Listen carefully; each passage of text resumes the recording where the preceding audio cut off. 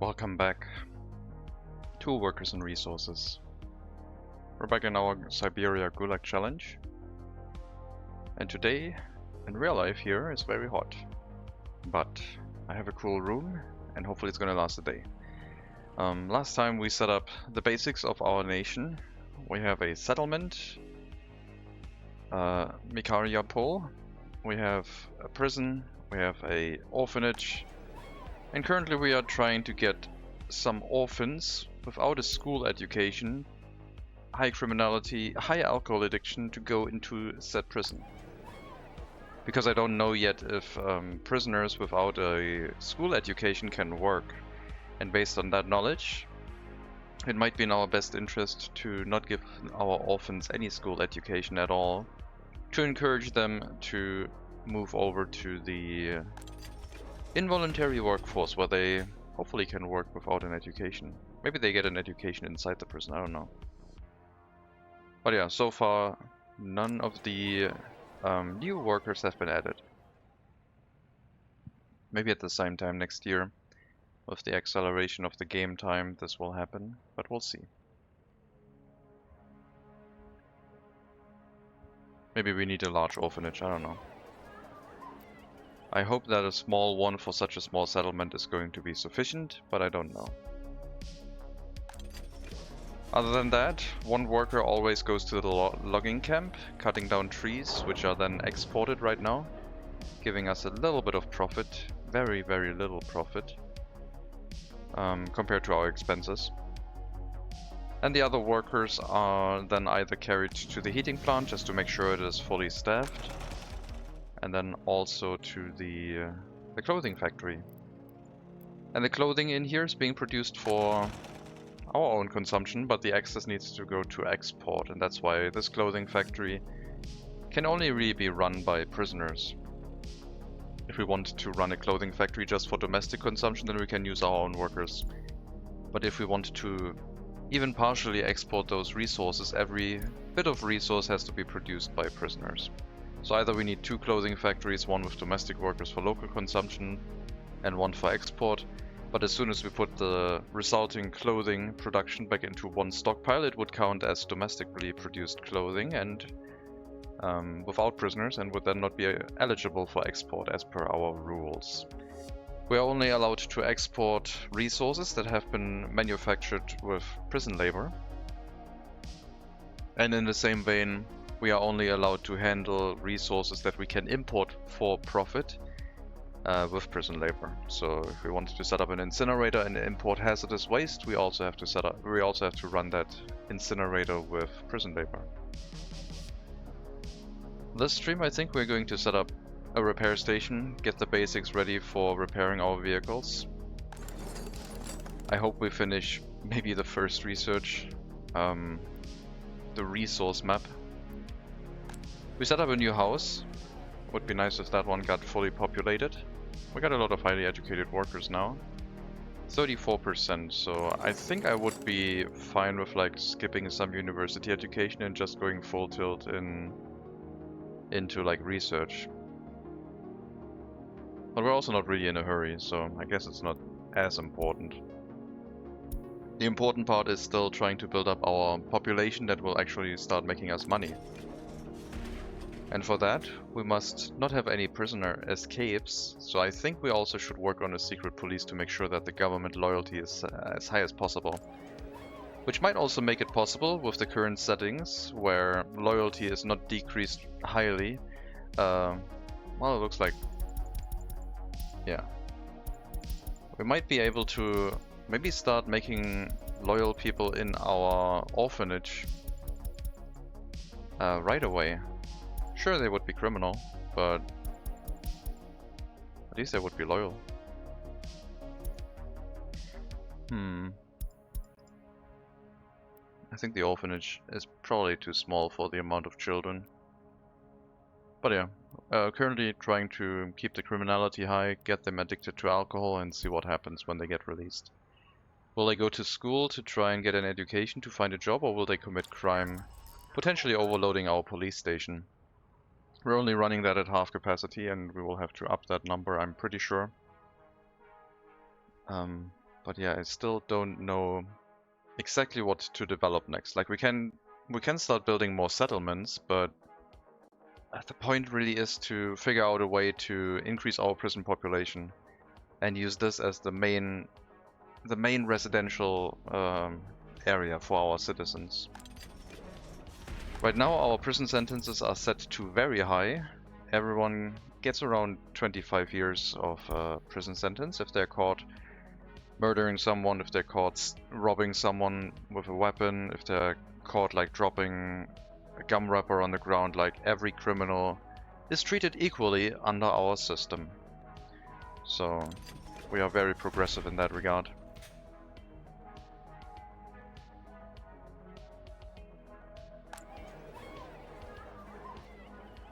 Rabinovich Edita Stefanovna is the person to watch to see if what they do when they get released. They will be released at the age of 21. At that point, there should still be room inside that flat. I assume when we're like completely full, people released from the orphanage would be just dropped out of the Republic. They would emigrate. I assume. But other than that, they should move into a building, and we would have uneducated population in that building, because currently, as I said, no one in our orphanage is allowed to visit the school. They might have already finished the education when they enter the orphanage, but yeah. And the reasoning behind this is, or at least the original reasoning was, if our people inside the orphanage are really low loyalty, we don't want them to like get a university education and school education, because they would just work jobs and make other people's life miserable by like talking badly about the government all the time.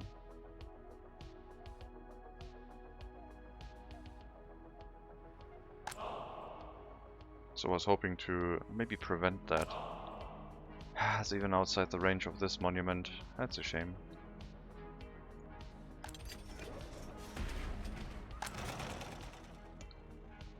We're at 5% production with 4 workers sometimes. Very rarely. But our first load of clothing, ready to transport into our shopping center and for export, is almost ready. I'm not sure if we're still importing clothing or if the demand is so low that we will not need to do that anymore. Last import was... oh, it was in March, okay. Hello Ozen, welcome. Yeah, production is not keeping up with demand yet. But at least we will have an export soon.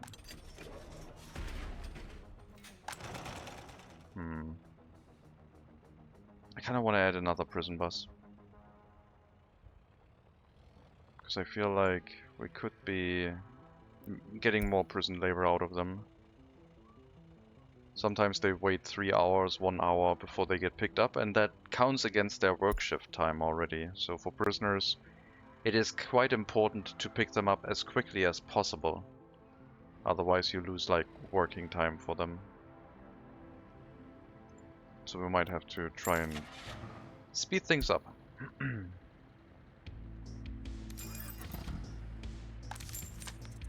Now we will be having 3 vehicles waiting to load prisoners. But I still think this should be okay.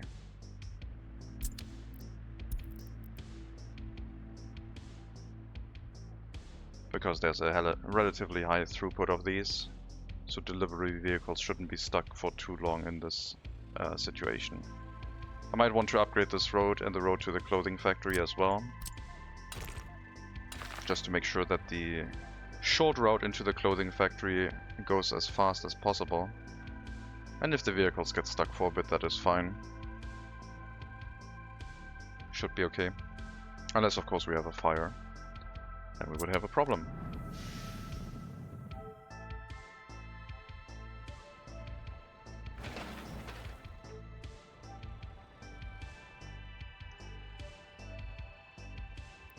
I think I assigned it to the wrong line. I assigned it to the one with 3 stops. So this one is the correct one.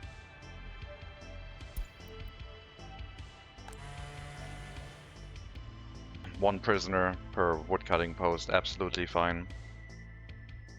if we need another source of raw resources to export. Yeah, we could try and have like small fields for prisoners to work in, but that seems really inefficient. We might set up a production of crops, or an import of crops, and turning it into food for domestic consumption, until we have a large enough prison population to maybe run production facilities at a capacity where they would be able to produce for export as well. But right now we're so far away from any of these. We wrote green numbers once, briefly, but right now our expenses are quite massive. Electronics are really expensive. I might stop importing electronics at some point, like... that might have to happen. Okay, fabric imports will happen by truck.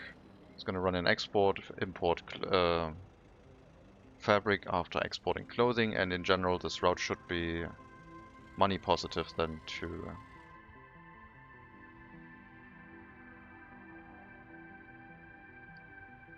I can still import resources from the border and make something out of them even if they're not manufactured by prisoners.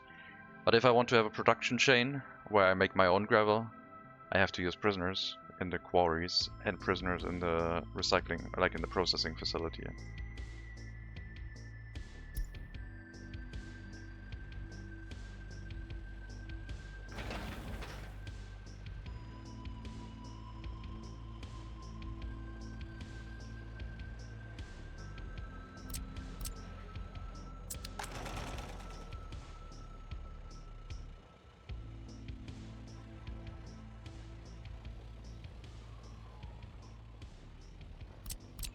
Okay, it's time to upgrade this and let the vehicles be stuck for a bit. That's fine. If there's a fire, we'll have to tear this down and replace it by dirt road, but we can upgrade this and let it sit there for a bit. Shouldn't take too long. And we'll do the same for the clothing factory at the same time.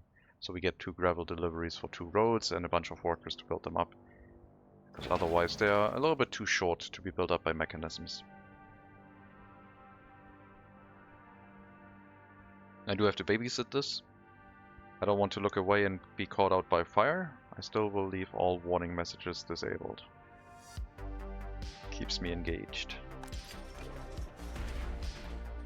That means the prisoners right now can't work, which is okay. Maybe they'll be more enthusiastic to work when the prison buses are driving around again. And resources should be in here well enough, and the workers get in here by footpath, so nothing is really blocked, except potentially for fire trucks. Also have to keep an eye out on the heating plant.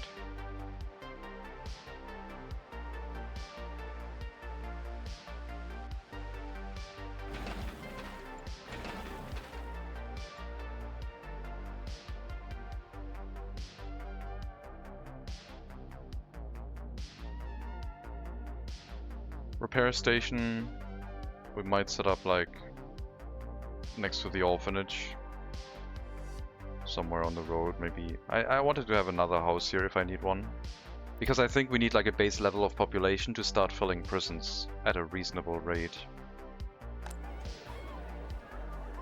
Oh, the orphanage is almost full already. And since people get sentenced for around 25 years, we are also guaranteed that they don't leave the prison early and pick up their children again. The children will have to go through the orphanage before they become an adult. 1 year old, 33% alcohol addiction, 9% criminality. Doing well. Doing well. I think. Some people might disagree.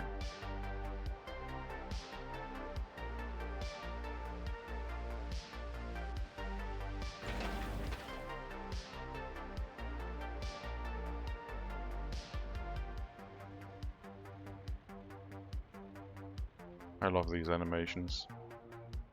That was a good thing to add. When the workshop added like work crews that you could transport to and from construction sites, they just added it as a general animation for any worker on a construction site, and that adds a lot of theme. Okay, prison is connected again. And the clothing factory will be soon too. We'll upgrade this road as well. Oh, more workers, sure. I mean, our workers don't really have anything to do. We have no unemployment, but yeah.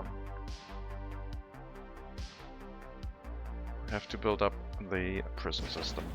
There we go. Vehicles are running again.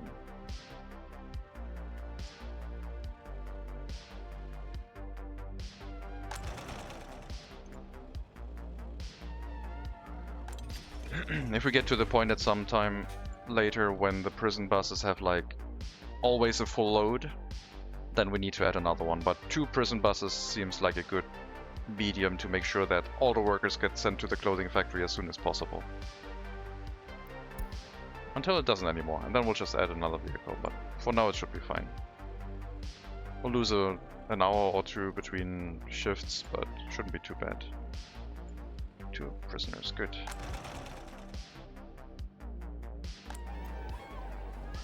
Come on, Rabinovich, finish your time inside the orphanage. I want to see if you can work inside the prison or not. Because if you can't, then we will have to let the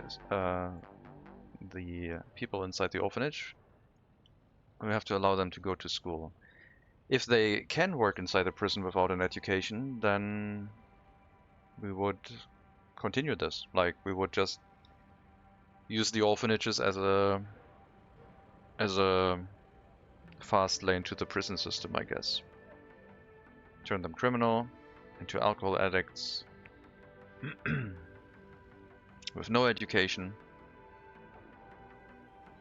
So the only employment will be for our export industry.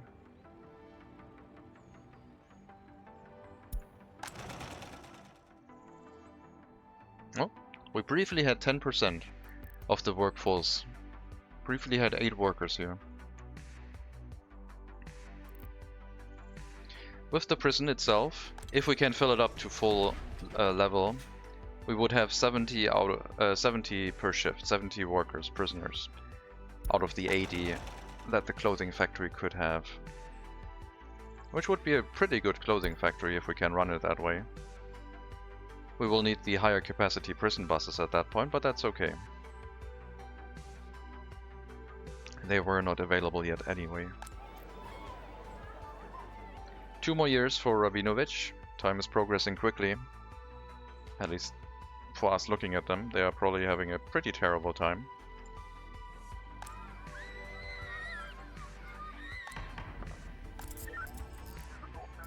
And once the orphans get released, we will also see what kind of like dramatic effect that has on our justice system.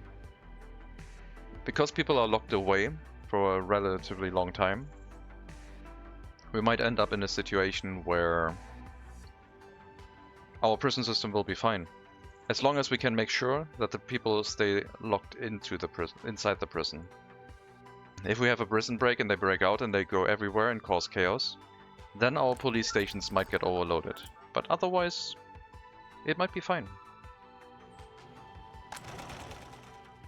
So we're toying with the idea of creating a prison population that is larger than our actual population, ideally, which eventually might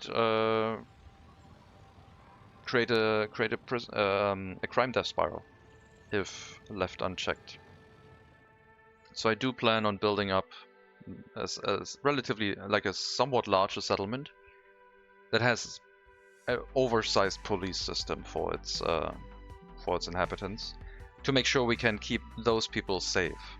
So if every settlement devolves into a crime spiral, so be it. We would basically be building Mega Village 1, where those villages then are crime-ridden, and we will just try and gather up as many people as possible and send them back to the prisons. I don't know if we can have the situation where criminal wardens are taking care of criminal prisoners. What would happen then? My assumption is that they would then let out the prisoners, but I'm not sure. I assume if a warden is criminal and they have low loyalty, then they would let people out. I'm not sure what would happen if someone is criminal but loyal to the state. If they would like what they would do inside the prison. Hello, Zerdan. Central admin town, yeah. That could be like somewhere over in this area. We would have to see what the resources say. I would like to get some basic oil extraction though. At least we can run the vehicle repairs and the surrounding tasks like with prison labor. Well, the clothing factory has gotten to the level where it's constantly running, it looks like. So that is like the first milestone. There might still be some shorter interruptions, but right now I can see workers inside the clothing factory at all times. We're also almost ready with our first export. I think it's set to 50%, 3.75 tons. No, it's set to when the truck is empty. I'm not using a distribution office for this anymore.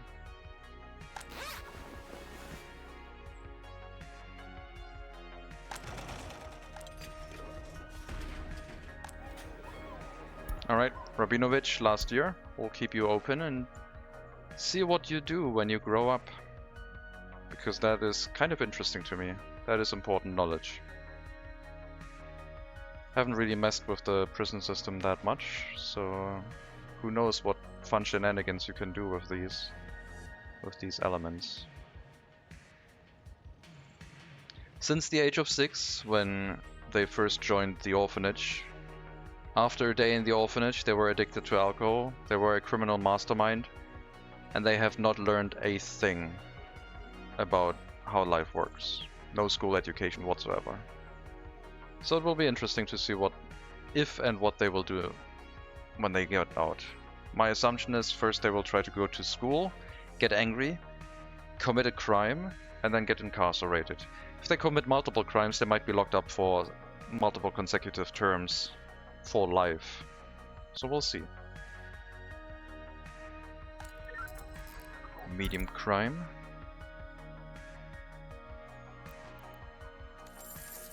General crime statistic. This year, 1 serious crime already. We had no serious crime last year. So we had 1 serious crime. Yeah, crime might be a factor of our republic that we will have to overbuild against.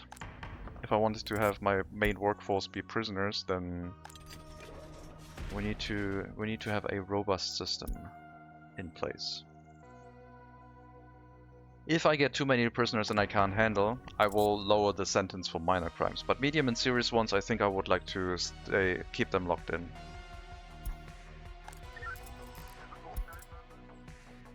But I do have like a pressure valve that I can take the load off a little bit. If I notice that we're getting too many prisoners, we don't have enough wardens, etc., then I might reduce the sentences a bit. Ideally, we would set up another settlement, set up another prison, and a settlement that handles the prison, and another production facility that they could do. We have to also remember that prisons and prisoners do not care about pollution, it looks like. So we can set up a prison next to a heating plant, next to an oil refinery, and run an oil refinery with prisoners if we want. That would be an option. Not a lot of construction going on right now, not a lot of planning. All depends on what happens to Rabinovich.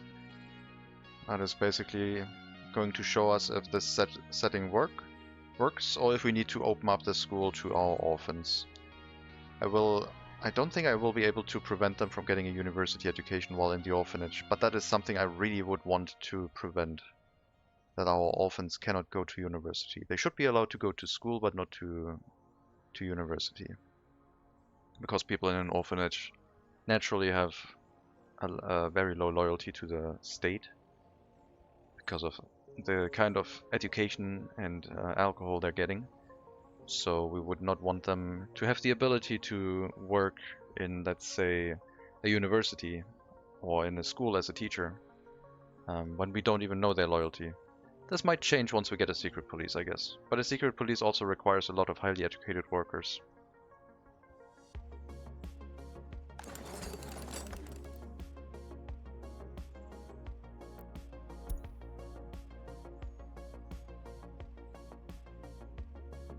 Let's focus on some already close to finishing some students that are already close to finishing their education, rather than getting them all through evenly, because that is not going to happen right now.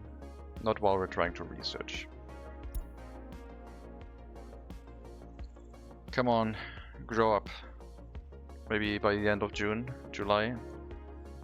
I need to know. And we also need to know where the resources are. We can extract oil, we can export it, we have a large customs house. We can consider going for ships, like we have a bay here. We could probably also run ships from this area out of the map and back into it. But I really would like to use trains if possible. I don't know if logging is going to be a valuable addition to our republic. If the price keeps trending up, oh, they're 21. If the price keeps trending up, sure, we can take a look. I'll have to wait and see. Okay, 21. They are now living in a flat. What are they going to do? What is she going to do? I feel like I can say now. They're going into school, learning. Don't you want to go here? Can they finish their education before they commit a crime? Will they commit a crime while in school? Serious crime? Oh, in that flat. I think they already might have murdered someone. I think they might have like moved into the flat and killed someone. Okay, if we're getting serious crimes now, let me up the number of police workers just to make sure we don't like get a backlog of serious crimes that we don't investigate in time. First school education done, 0.05 knowledge gained. Probably gonna go around and cause more crime.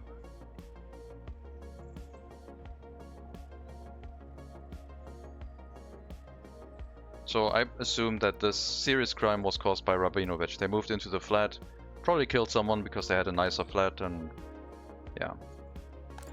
Will they commit another one? I don't know. We'll see. High chance to solve.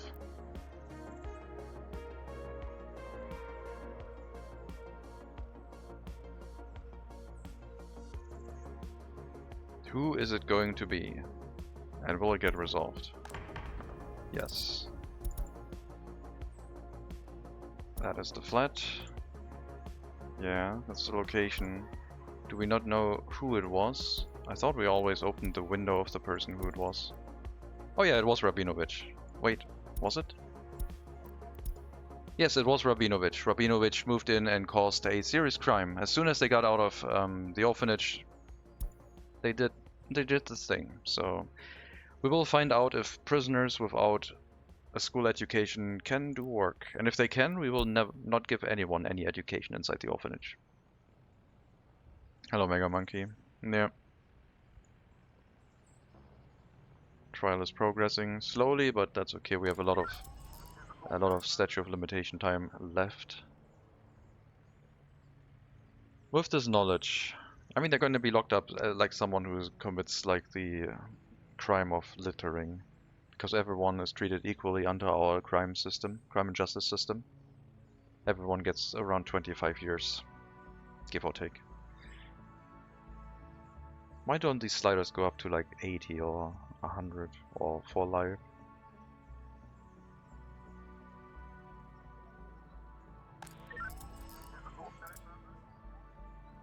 So maybe every orphan who gets released might commit like a serious crime when they get released. Now we don't have enough workers anymore, but that's fine, like just pile them in, it's fine. I don't think I even have to give them like food and meat and clothing. I could just leave that off, I think, and they would like take care of that themselves. Which we might consider doing, like employ like one person who's like the person guarding the entrance, but he's not preventing people from entering, he's preventing people from leaving. And then only the strongest will survive. Alright, Rabinovich. what are you going to do? Already got 0.1 education done. But your trial is 2/3 done as well, so... You're gonna be in prison soon.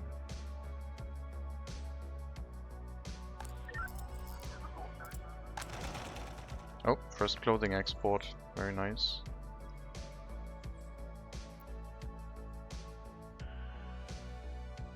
Still not quite good enough. We're working on it. The logging, the wood price seemed okay.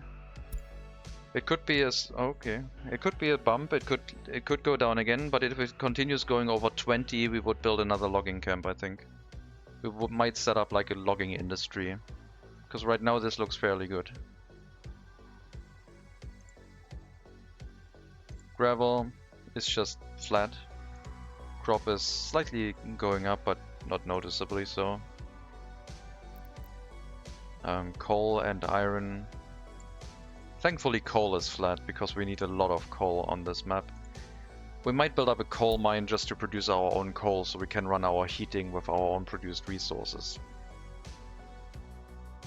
Okay. Serving a 29-year prison sentence.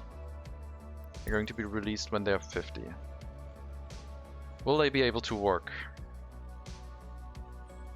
Work shift.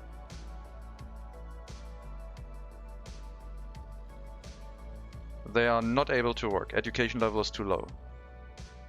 Prisoners without an education cannot work.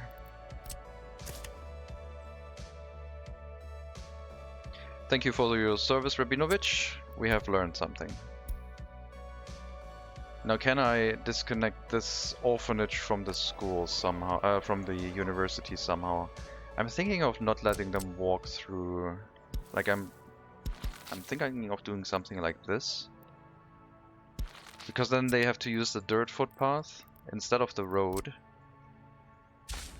and then it might not be enough to get to the university. Perfect. Exactly what I wanted. Now they can get a school education, but nothing higher. So even if they get released from prison at some point, they can't work in an important area like as a teacher, as a professor, etc., where they could influence people, basically. They even have a different icon, it looks like. See that? Uneducated prisoner. It's a slightly different icon. Oh no, wait, that's... That's just a free time icon. But yeah, unemployed, not enough education. They don't have a shovel during their work time. They just stick out their hand and don't do anything. And they don't get an education inside prison, so Rabinovich is gonna be in prison for 29 years, not doing anything. So, go forth, my children, and learn, please. It is important that you learn, for a variety of reasons. The state needs you to be educated.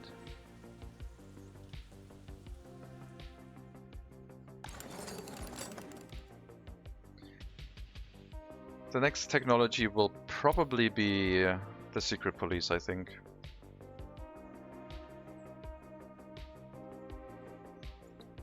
Secret police into education for the most loyal citizens, so we can try and bolster our loyalty for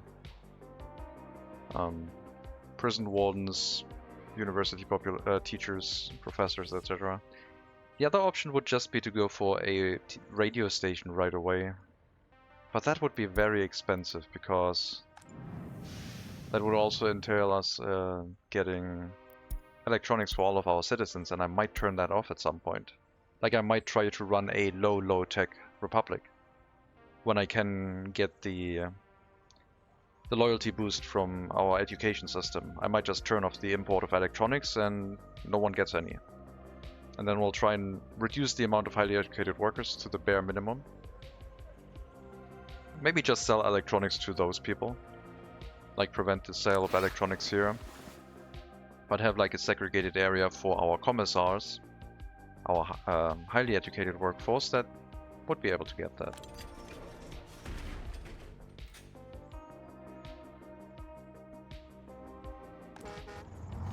There are still workers going here.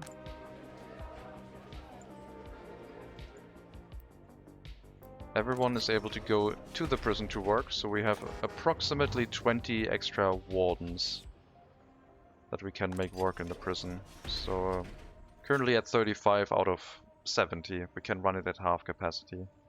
We can also overcrowd the prison, but then we run the risk of criminals escaping. And I'm not sure what happens when a criminal escapes and all of the houses are full already. Like, do they murder someone to move in, or do they just leave the Republic? If they leave the Republic, we would be fine. We would have a low amount of population, and prison breaks wouldn't really concern us. But if they can force our loyal citizens to then move into the houses, there would be a problem.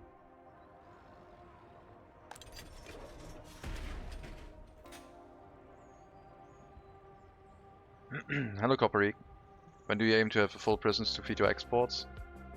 I haven't planned it out that way. Like, I have my prison pipeline set up now. There's going to be a constant feed of new prisoners from the orphanage, which will commit a crime and then be sentenced every now and then, and our general population who might accidentally cause a crime and then be sentenced. So I don't know how long it will take. Like, we are at 20 prisoners, and I think we can support, let's say, like 100-ish now? 150, like 125 if we were to cram them in, I think. Basically triple what our warden number would be, so 35 times 3. 70, 105, I guess.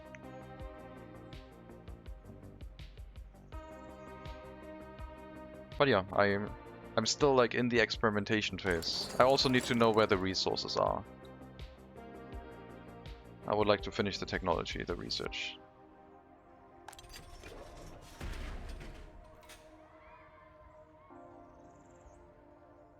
Two people with university education in prison now.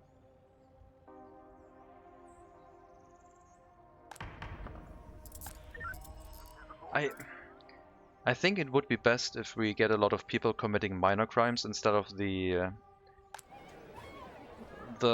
orphanage route is dangerous because it creates a lot of high-level criminals. And they commit a large crime which overloads our justice system for the time where they need to sentence them. So I might want to go the route where I try to not push them overly into criminality.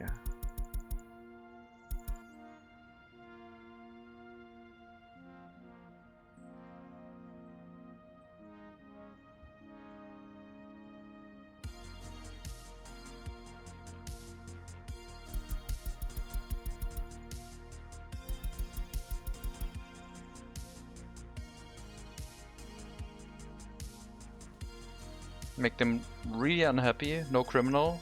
They might do like some graffiti and then they get locked up.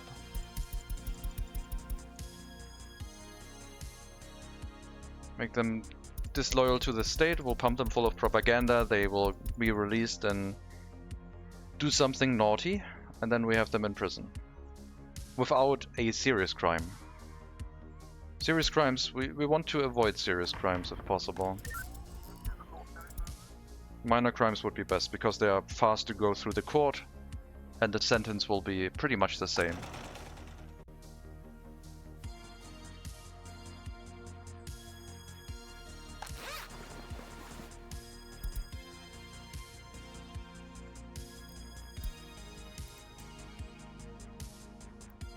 Okay, let's set up the repair station, I think. We will need one. I think a small one will be sufficient. Every settlement will probably have its own repair station.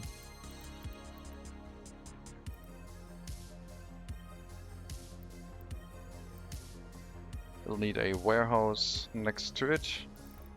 And that is probably the shared warehouse we are going to use for our settlement.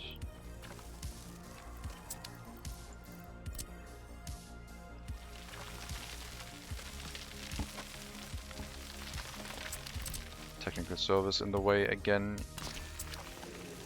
That keeps on happening.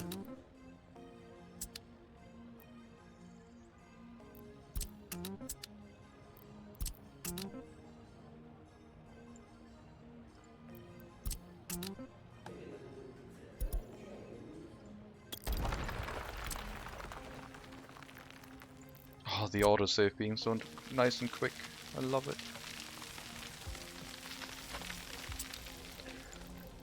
Okay, repair station small.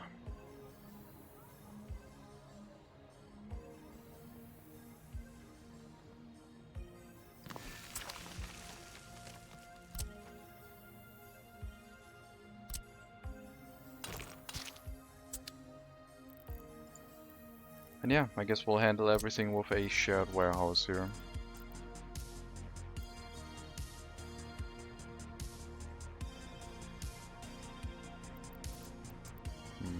Flip it around, I think.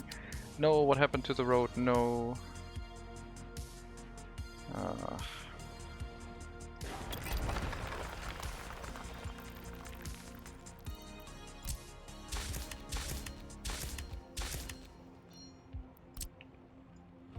Not cool.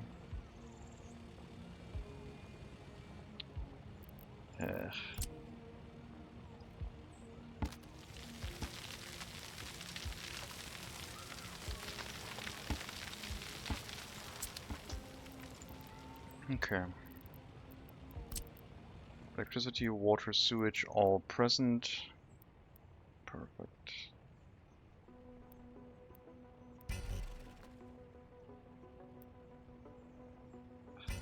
This might ruin the road even further, but we will see.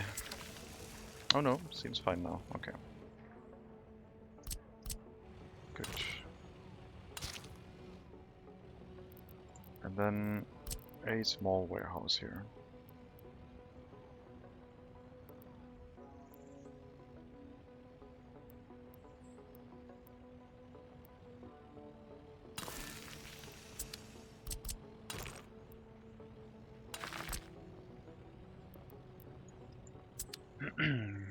I don't like this. I'll move it back to be like flush with the repair station, and then just set it up that way.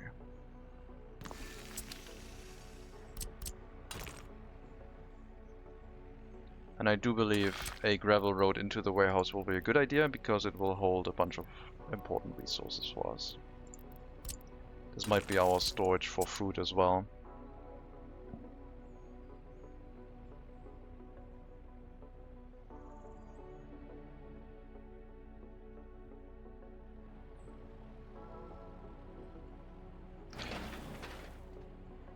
Yeah, I think that's fine. We can store extra food in here and then tell our distribution officers to pick up from the storage instead.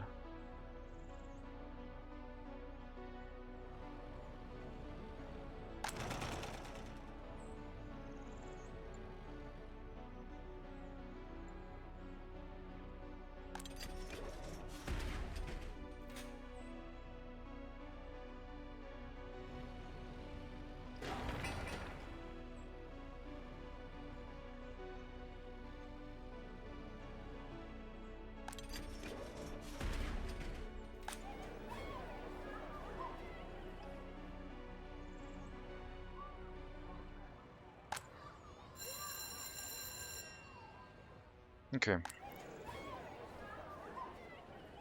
Reduce criminality, make them really unhappy, with the hope that the people released will be minor criminals, unhappy enough to immediately commit a crime. Like, do some graffiti, throw something, like flip over a trash can out of anger or something. And then we book them with a minor crime through the court system really quick. And boom, they're gonna be in the prison until they're 50. And if they get out and flip another trash can, boom, they're gonna be in prison for life. It's foolproof. It's perfect.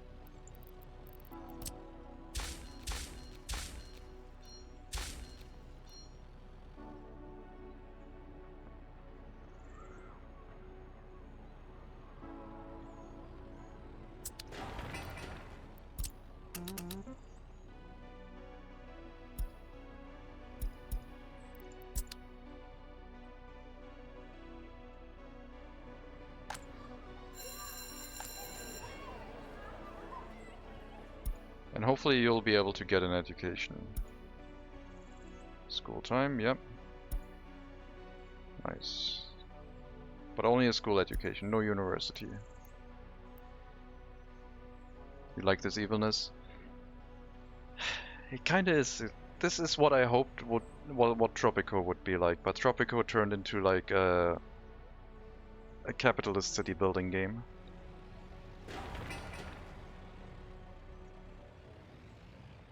Where when you start using military, liberty goes down, which is normal, but then I don't know if they fixed it yet. I haven't looked at it in like years.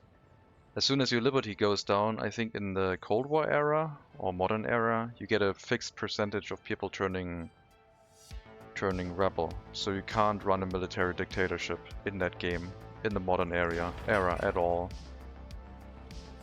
Which is really a shame. Maybe I should play some Tropico 1 or 4 where it was possible.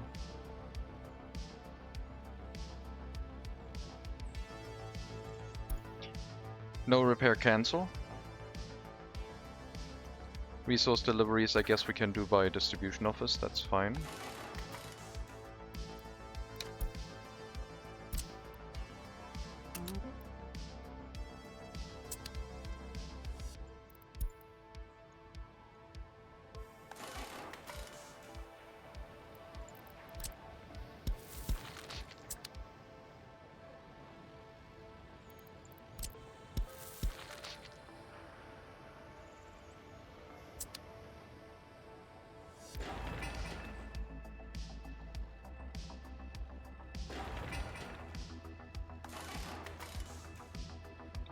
We'll set vehicle repairs to 30% once we have the warehouse set up.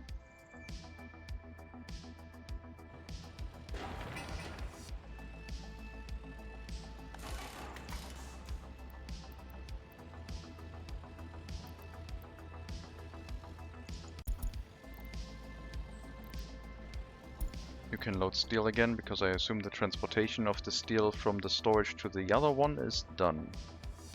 Not quite. Then you will pick up the steel from here, please, until this is empty. Then we can relocate this storage and put another housing block or multiples here.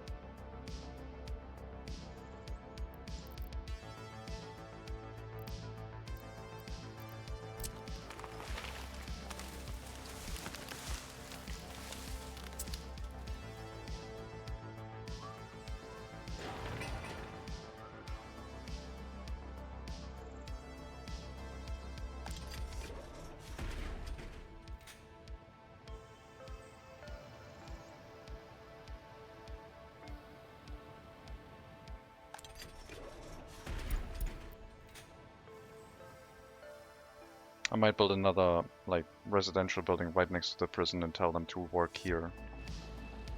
Give them the shortest footpath possible.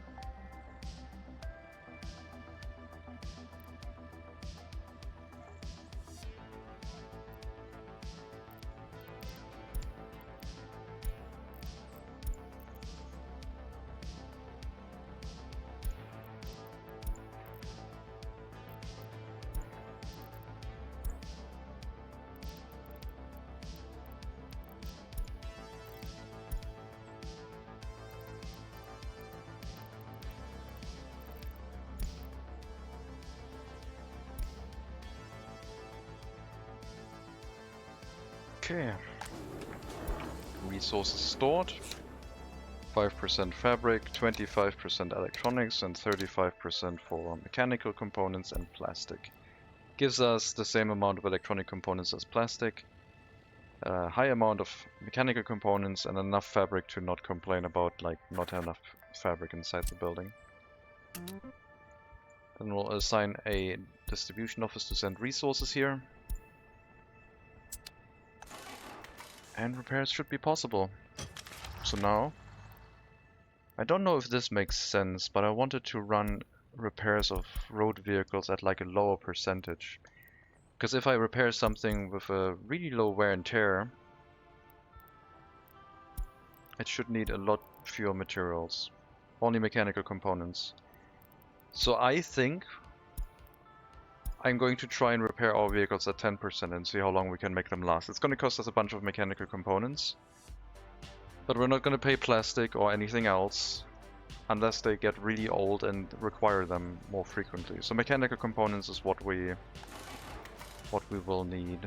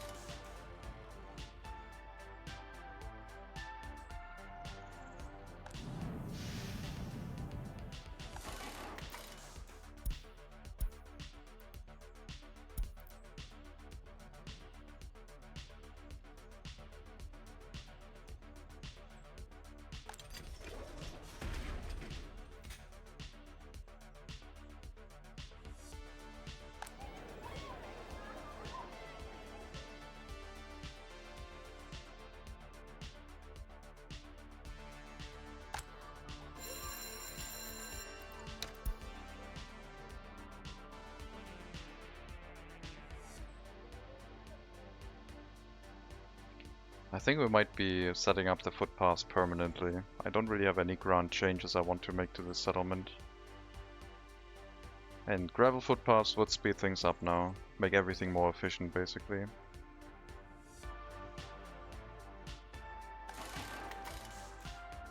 There we go, mechanical components have arrived. Yeah, if we repair them early and often, maybe we can save on repair costs. They will have to go here more frequently, but maybe that's fine. Because repairs are gonna be also very fast. They go in, get a new sticker, that vehicle is road legal, and they're fine, they're off again. And maybe we can make them last like longer than 50 years, I don't know.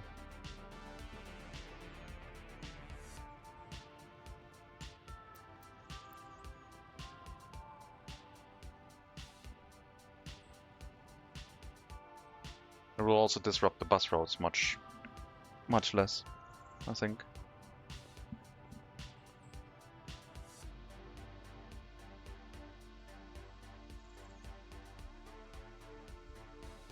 We'll see if we can sustain this with a small repair station, or if 10% is too little. I think it should be fine. It's just that every vehicle has gone over 10% already, and we have to go through all of them, I guess.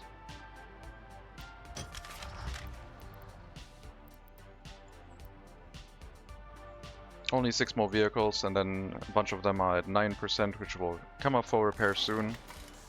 So yeah, I want to see if this may be a good thing to do.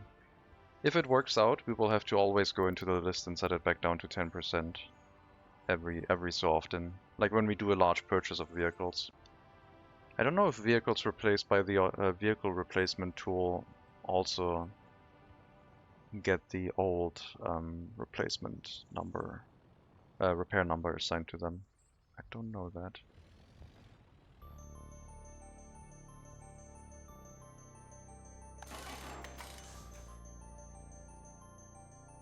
But yeah, this worked out very well for trains, where I had it set to I think 20%. And I might go for 10% for trains in the future too. Sure, they'll go to a depot more often, but fewer repair materials and less interruption of routes, I think.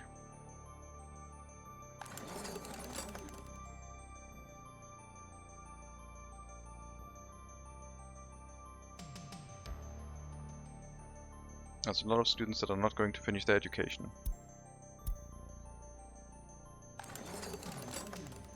Two-thirds done with the first technology that does not cost a research point and doesn't give us a benefit. Do I change my mind? Go for bauxite. So, it's either oil. I don't think iron or coal is going to be useful for us until like mid-game, where we have probably a lot of prisoners. But oil is like we don't need any workers really. Bauxite we would use our prisoners for. So even if we have a bauxite depot within like 2-3 kilometers, it's still gonna be... We still have to send prison buses to it. Or set up a prison right next to the bauxite mine. And that's, I think, where it would get interesting. But I don't... I think I remember there were 3 bauxite depots, but I have no idea where they were. Okay, chat, do you want to see me go for the geological map, which will make it possible for us to extract oil? Because I will not extract oil if I don't have it researched. I could go around and search for it, but that's against low tech for me. Or should we go for bauxite? Hope that we get lucky, and it would be basically our next area to send prisoners to. Why not both? We have to pick the first research mega monkey. We can't do 1 research point for 2 technologies. We're talking about the first research right now. Because until we get the next settlement or 2,500 people, it might be a while. So, do we gamble on bauxite or do we go oil? Because there's a lot of oil on the map, even if I only remember 2 spaces where it was, and it's nowhere near close to us. Bauxite? Bauxite, okay. Alunte. Majority for bauxite so far. Bauxite is a very profitable resource, but that will be hindered by prison labor, I think. And I'm not sure how fast they extract bauxite out of the ground either. Does a bauxite mine need... Do we need electricity, water and sewage when workers are working in there? If I check for gravel, for example. A gravel quarry does have no water or sewage connections, only electricity, and I think the electricity is only necessary for the fuel pumps, so maybe a gravel quarry and a bauxite mine would work without any connections. We can just put them somewhere and then bring prisoners to it. Haven't seen you do bauxite in ages, should be interesting. Bauxite mine doesn't need no workers. Mega Monkey, we're doing the Gulag Siberia challenge, where every resource that we export has to be made by prisoners. So, a bauxite mine that wants to export its bauxite has to be run by prison labor. So we will have to send prisoners into it. Half a ton of bauxite per day at 100% efficiency. If it works without electricity, that would be awesome, because we could just drop them somewhere and send workers to it. We'll have to see. Then we would put an end station nearby here, I think. Refuel the buses when they return, pick up prisoners and send them back out. Oh no, we can't use end stations for prison buses, never mind. Is a mindless excavator working for eternity not the height of being imprisoned? An excavator is not an imprisoned vehicle. Excavators are free.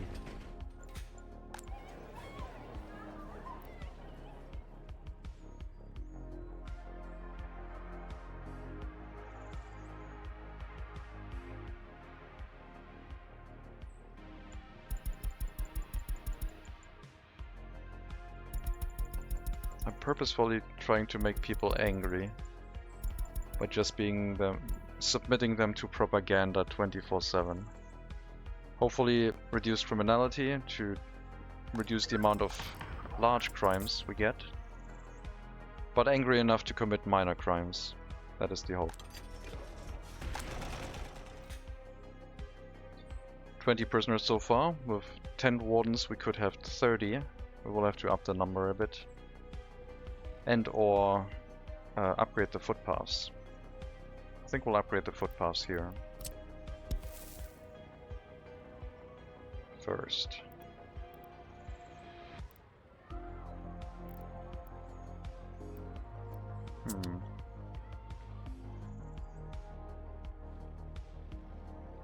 Maybe here first.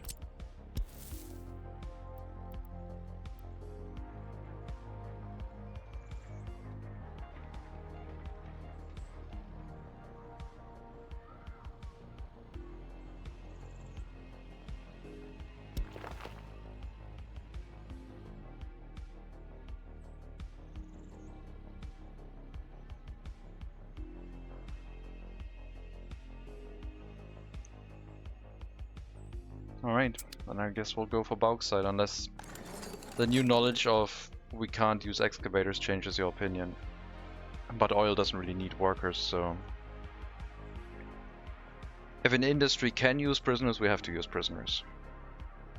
Gravel, like stone quarry, bauxite. Farms can be assigned to prison buses as well. So we can run... We could run fields with prison labor. Theoretically.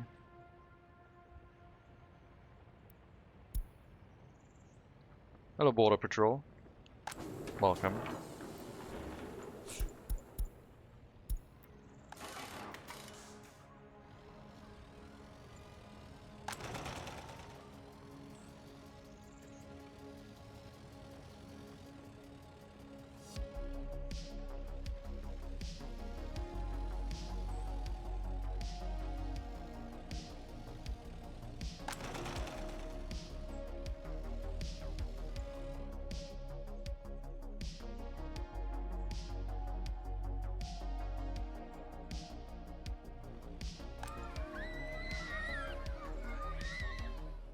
One unemployed due to low education, which is the prisoner who is not working.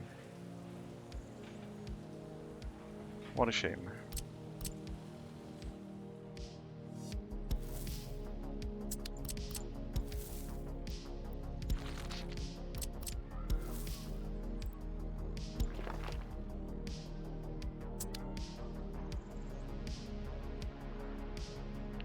This is a prison colony. This is the Siberia Gulag Run challenge, where all export profits have to be manufactured by prison labor if they have the option to be manufactured by being handcrafted, basically. So yes, this is a prison colony through and through.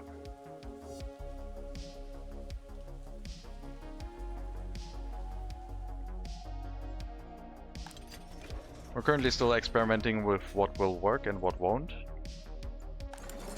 We've decided to change to bauxite, which I guess... yeah. Bauxite. Gulag Run. Bauxite. For the first settlement. Second research will... Like, if we can't see any bauxite in reasonable range, then it's gonna be a wasted research, basically.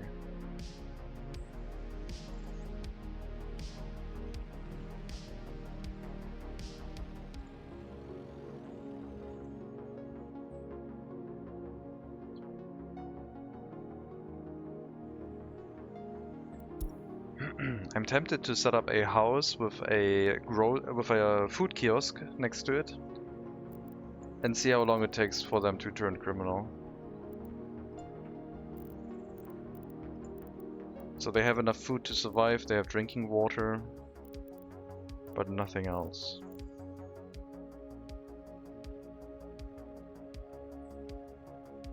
They would need a school education though, because we can't have criminals. So there would be a bus route from the house to the settlement, but they will only be like picking up students to get a school education.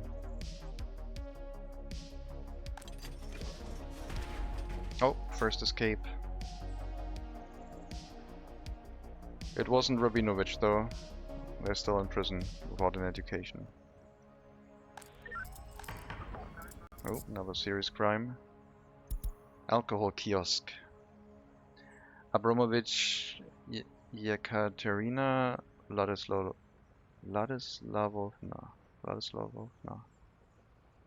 100% criminality. These serious crimes take up a lot of time in our prison systems, so I would like to try and reduce criminality as much as possible and just try and get people to commit minor crimes and from unhappiness. So I think we'll set up a house to try it out. We'll set up like... Can we send bus routes to houses directly if they're connected with a road connection? I don't think so. I think they need a bus stop.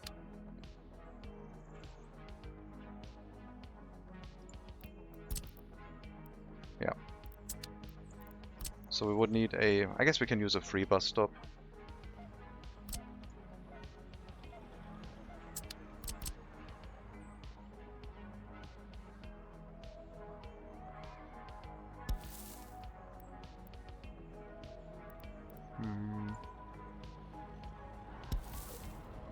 Do this one next.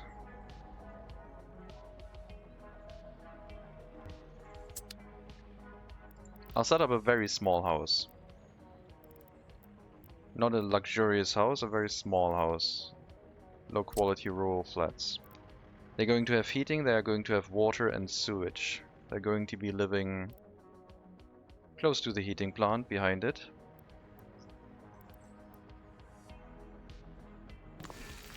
They will have a free bus stop.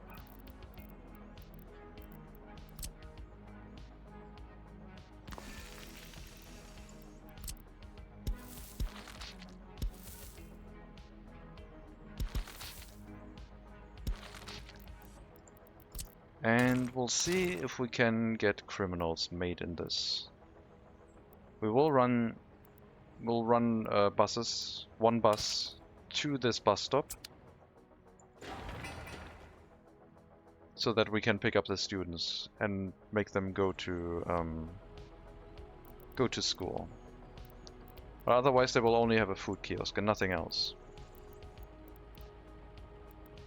They might decide to leave, or they might decide to commit crime. But this is going to be another attempt at generating more workers for our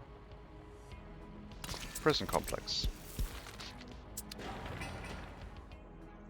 And if it works, we can add more houses around here.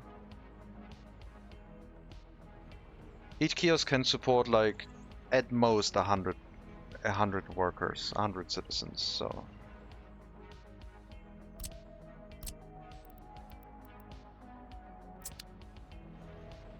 If this is a successful test, we can set up a second settlement of like around 200 people with 2 to 3 food kiosks, maybe an alcohol kiosk just to keep them addicted. And then wait until the area creates crime. It needs to be in range of the police station, but that's about it.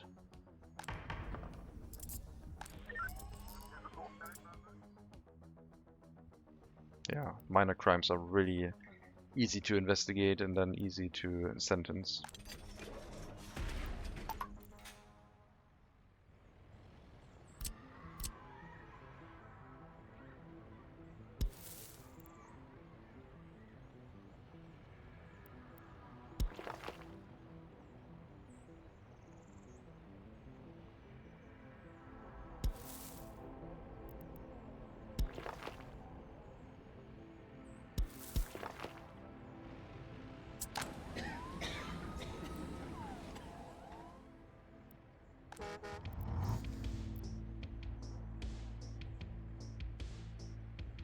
Hello, Lopo. Olpod. Welcome.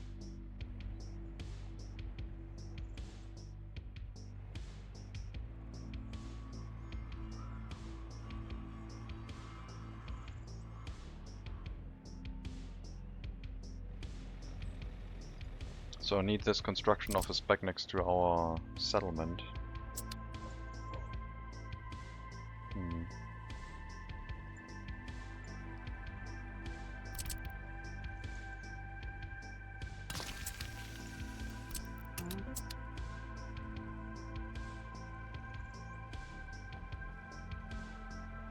You were here during the Oni stream, but it didn't let you stream? What? Okay. Weird.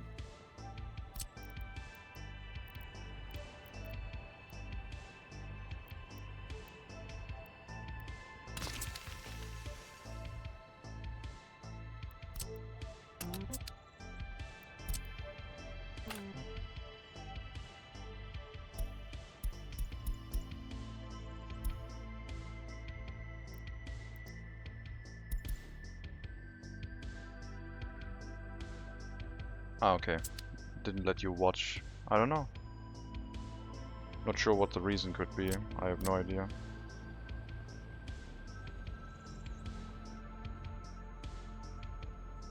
Maybe there was an internet outage. You missed the most exciting day. I guess. You can check out the VOD, I guess, but yeah. It wasn't that long of a stream. And I just messed around basically.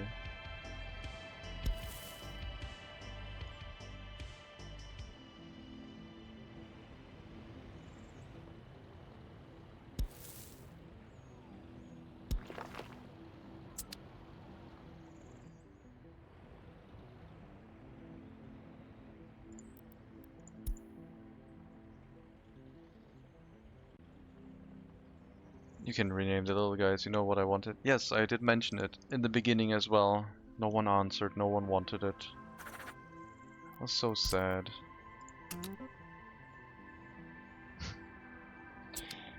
Oh well, maybe another time.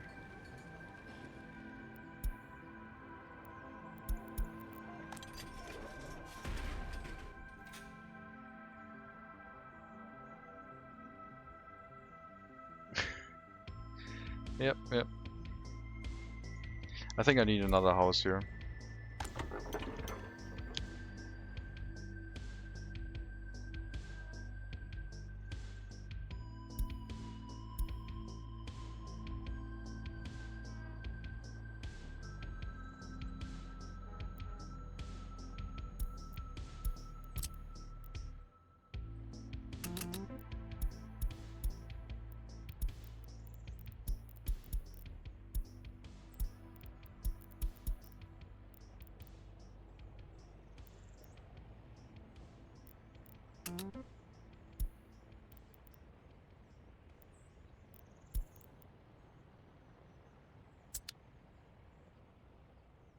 It's like no one is stream confirmed. Oh, there's a large capacity prison bus. Nice. Don't need it yet, but at some point hopefully.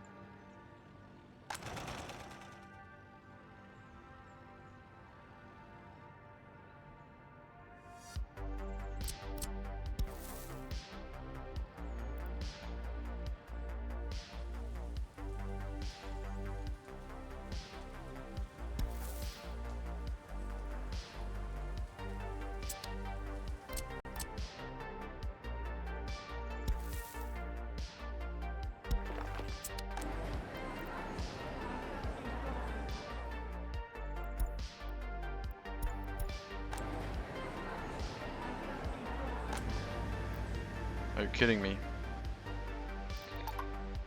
Okay. Didn't have enough people restocking the shelves basically, so the meat ran out, which is a good early warning, I guess. Had a queue forming here.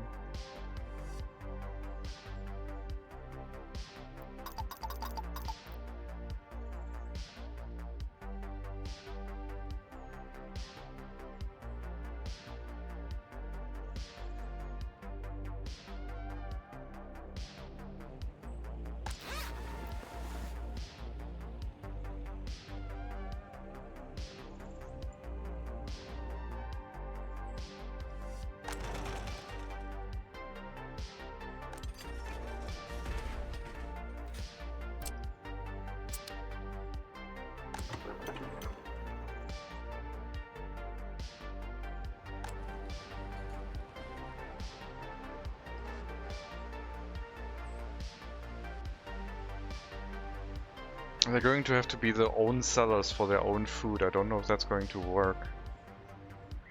I guess that could be a problem. Because if they're selling food, they can't be buying it, can they?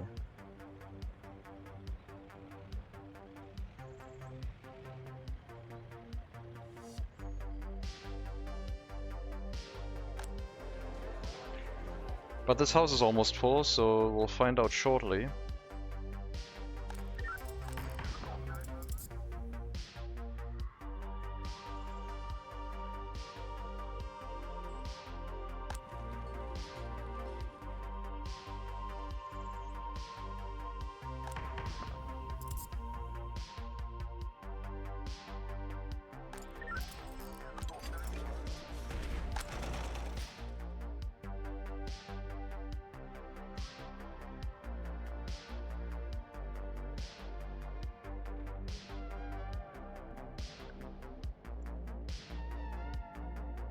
Still not looking super bad, but also not great.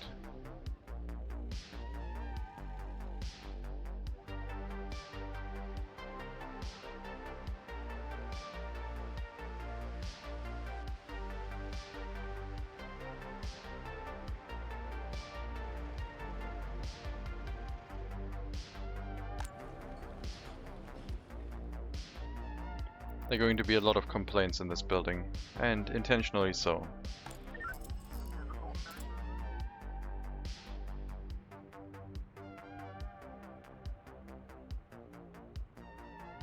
Maybe not giving them sport, not giving them culture, and not giving them alcohol might be too much. Maybe you can do it with like food. You give them food and alcohol, and then the rest is just gonna be like they either drink alcohol to deal with it, or they don't, and cause crime.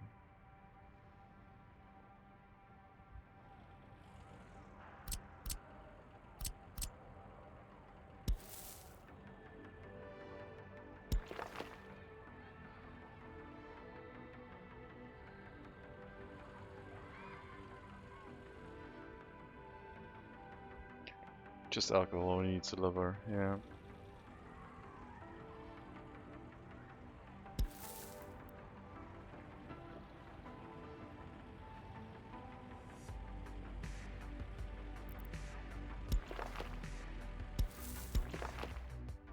Alcohol delivery. Yep, yep, yep.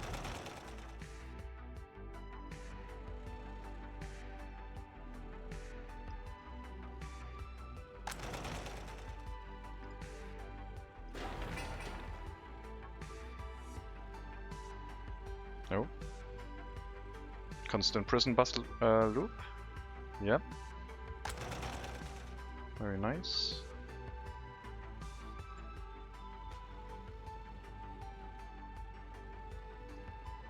Oh, it stopped, okay.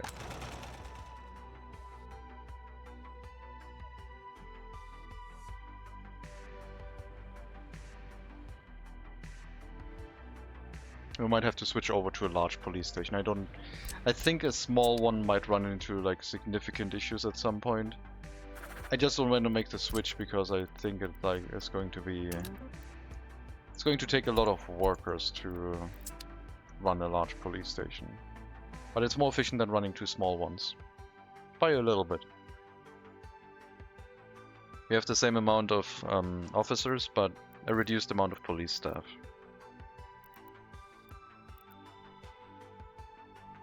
So it would be 20 officers with 16 staff. And if you double that, it would be 40 officers with 32 staff. But here you get 40 officers with 20 staff. So a large police station, it's 4 times a small station for the officers and slightly more than double for the staff.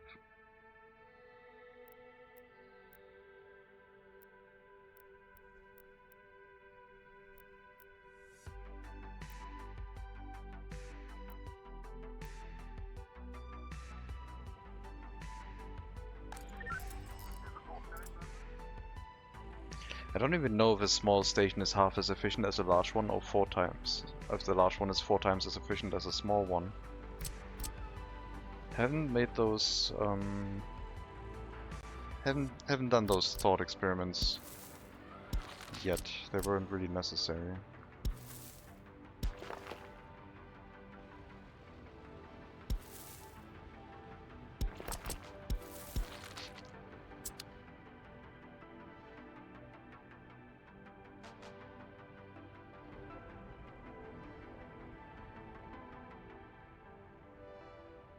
It's all about capacity. Yep. Higher density buildings might be less efficient, but they can cram a lot more efficiency into a smaller area.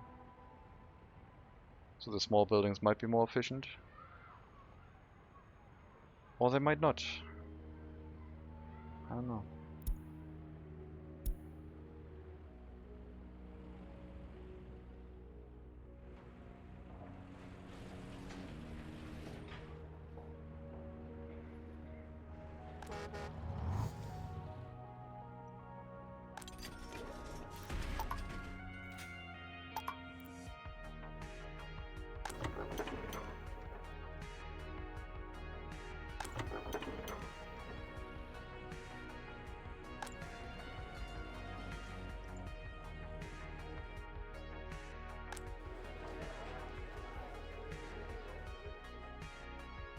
Complains about no access to spirituality, so the indoor pool itself is insufficient.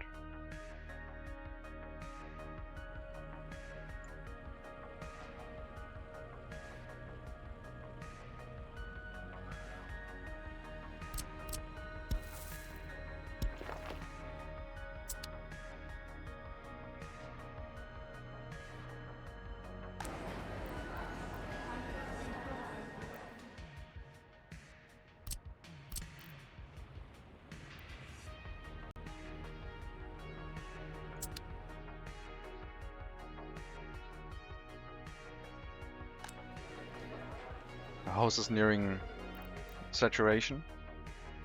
And after that they will have to move in here, and then we'll see what happens. We do have a decent amount of workers still able to work inside the prison as wardens. Now we can worry about filling it up with prisoners. Especially now that we're working on optimizing the footpaths.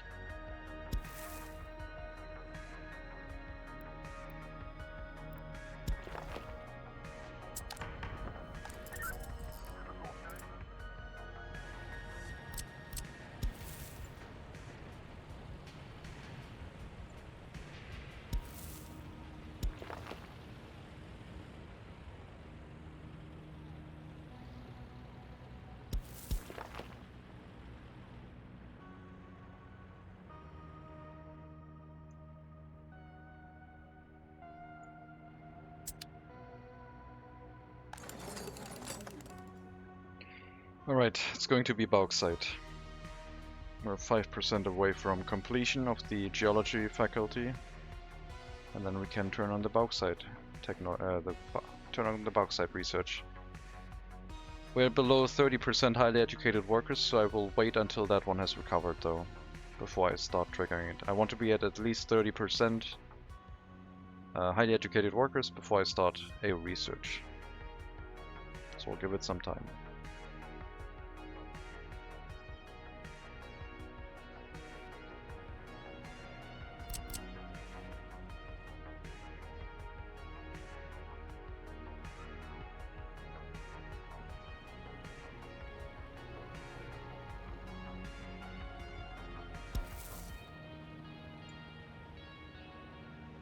Let's upgrade the footpaths into the heating plant, maybe after winter.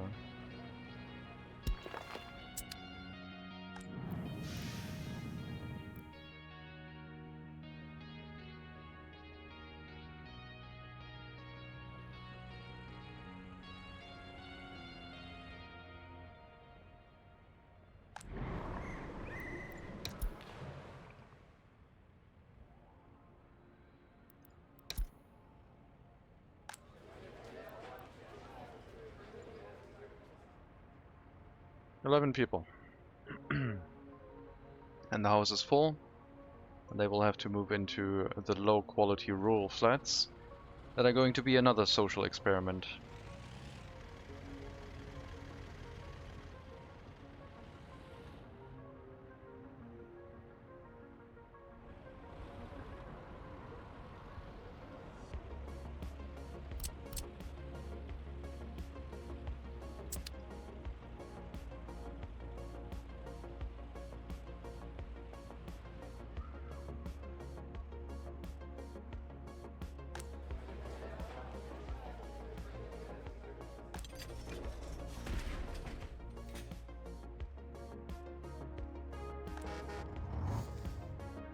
And one extra flat for us would hopefully mean that we have enough workers to run the prison at maximum staff. And then we could hopefully get like 210 prisoners out of it.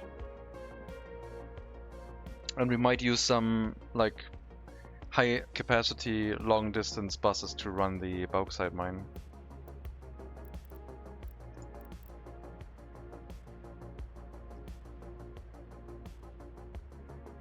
Until we research it, we don't know how expensive it is going to be to build. It's going to make around 22.5 tons of bauxite at most per day.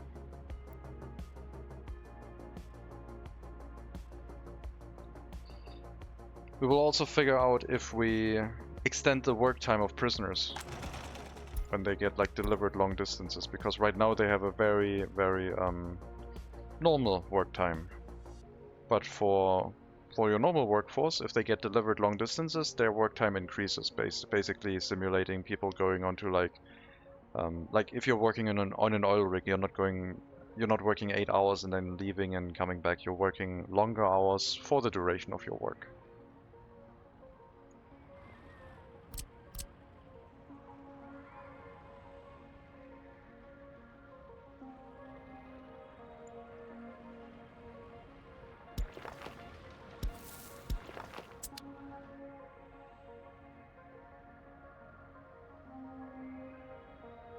And if that works with prisoners as well, that is going to open up a lot of interesting ideas. Sending them to a clothing factory that would be further away, we would have to bring them there, but like prison buses I guess are cheap, so the question is, do we bring our own workers to a prison to make the wardens work longer, or do we bring our prisoners to an industry that is further away to make the prisoners work longer? Maybe when a prisoner gets delivered here, we can maybe have like a little bit of a comparison. It's not that far away, but there might be like a little bit of a difference. Sheparin Rustem Savalevich inside the woodcutting post versus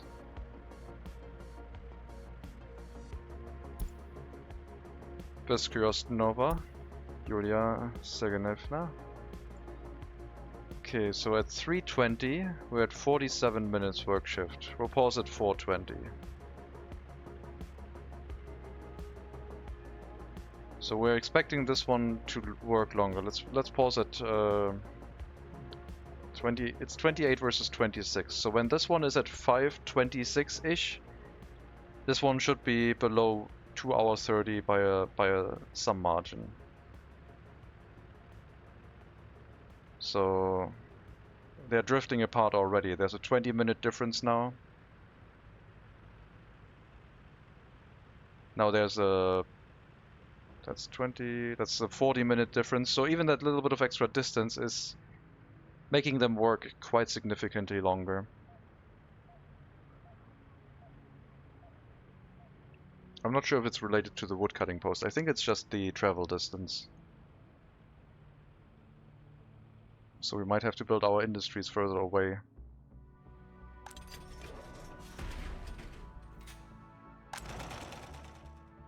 If the clothing factory was further away, it might be more efficient.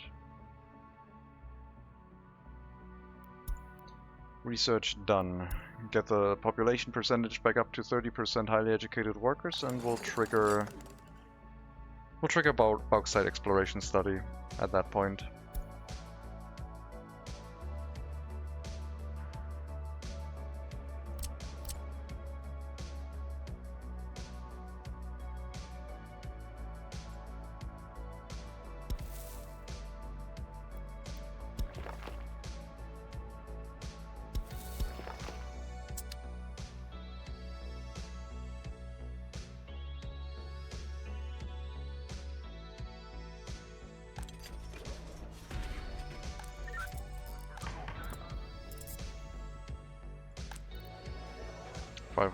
Five workers and then the house is full. No one has moved in here yet, I don't think. Otherwise there would be mixed waste.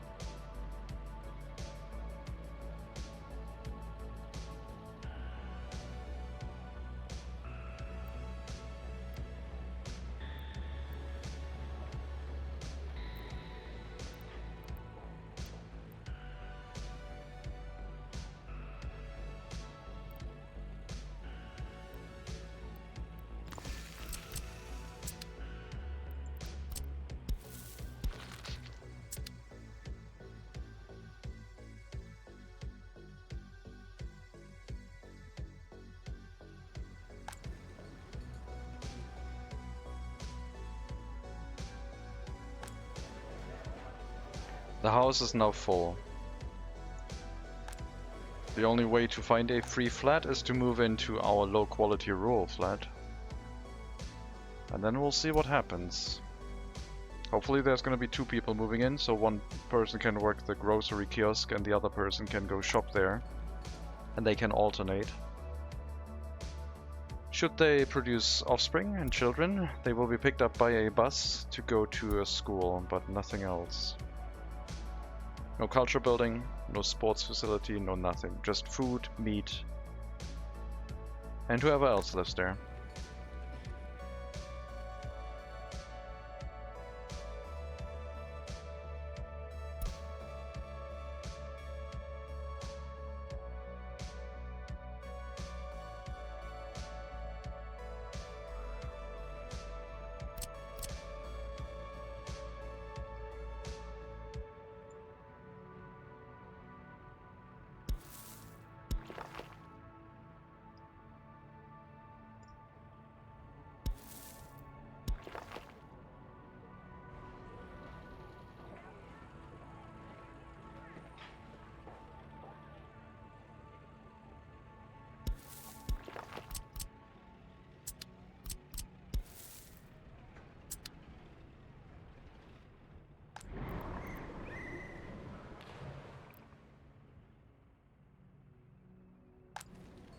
First person has moved in.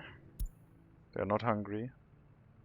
They're sitting at home, free time, trying to get food, meat, and pray. Recently graduated without a university degree, but they're waiting at the bus stop now, trying to get food and meat.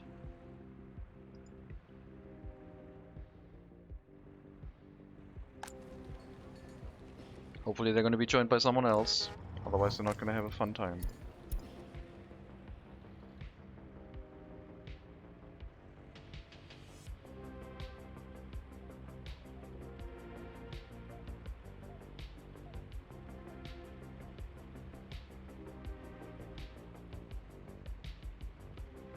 How did our prison run turn into us starving people on purpose?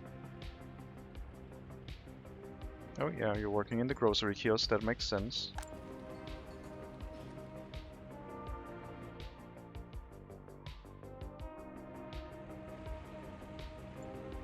Can a person who lives by themselves commit a crime? Come on, we need one more person to move in here. Then you would have someone who sells food for you while you're like during your free time. Need at least 2 people to make this sustainable. I could hire some migrants, I guess.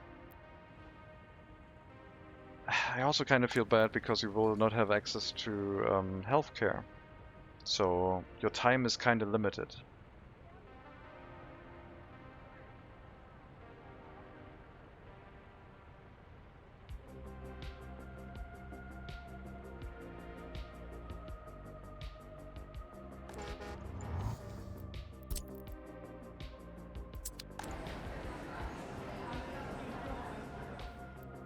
Thank you. Steel is out. New steel source. This one again.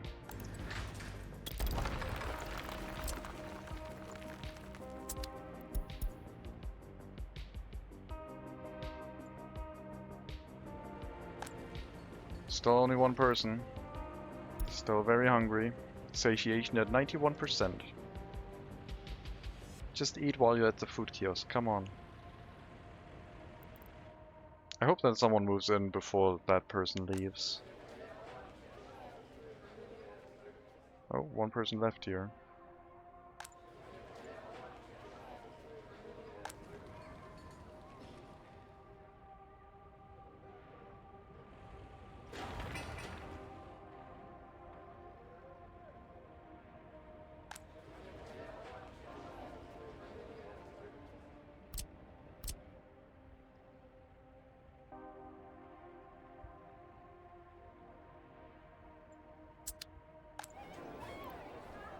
They can reach the university now. Dang it. Unacceptable.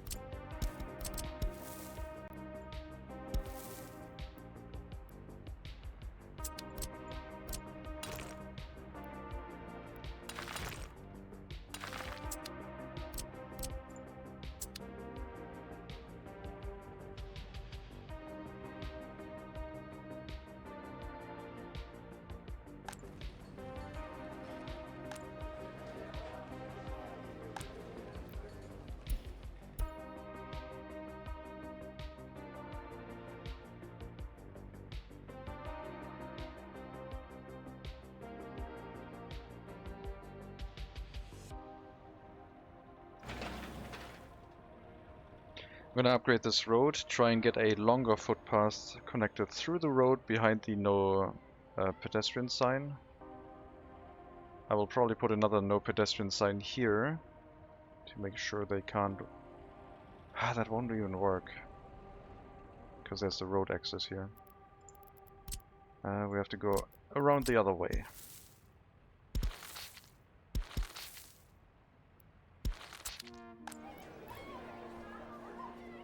Now they will be able to reach the school again, once the footpath is done. I think. Some footpath is being built.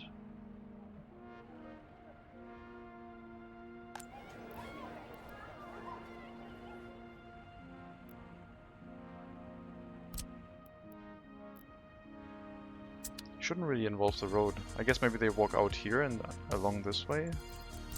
Maybe. Yeah, they're walking along the road first. Okay, that's fine too.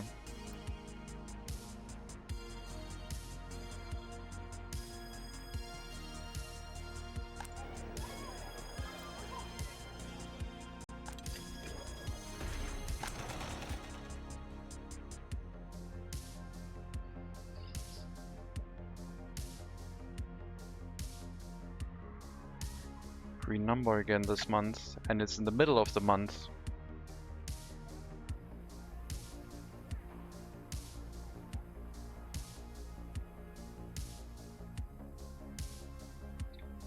Just found out that using the runway could terraform the hill from my bridge away. Yeah. The runway is an excellent terraforming tool, only requiring an excavator, and very powerful.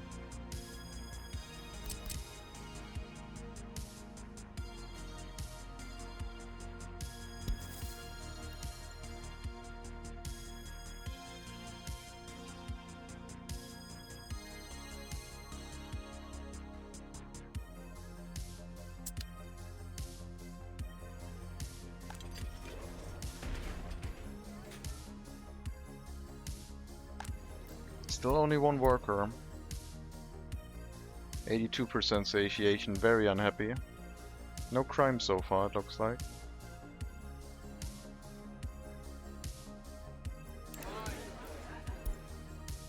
"28 escapes so far, 122 deaths. Way more births than deaths and escapes together, so our population is doing okay, but there's no more room really for people to move into.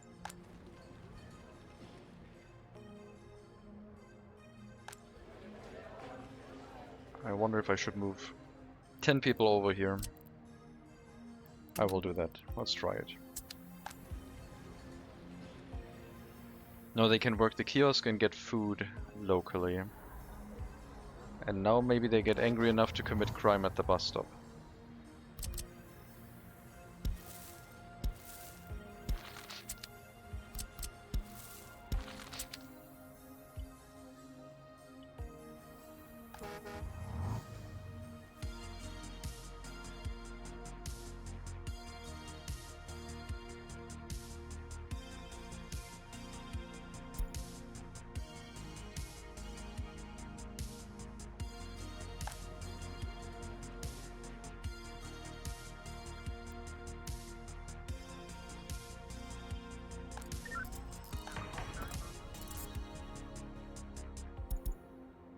Crime in the grocery store by Barbolina Anuska Sviatoslavovna. Sviatoslavovna, yeah. Probably got it right the first place. Pronunciation pending though.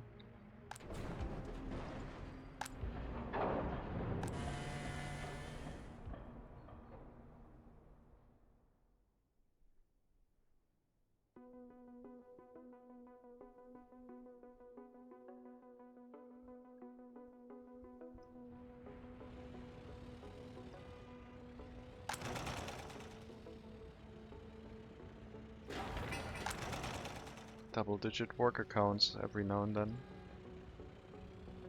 Don't need new buses yet, but...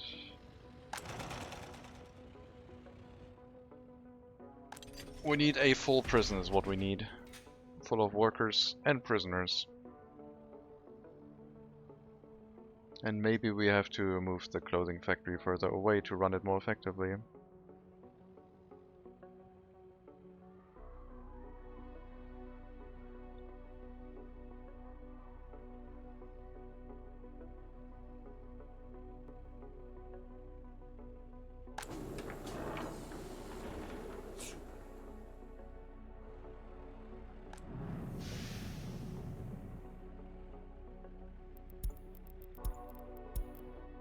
Yeah, temperatures are fine. Minus 40 degrees right now. And the rooms are holding. That seems okay. But we're only at 100 out of the 200 cubic meters. I do believe I will build another house here. Gas station is empty.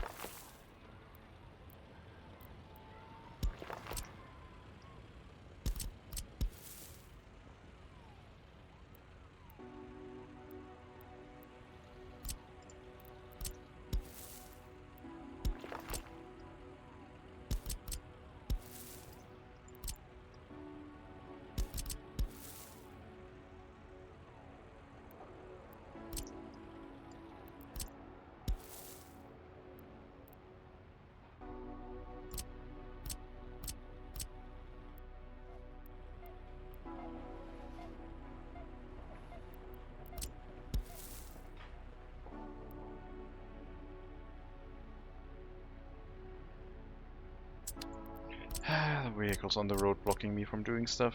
Come on. Thank you.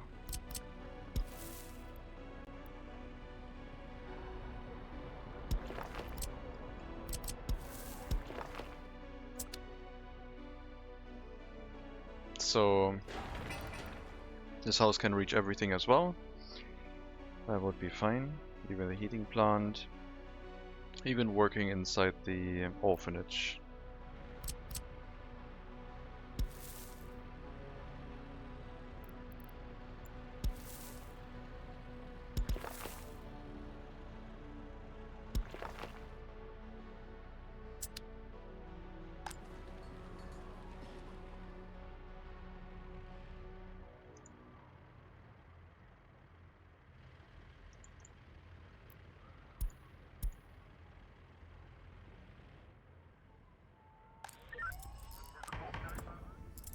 I'm not sure if they're going to commit crime or not. Honestly can't tell.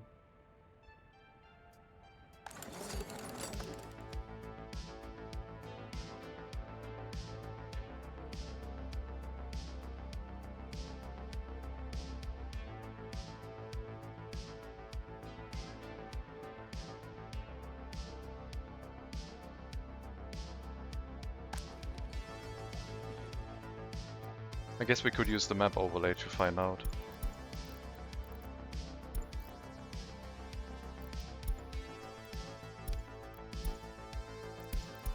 No crime yet.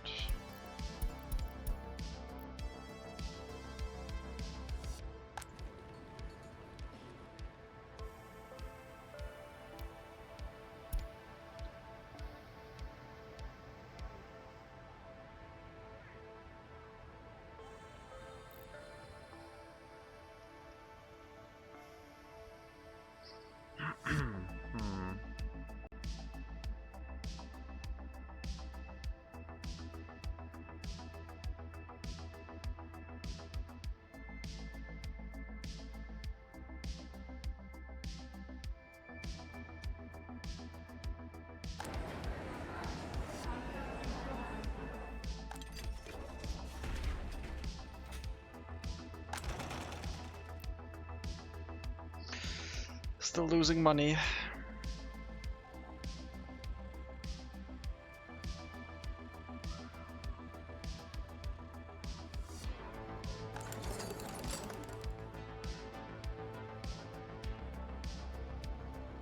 Alright, let's go for the bauxite exploration study. Get this research done. Let's focus on like maybe 2 students.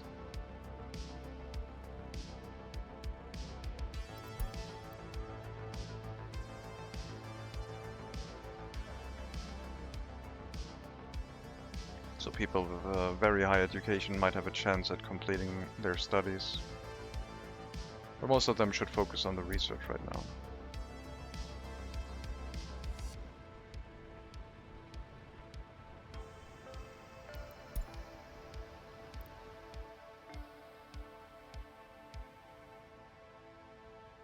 Because if you have money, we can also buy more highly educated workers to get this started again.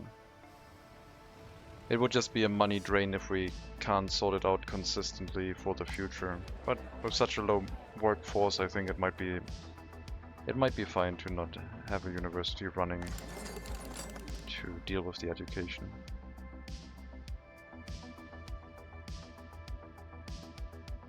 But yeah, every person educated with a university education also saves us money, of course.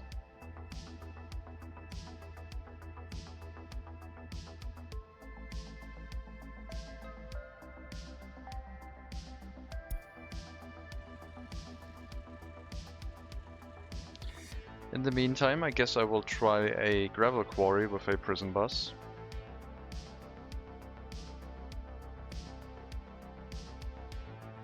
It should be in range of a fire station if possible, in case of an emergency.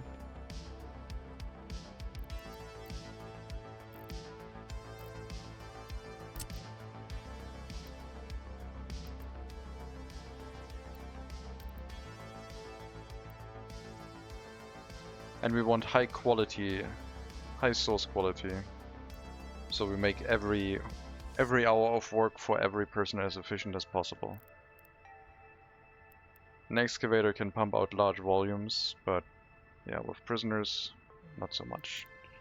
So ideally I would like to shift the mountain back a bit and put the production site here. I don't think there's another source of gravel nearby unless I go towards this direction, I guess. Yeah, that might be fine too. It's quite far away though. I want to be as far away as possible while still being in range of a fire station. I think this is our best bet.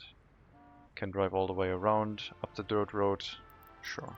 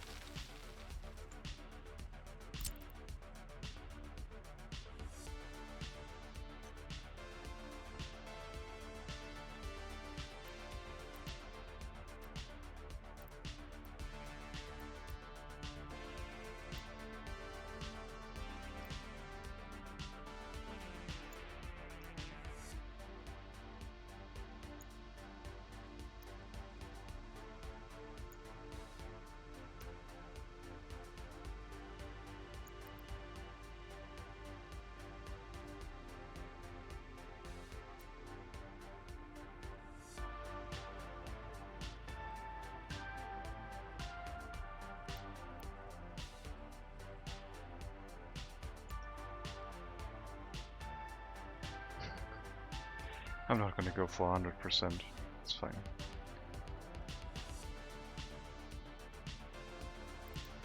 Ah, this is so weird.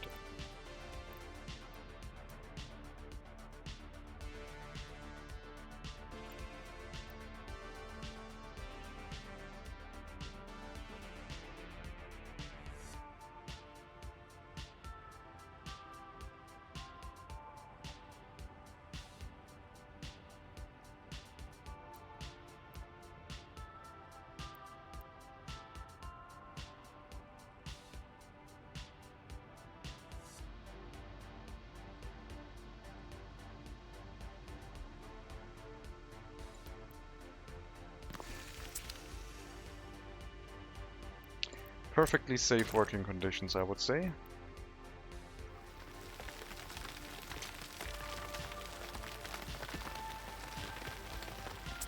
It's gonna be interesting to see if it will work without electricity or anything.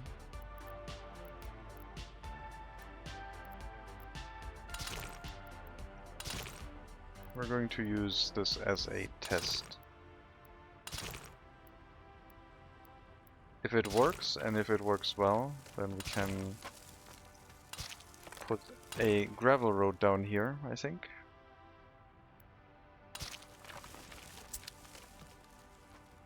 But for the time being, I just want to see if it works, and to what extent. The gravel road would connect down this way. I really need a road this way. It's... I don't want to build these roads.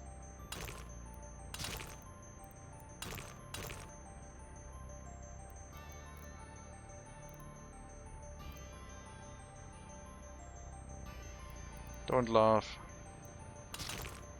In the name of progress, we have to be efficient. It's painful. Let's find out.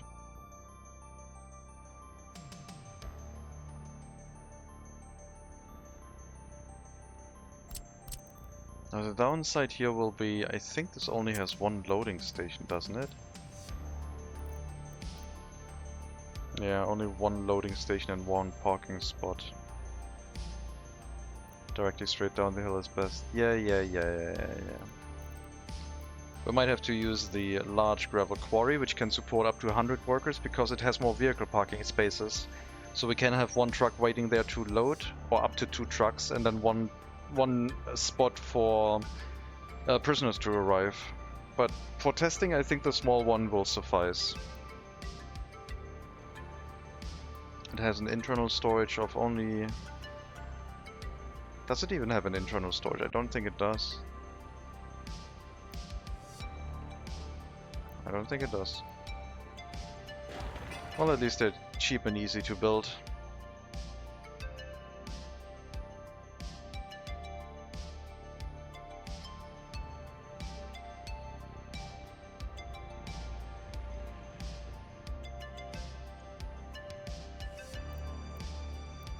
So the route for the logging camp would go to the logging camp first and then send all its extra workers to the quarry.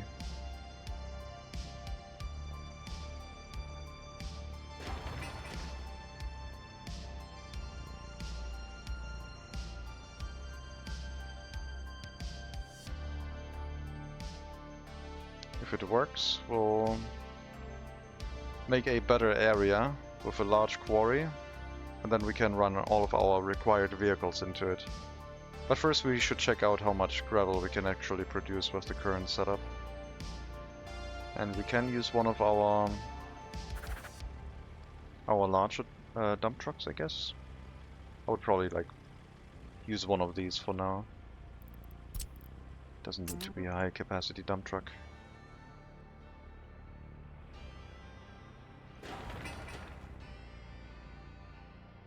Most efficient, yeah.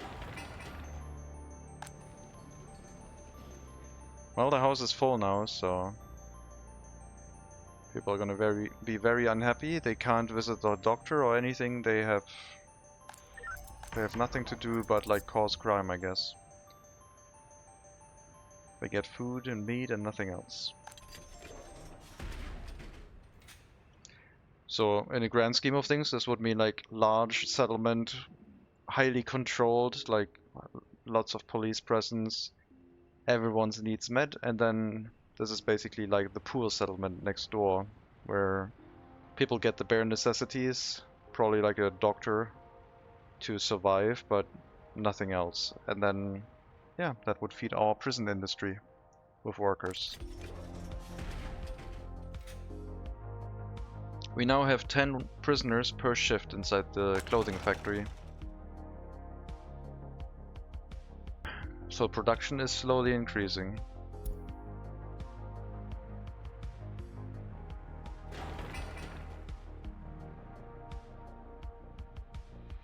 This is such a weird run. It reminds me of the 10 pop challenge where I started with 10 people and brought them over 1,000 without getting any more migrants.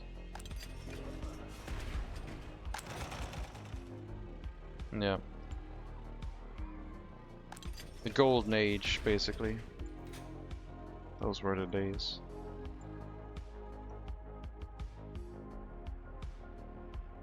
We have to see, maybe even in this one, maybe the delivery vehicle can go into the other stop, but I don't think so.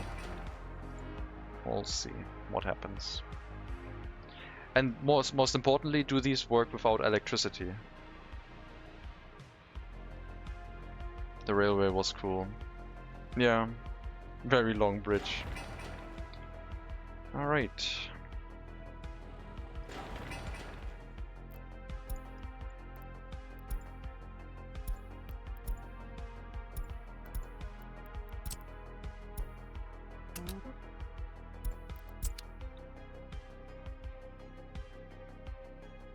Well, let's see what happens. You can bring that one worker to the gravel quarry, it's fine.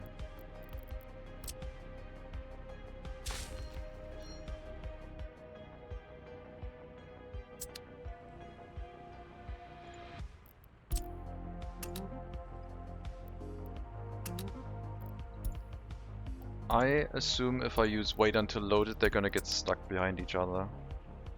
Usually this is like the space for the excavator, and then you have the space for the truck to be loaded. So I don't think the prison bus will use the other stop. I don't think the prison bus will go into this loading bay, but it might. Like, it might act like a bus end station. So this is only for like fuel deliveries, and this is for either excavators or buses. No, it is not. But we'll see what happens when the vehicle is like waiting here until loaded. It does need electricity. Even the prisoners need electricity. That's a shame.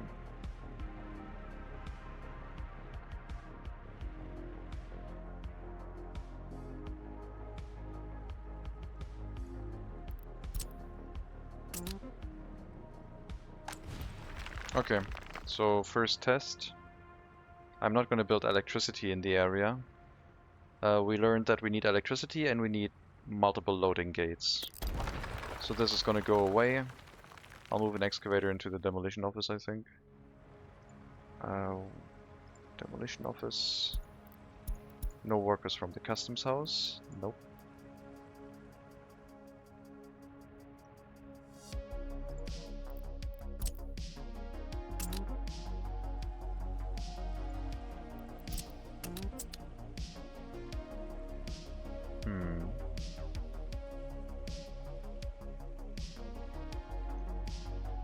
We'll clean this area up and we'll set up a large gravel quarry with connection to electricity. Maybe from this side, maybe we can have a dirt road go around here. If this is in range of electricity somehow, that's too far. So we might have to set up dedicated electricity for a gravel quarry. But yeah, we'll build a large one at that point.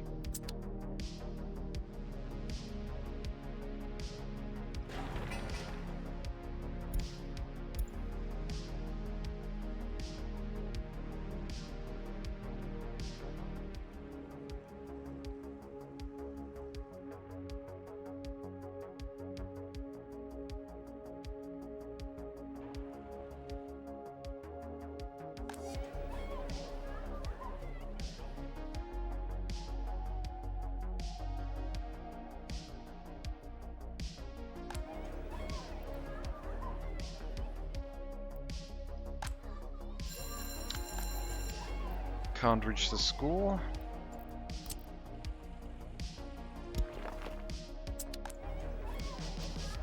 Still can't.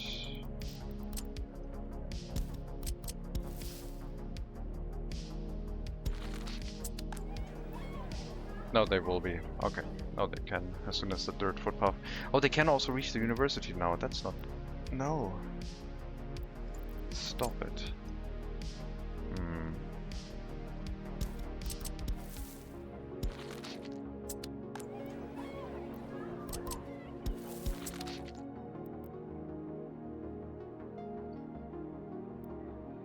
That's so fiddly. Yeah, we need a secret police, otherwise managing this with a footpath is quite annoying. Alright, just go grab your education. I don't... It's fine.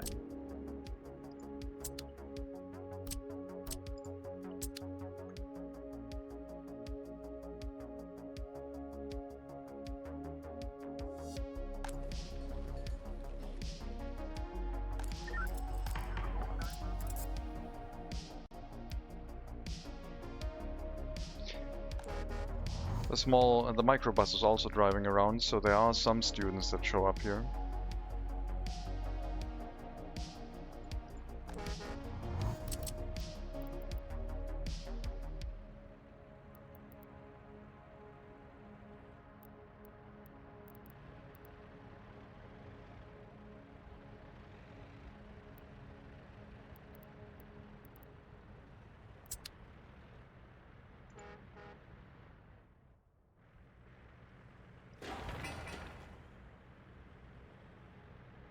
We'll try and get a relatively large smooth area out on the side of the hill here with a nice looking road that we will set up permanently. There will be a electric substation on the road plus an above ground wire leading to it. And then we will run a gravel quarry, which might lead to a gravel processing plant, because gravel processing plants are also relatively efficient buildings.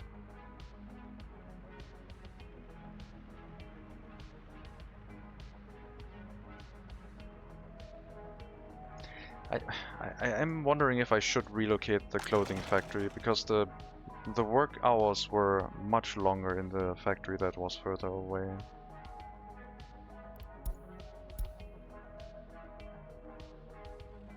But then of course we would need a lot more buses.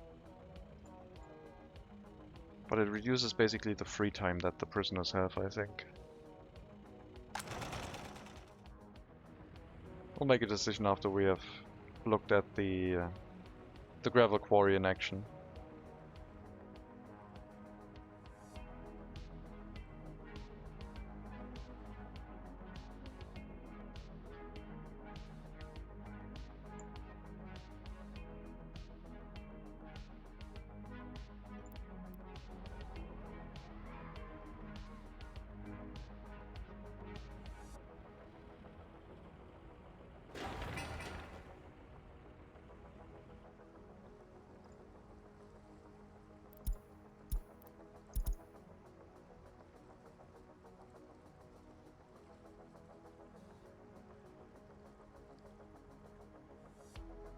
Thankfully we can't use prisoners for demolition work, otherwise I would have to do every demolition work with prisoners before I would be allowed to sell the materials back to the customs house.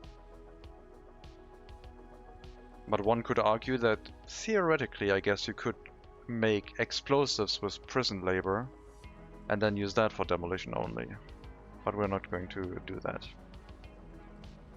Could this be a way to get more work per shifts per day? Yes, definitely. We are spending logistics capacity to extend the work hours of the people working in here. And it seems to be applying to prison labor too. So I might set up a replacement clothing factory here. And probably demolishing this one. We will need a lot of prison buses for that. This one is really efficient on prison bus usage. But now that we have the high capacity prison buses, I don't know. I feel like this might make more sense. Why are you not going around this way, I wonder? Is it not connected? Seems to be.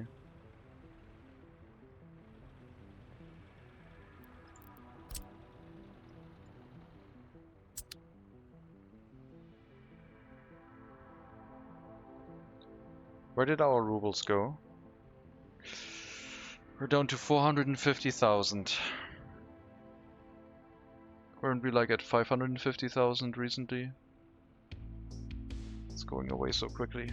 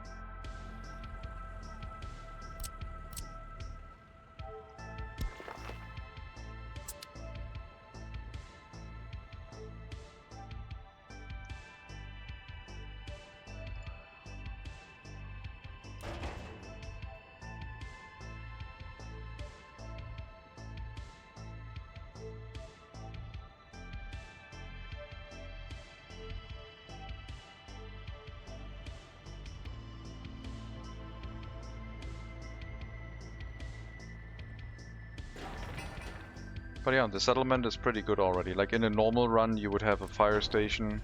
You would have enough workers to run a clothing factory, I think.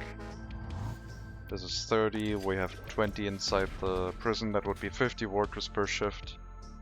That would do pretty well.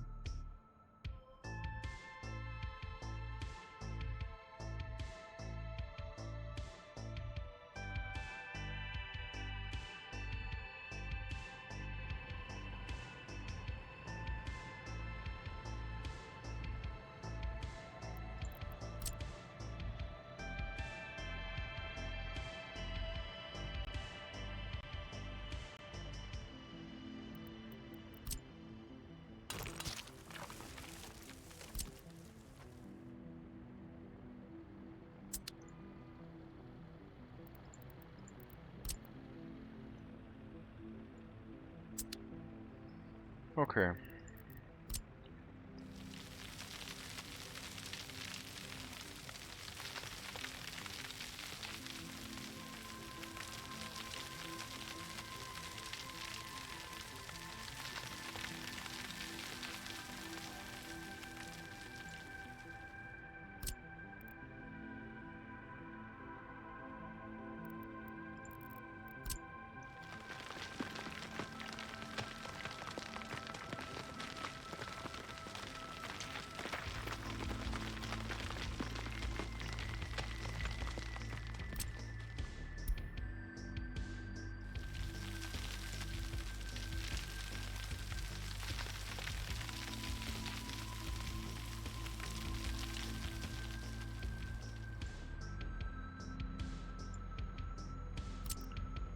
Large gravel quarry. Once we are able to place it, we can use it to flatten the ground for us. And we want a source quality of at least 75%, ideally higher. It will also produce waste, construction waste I think, and mixed waste. Which is basically the same we're getting from the customs house. So maybe we will have to set up a gravel recycling facility and also import some some waste that we can then sort and incinerate.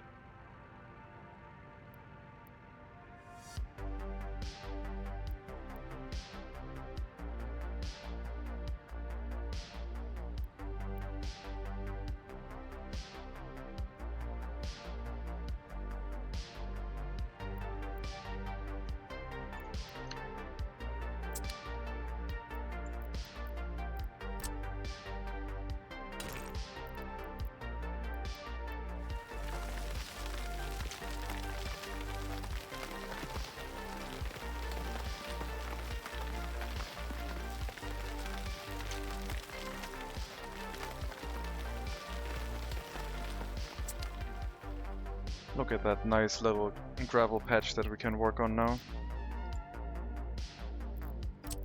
If it goes well, we can even consider hooking it up to a gravel processing plant.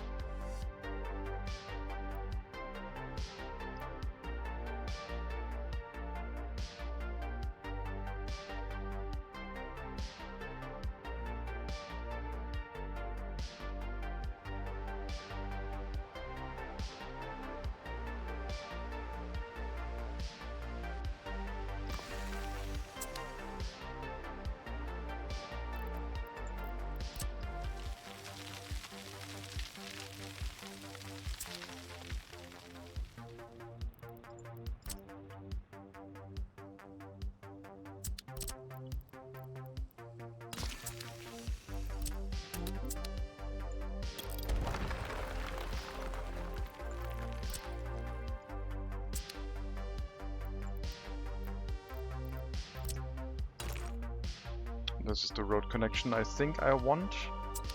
So maybe we can get that in with the airfield as well. Might be too steep though. No, there's other problems with it.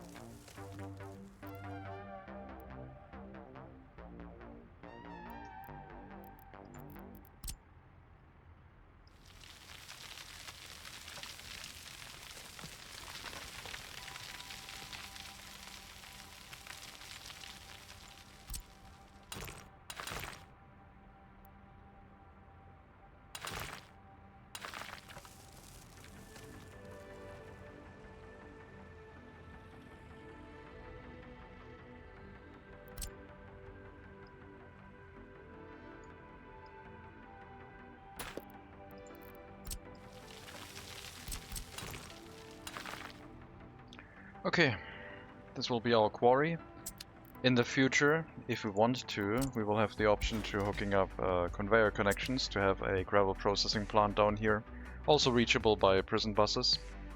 Maybe dropping 2 people up into this facility and then the rest in the quarry, but yeah, for now we're gonna load the quarried stone directly. Let me take one more look at the price of quarried stone. It is abysmal. There's no real change here. Wood seems to be going pretty well.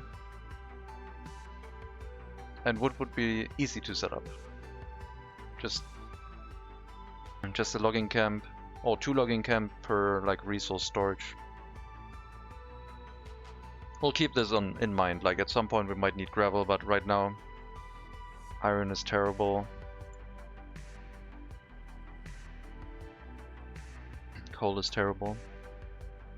Food is slowly going up. Glorious wood, yeah. We might have to go for logging industries. So I guess instead we plan for a sawmill with prison labor. So we'll scratch this for now.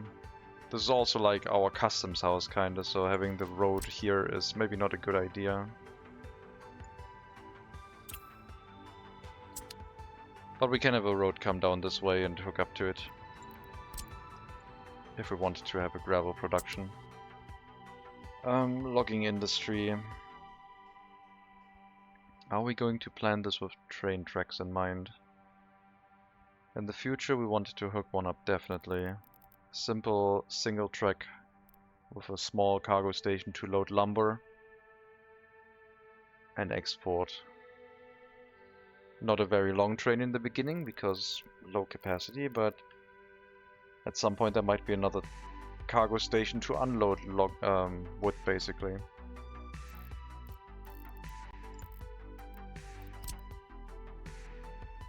With that many factory connections you can easily hook up like 4 logging easily. You can easily hook up 2 to 3 logging camps and a sawmill on one of these.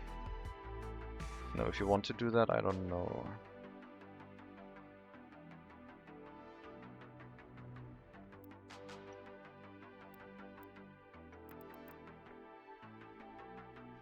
Prisoners cannot work in fire stations, right?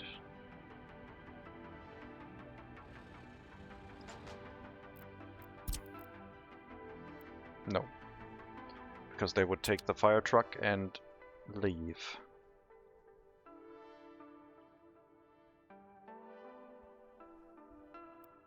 So just general concept, wood-based railway.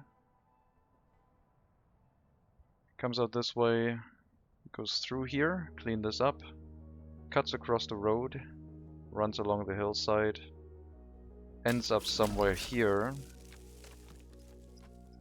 I would have to flatten this out. Does a turn up the hill, and then continues going wherever. Towards the water, going across with a cheap bridge, maybe up this way. Could also consider going up this hill. I think the best way would be to go around it like a real railroad until we can afford a tunnel. Just like running around along the water side maybe. And then back in and going uphill. But the purpose of this was to lay a train track to see where approximately we could maybe set up a logging camp with a sawmill.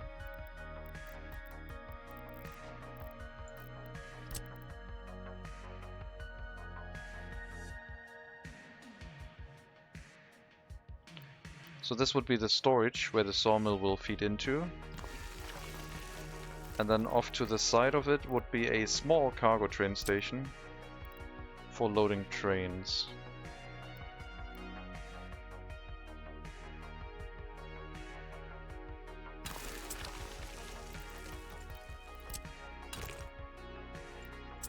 Oh man, why are these buildings so large?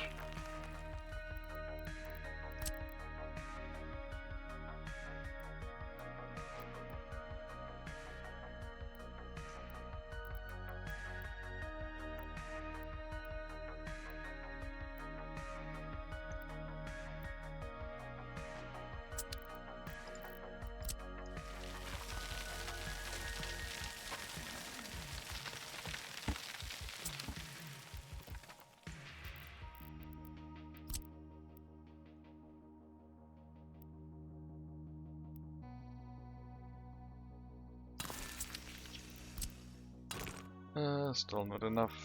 Oh, no it is, okay. Barely.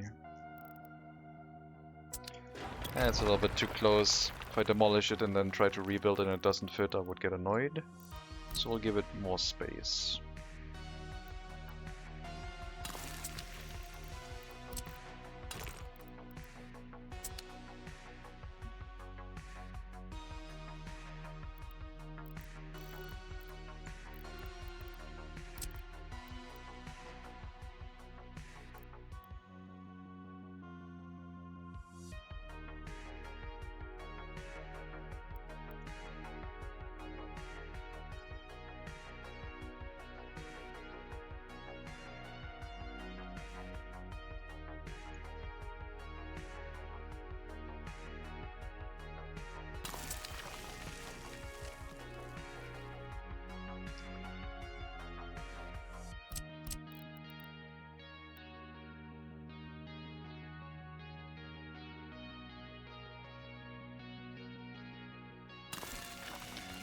This is just a proof of concept to get all the connections down to see what it would look like, and then we might have to move things to fit them where they should be.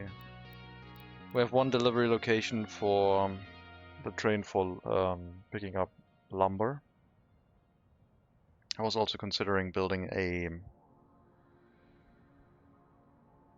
the rail construction office here, but I think I'm going to skip on that.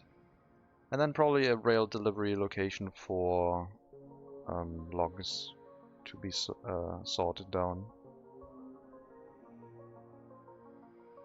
In the beginning this would be truck-based. But I guess it is a good idea to maybe keep that in mind.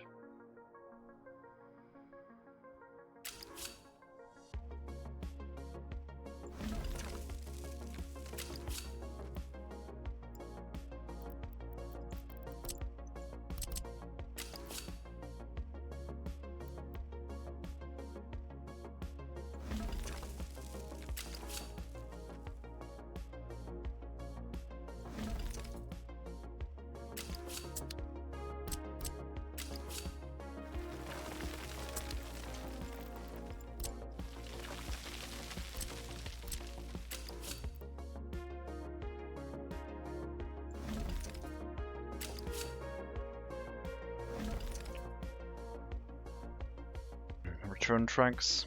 We could merge this into a single train station.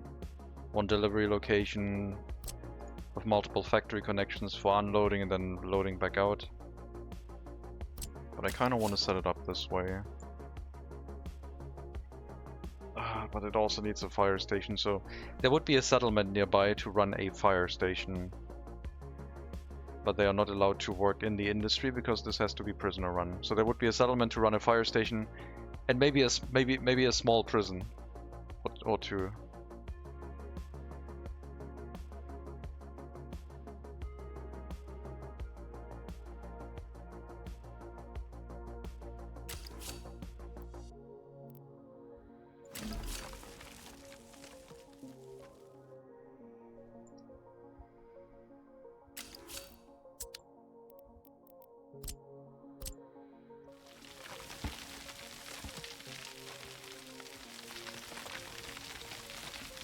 Get rid of all of these trees so we can easily see what we're doing.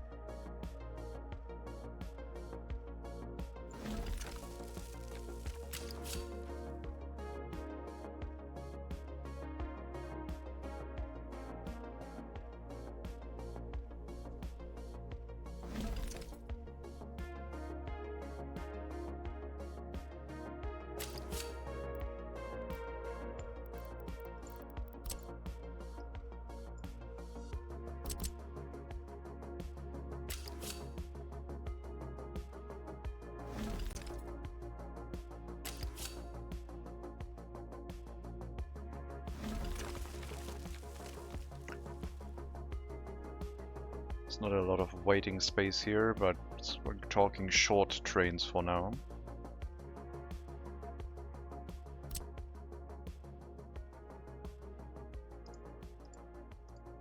Oh, that is super short. I don't know about that kind of short trains. We're probably gonna have the rail line come past this, have a... Yeah, I think I'll build everything off of one train station. And that will make it easier to set up longer trains with like a waiting yard in the future. Yes, I know, Mega Monkey, I know.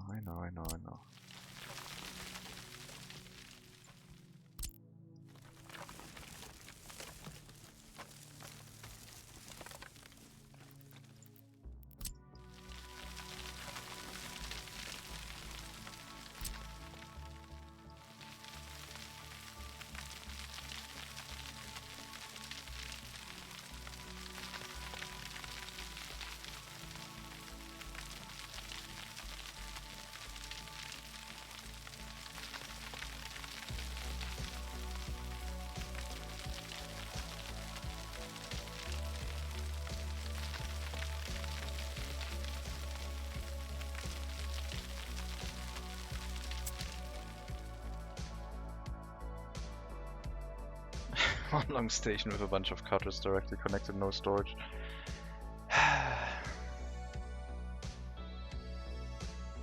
No, a buffer storage will be useful. Pig locomotives take a lot of time to accelerate and slow down. And we are talking single train tracks here, when we won't have a lot of throughput.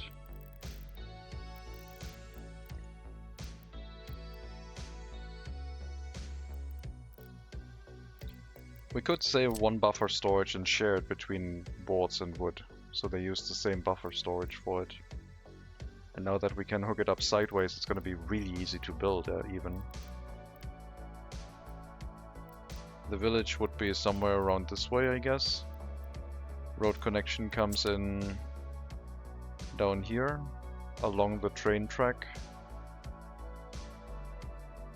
And the fire station would be on this side, and the fire trucks can go across and extinguish things. 6 cut. Okay, Mega Monkey, now you're trolling me. That would be not enough throughput, like 6 times 180, 600. We can't. It's totally possible. Yes, with a citizen number of 790 citizens, we're not going to plan for multiple sawmills.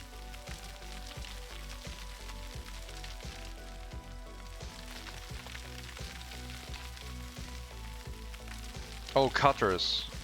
I thought you meant the sawmill.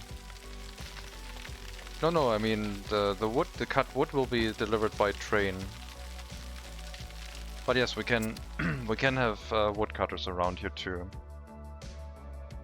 But right now I want to set up the sawmill and predefine it with a way for trains to arrive here to deliver wood by train. Because if I don't set it up, then at some point I have to bring it back. One sawmill is set. Yeah, I was thinking like 6 sawmills. What? 6 woodcutters? Sawmills? No.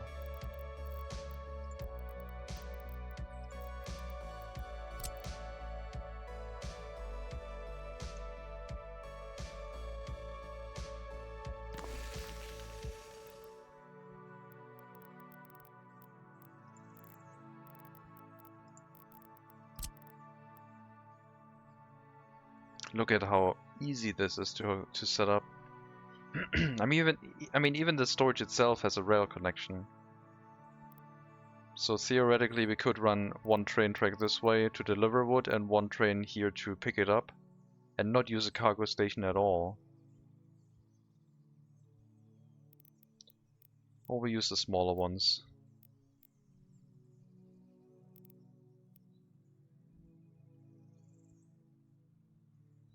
This could make for an interesting looking yard design though.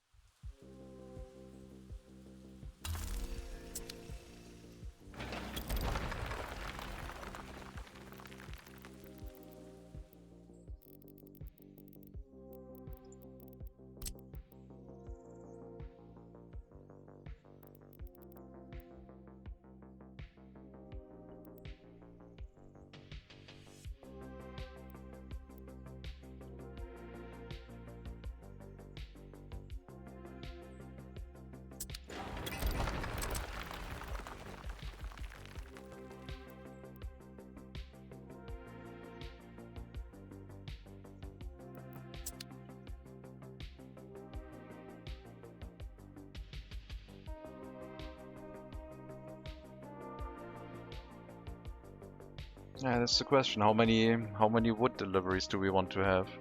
I guess it would be... We're going to use one unloading station for wood and a waiting yard, and the lumber delivery train's only going to be one. I guess they can share the I guess they can share the waiting yard. Have a waiting yard on the outside before they go in and then loop back out. This is like setting up the initial single train track on the no distribution office run, which was really fun. But did I already mention that we have 31 degrees Celsius outside today and the room is slowly heating up? 100% you will want some cutters attached to the sawmill storage. Maybe.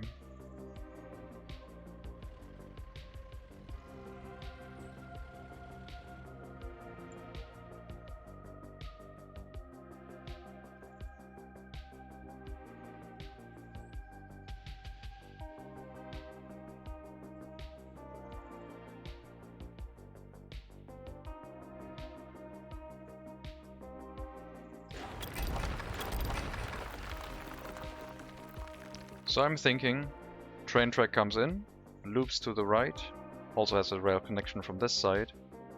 They go in, have like 3, maybe 4 waiting lanes, turn around, loop back into their respective storages, and then come back out the same direction they came in on. So that's the factory setup I'm considering right now. I'm trying to make it work in my head.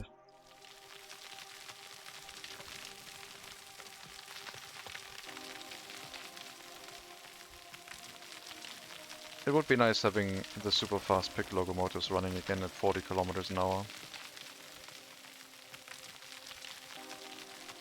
If we plan with a waiting yard, then the waiting yard could also be the extension to allow the trains to be 450 meters long.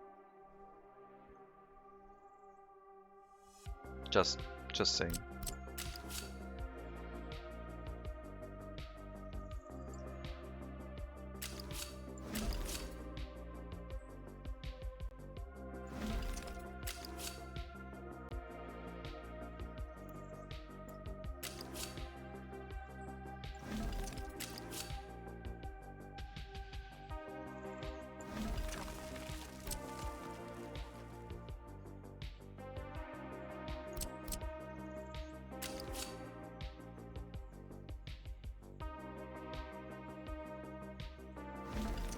So this is the connections we're talking. Waiting yard up here, loop back, leave back onto the track, and there would be passing tracks every now and then. But the majority of trains should be in storage out somewhere here. We also need to place a refueling point, but that shouldn't be really that difficult for a single track train track, I guess. But then again, the diesel refueling stations, when the trains get really long, can become a little bit annoying.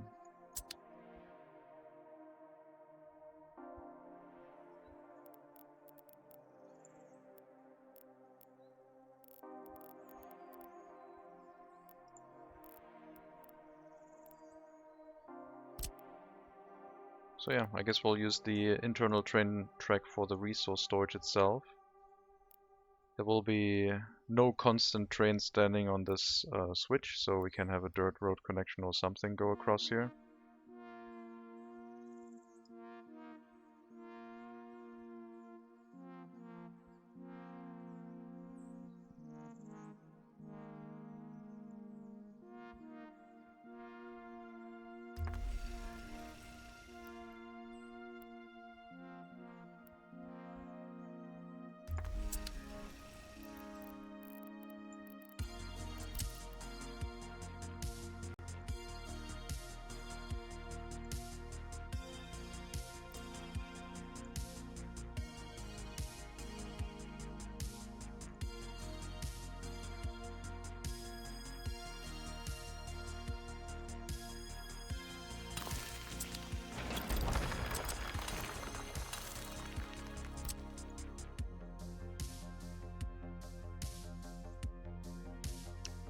We can have logging camps here, but I think they would just deliver by truck. I don't want them to be too close to the building, I don't think.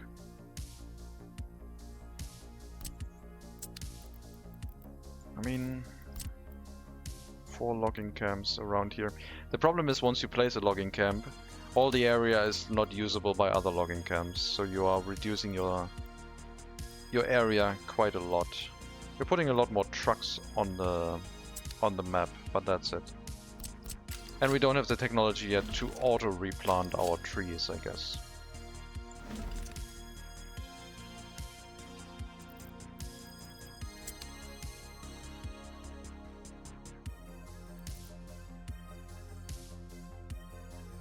They divide the area up evenly? Not from my experience, no.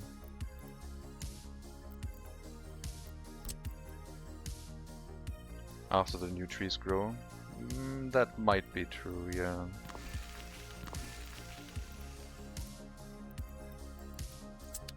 Maybe they changed it. Because I had 4 logging camps set up when we had the map with the very expensive wood, and they were definitely not dividing it back up evenly after regrowing the trees. Okay.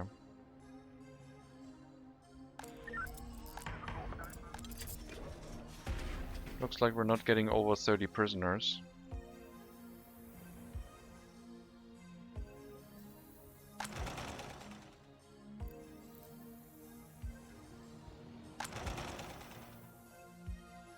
Alright.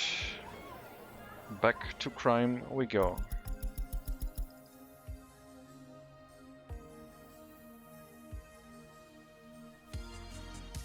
I was trying to do it nicely with like some people committing small crimes to be like handled very efficiently in the court system. But no, we have to turn our children into massive criminals to have a constant feed of criminals into our prison system. And these ones don't seem to care too much.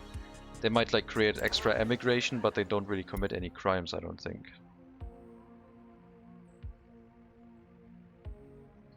What would we do to commit crimes? We would need to create inequality, wouldn't we? How does the game... when... yeah, maybe once the orphans get released, I don't know. Maybe we need an area where no police is present and just criminals are bred. I mean, that's what the orphanage is about right now, I guess. So the orphanage is like a controlled criminal factory for us.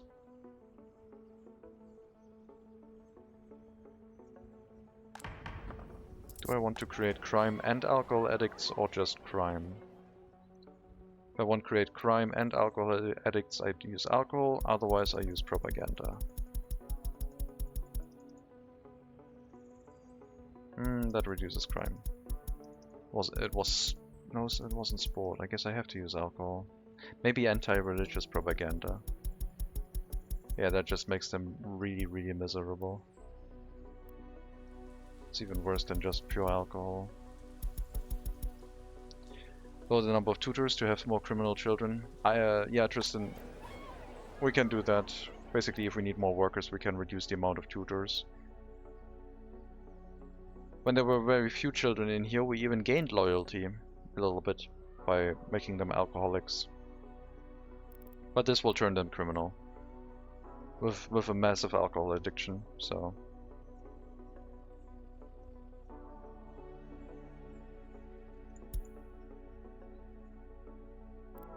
just gotta give them like a few months and they'll all be criminals again.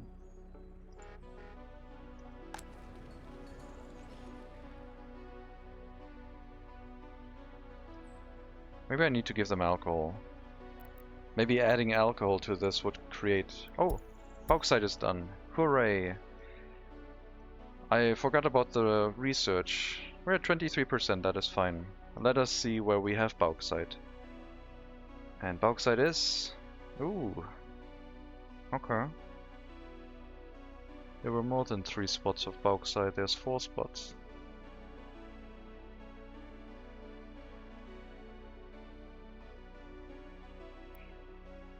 This one looks interesting because of its high density. It's right in the middle of a hill.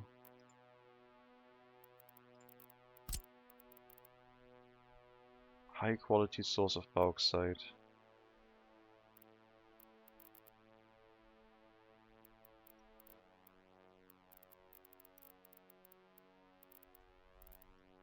How expensive is this building? 21 tons of steel. Somewhat expensive. I assume like the gravel quarry, it will need electricity for people to work in. The alternative would be to extract bauxite from here, but even there we need a settlement, I think, to run a fire station. Okay, bauxite seems like a good investment. That is a raw resource we potentially can extract with prisoners. And I think I'll go for this one with like a wooden bridge to get across and set up maybe a settlement and a bauxite mine.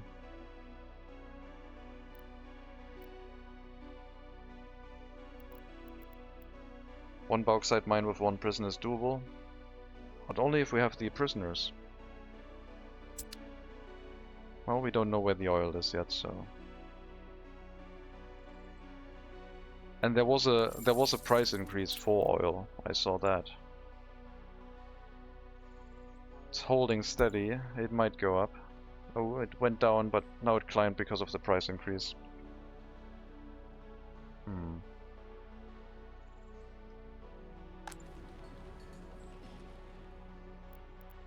Criminality is only 1%. 7%. Where was it? 1%. No, there's only one person with 1% in here. Galyaskarofa.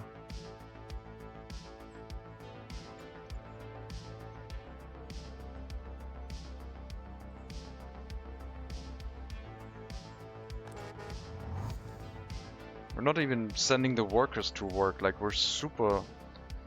This is super bad, really.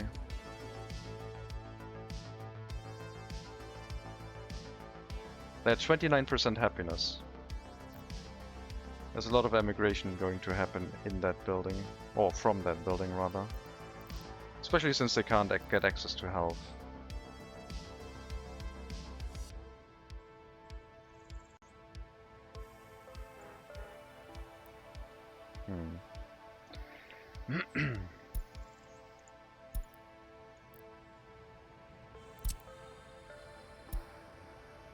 Alright, we'll load educated workers as well.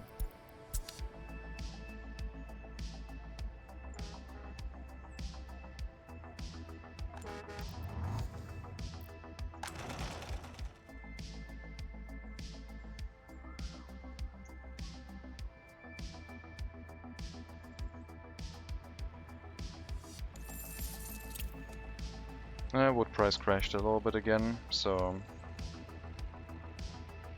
What about bauxite?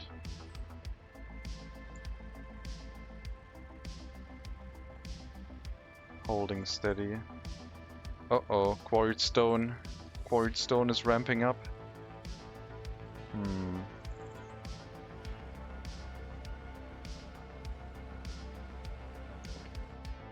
I will build the quarry for now. We'll set this up as a permanent addition to our republic, I think. It's not going to get in the way of the train tracks. But maybe in the future we will have an export of quarried stone.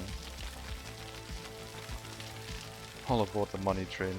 That was a slight increase in value, alright, that's not... okay, sure.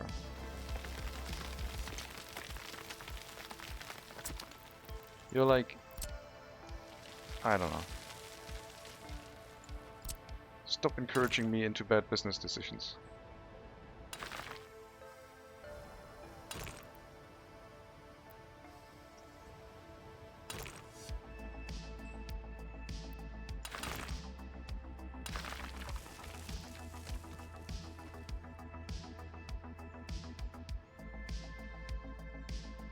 So just convert the quarried stone into gravel and export that for more money. The problem is that we will not run these facilities at high productivity, so the processing plant would cost us more money, I think, because of its high construction cost. So I will not convert it now. It costs 44 tons of steel and 4 tons of mechanical components, which will come back when the maintenance comes around. So right now I will just use a cheap quarry. Oh man, this one is so expensive though. Even this one is really expensive because of its factory connections. But I have no other choice. The other one doesn't really work for us because it only has one parking spot for vehicles.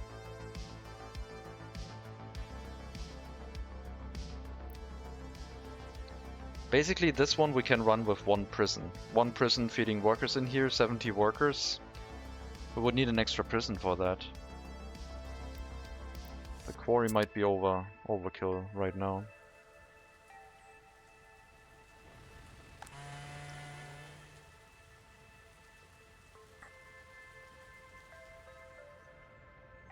Alright, let's look at the bauxite.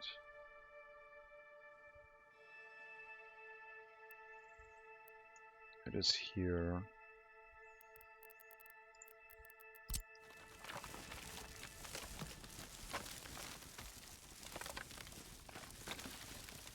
Somewhere in this area. Yep, pretty good. Right next to the hill. 99% source quality. Set that up with... How many parking spaces do you have? You have 3. Okay, that's good. You're slightly more... You're doubly so expensive in steel for the building than the gravel quarry, but you're of course making a lot more money. I think we might be setting this up first. Build a fire station next to it. Send 3 or 4 microbuses towards it. Oh, this is so far away. We would need a road along our planned train track, and then a wooden bridge here. But it is the closest one. The other option is to set up the settlement. Plan for a very small settlement, 200 people max. Would give us another research point as well. And then use that one to run emergency services here. What about a ferry? The problem with the ferry is that we're also not connected to the water directly, and I don't know if the ferry can run around the outside. And prison buses do not care about ferries, I don't think. I don't think there's a prison ferry.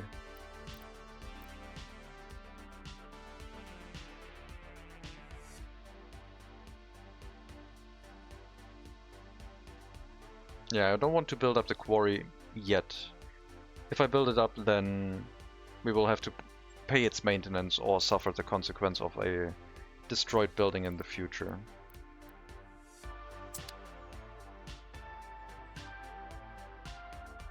We're still not earning money, but it is pretty close.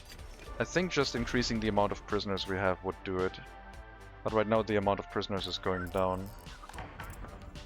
How do we get people to commit crimes? What is the secret to increasing our prison population? We have 500 workers and only 26 of those are in prison. That's 5%. That's a 5% prison population. That's like very bad.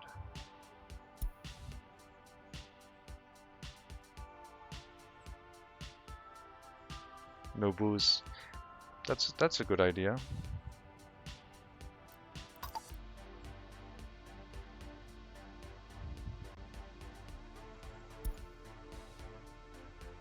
That is an idea.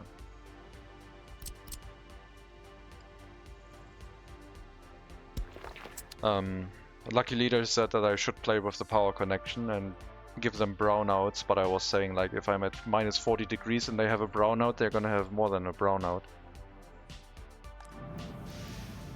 So I could also play like Disco with the power import slider, I guess. Like go brownout, brownout, brownout. That would be an option, but I don't know if that creates more criminals. I could also shut down the House of Culture.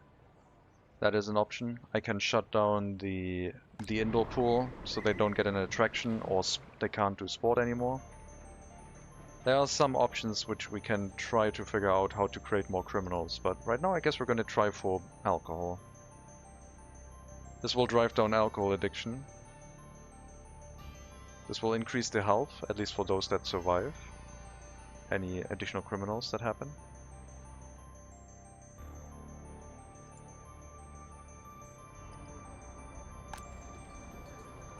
Like these people here don't have access to alcohol and they don't seem to be committing crimes. It is a very low number of people, granted. Also, they're slowly dying because they can't get to the hospital.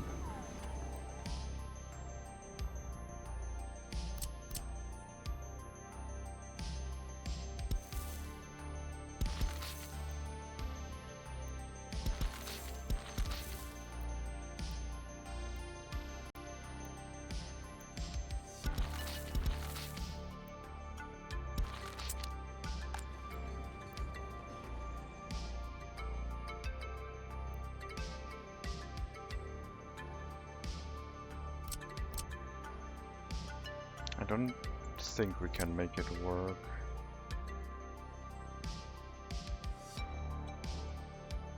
One option might be to load passengers and then deliver them directly to the clinic.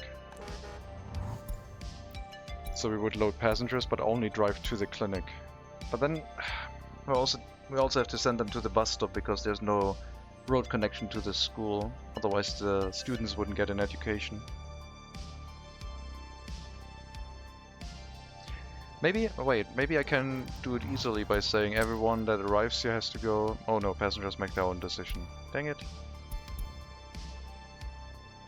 Never mind then.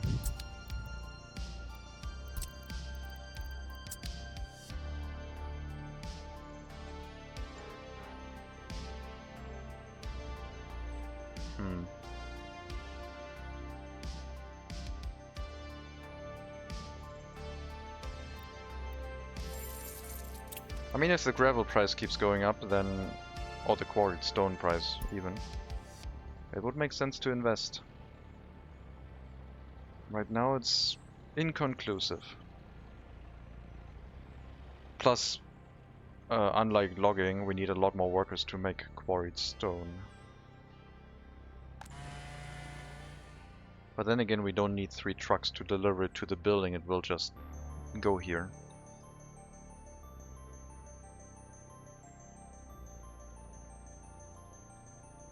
This is decision making. We need more prisoners. We need more prisoners. 64% criminality, 100% alcohol addiction. Yeah, I think we're on the right track again.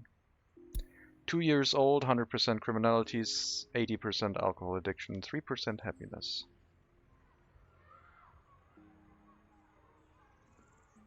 They're being bottle fed and yeah, I guess you know what I mean.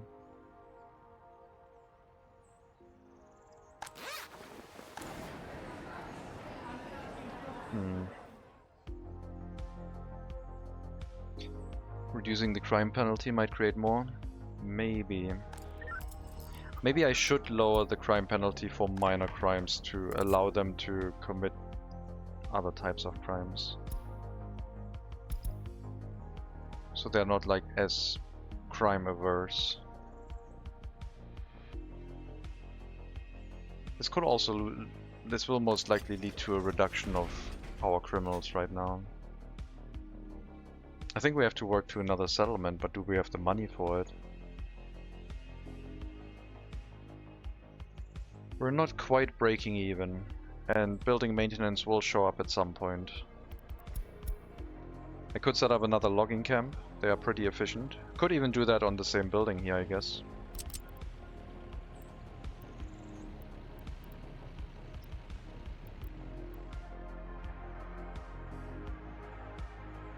If what Mega Monkey says is true, then this will sort itself out over time.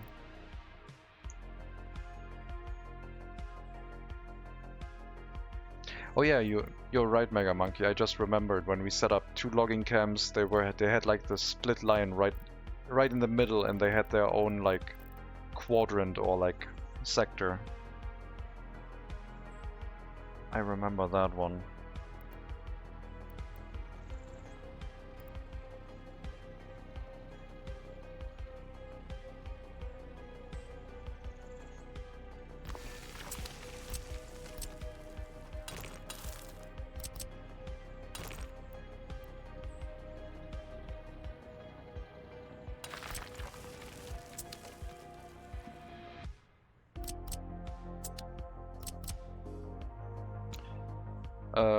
logging camps, you don't need to worry about water or sewage. A single person, even without water or sewage, can work fine. The only thing they do need is electricity.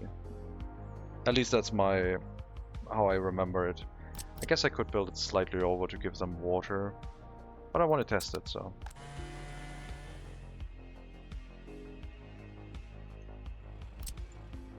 I remember having it set up that way. Logging camps just with electricity, single workers arriving, and nothing else.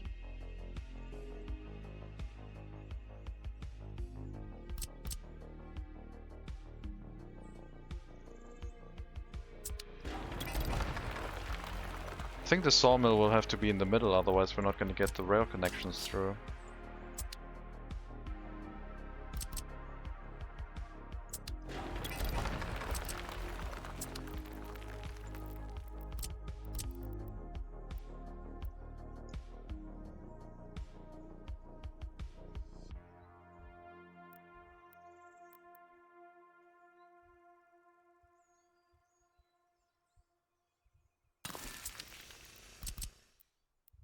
Have to move everything up a bit.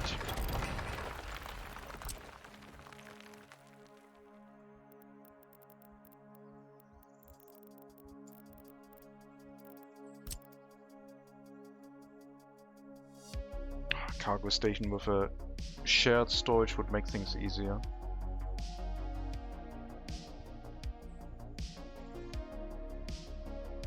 But I think this would look nicer.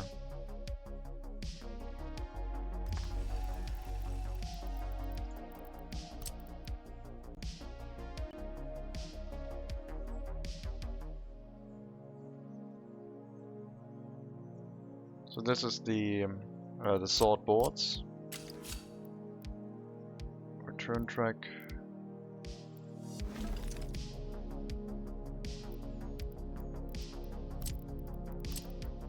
Sawmill.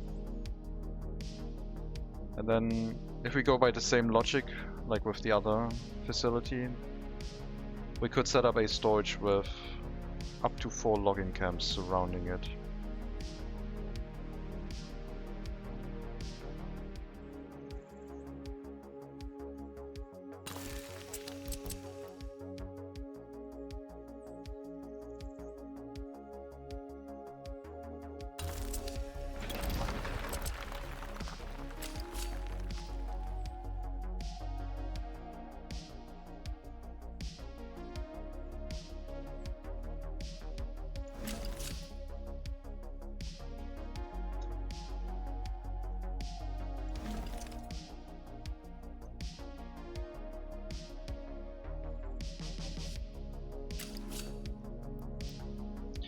Waiting yard, just to draw it, it's not going to be that way, into loop around, into come back here.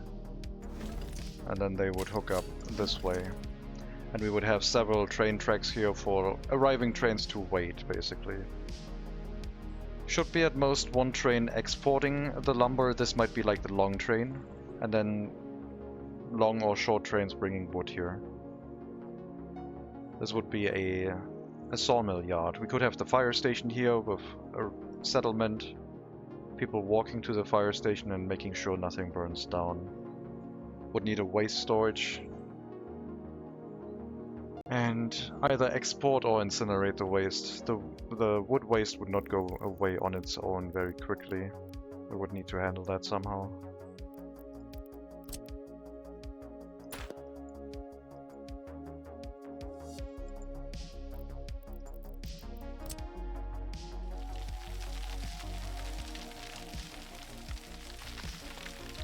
Alright, time for the airfield trick. If it works.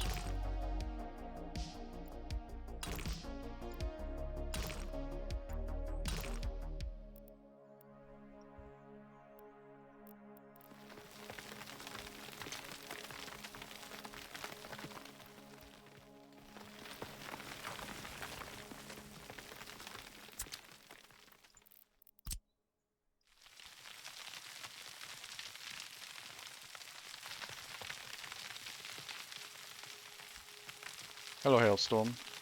Welcome.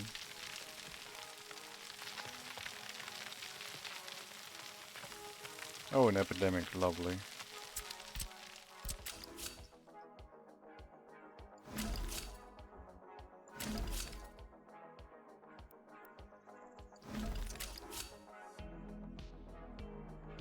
So I'm thinking something like this. But I have to make this differently because we need 450 meters distance to store a... Oh, 450 meters is gonna be so long.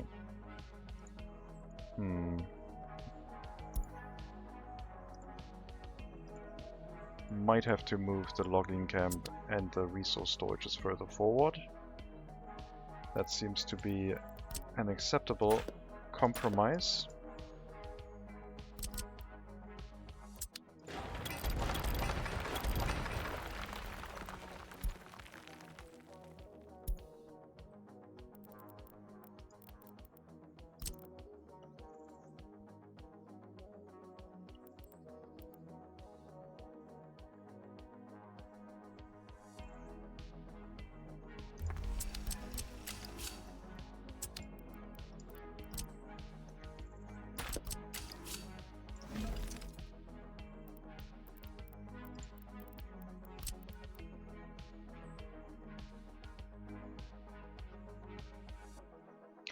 Road connection. All two both storages and the sawmill go down here over only one train track for the export. Fire station here probably. Footpath into the settlement for the fire station, but not the sawmill itself. And workers to the sawmill have to be brought here by prison bus, as well as all the other logging camps.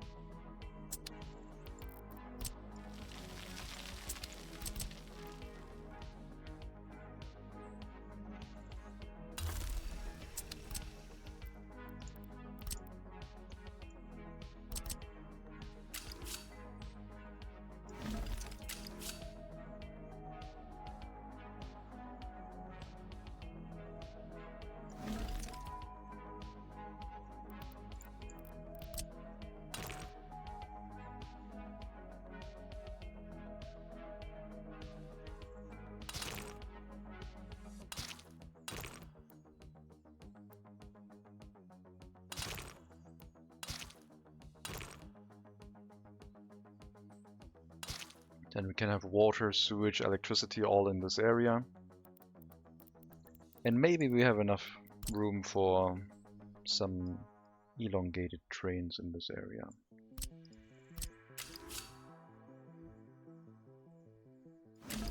I don't know if it's going to be 450 meter long trains. That might be too much.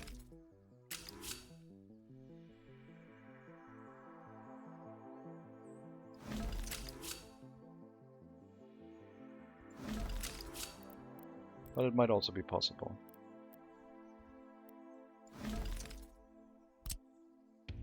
This looks pretty stupid.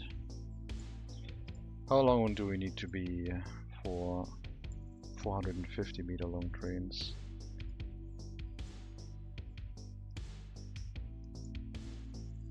Here.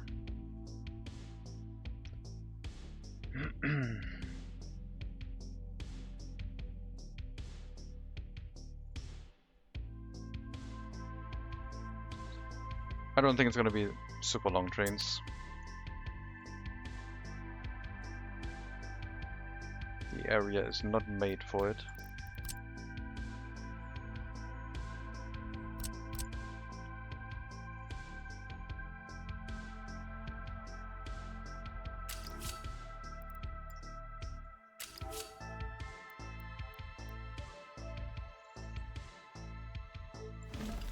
Can we agree on 300 meter long trains?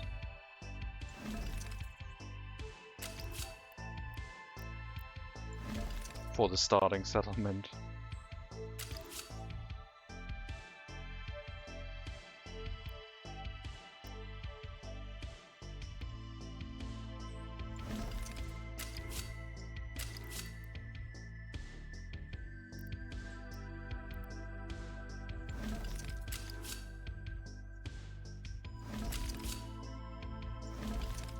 Nope, not like that. Okay.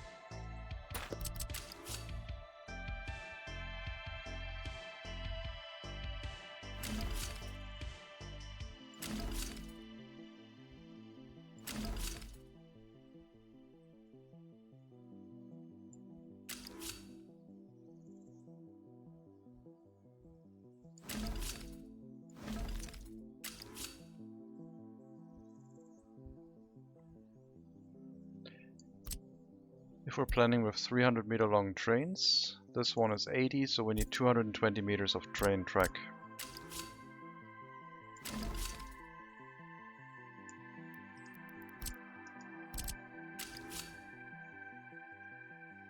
$120 left, up to this point, and then merge.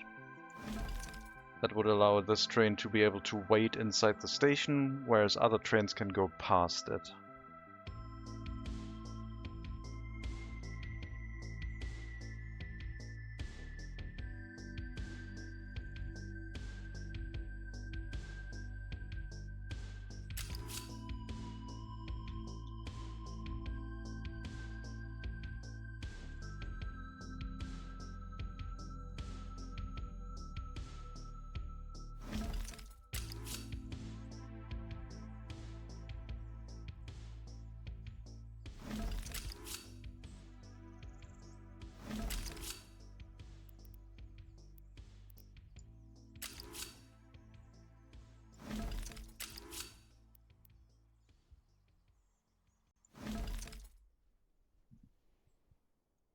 Okay.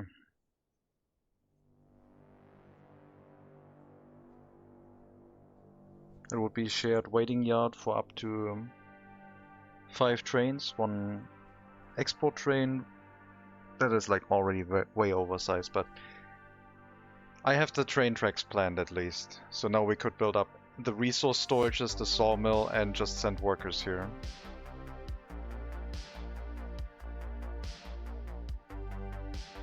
And then later on, when we have our own wood production, we can use that inside the rail construction office. And build our own train tracks with our own wood. Just needing the steel. Oh yeah, I guess we could also make our own gravel for the rail construction office with like a gravel quarry with an excavator. That should be an easy setup.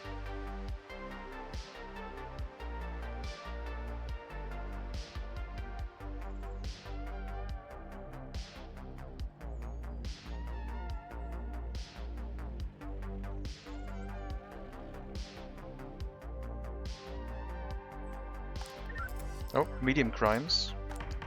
And 1 in the courthouse, that's looking pretty good. Maybe the lack of alcohol is gonna be our salvation.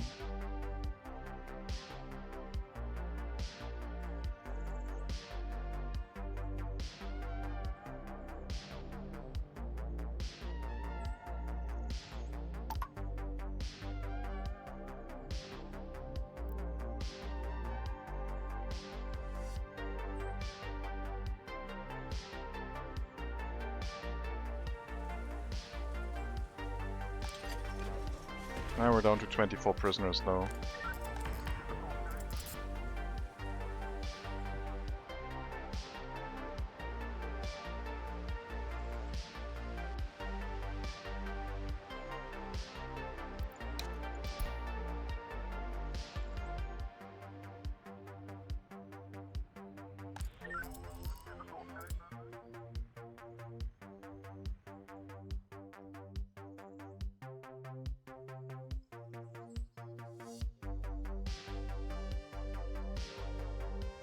Did they change it? I thought both gravel pits will dig ore without workers. Yes, they do. But if we want to send gravel to export, we have to produce it with prison labor. And the idea was to have maybe a gravel pit with prison labor running. We tested it with a small gravel pit and realized they still need electricity. And also the unloading station, we only have one in there, so it makes it really awkward to load vehicles, have them wait until loaded. Prison only challenge. Well, it's not prison only challenge, but it's it's a Gulag challenge.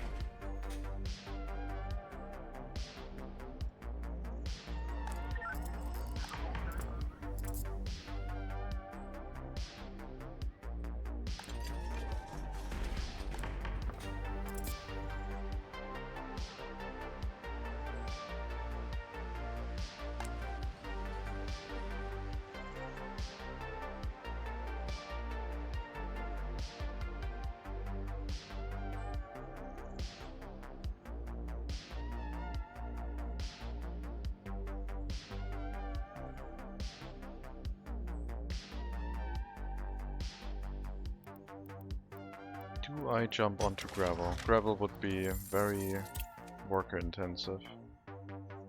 Or do I stick with wood? I mean, I have been building a new logging camp, so I guess I know what I want to do. There's one more worker in there, so you make your way to the other logging camp. Right now.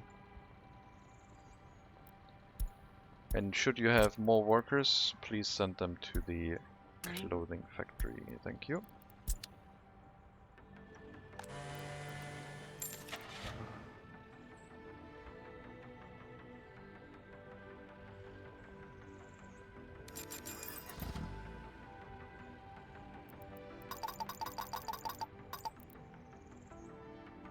Yeah, they should produce enough wood even without drinking water. But I guess our water truck is bringing drinking water to it. And I can't really prevent it. But with one worker it's going to be depleted very, very slowly, if at all. So that's fine. Doesn't have a lot of wood in it.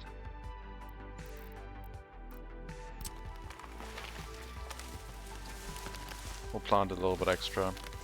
Maybe it'll assign itself to the new logging camp once it has grown.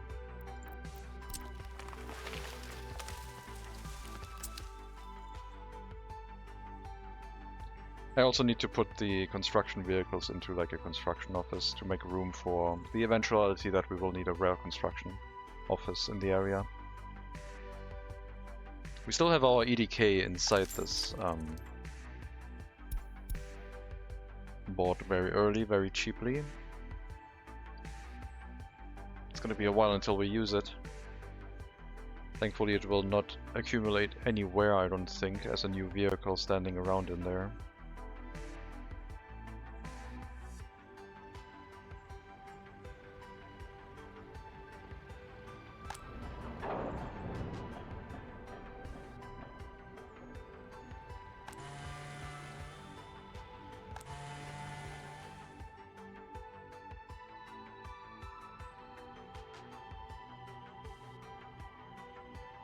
Second epidemic?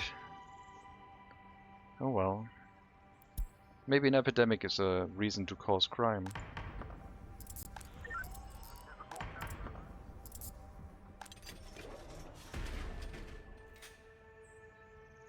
$800 citizens.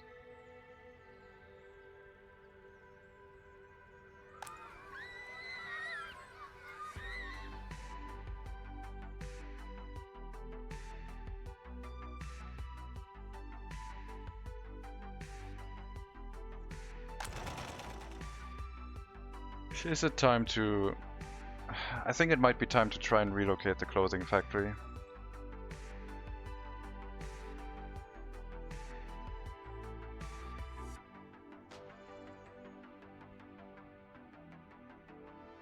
To try and make it work more efficiently. We would be spending more on prison buses, but just to run it more consistently, I think that might be a good idea.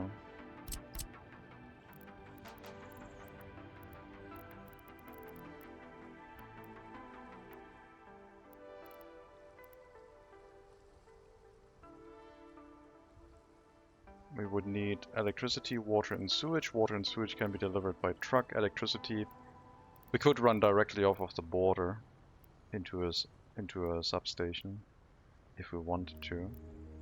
Have to be mindful not to build it right in front of the train tracks. I could also use existing electricity and just hook it up here.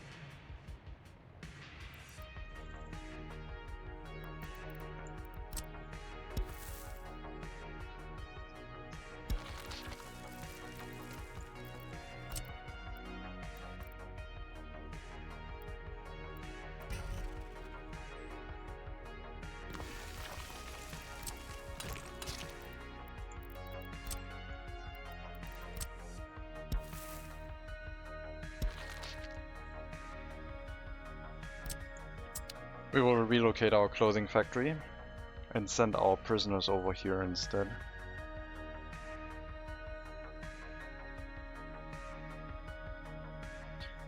Based on the fact that workers here work a lot longer than inside the clothing factory. So left side clothing factory, right side logging camp.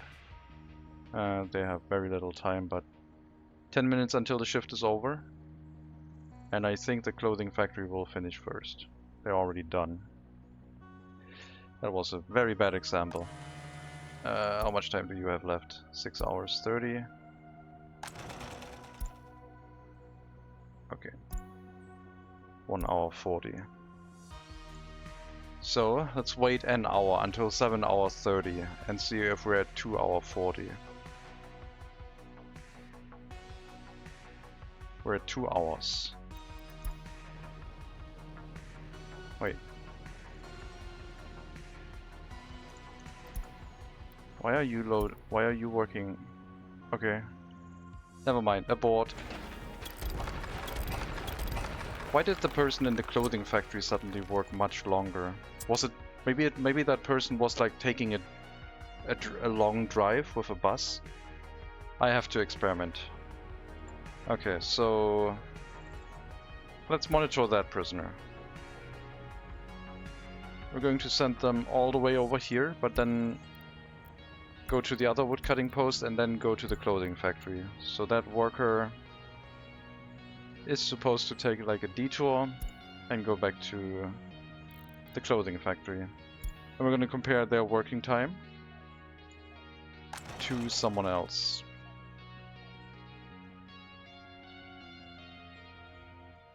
If it's just the travel time, that would be super weird.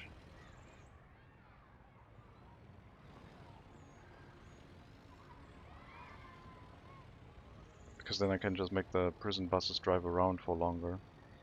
Okay, we have a time. We have both... Oh, you are the new one, yeah. 1 hour 30 and 10 minutes. That person got delivered by the prison buses over here, and the other one, this one, took a detour to the logging camps. We'll wait until 2 hours 30 on the left side.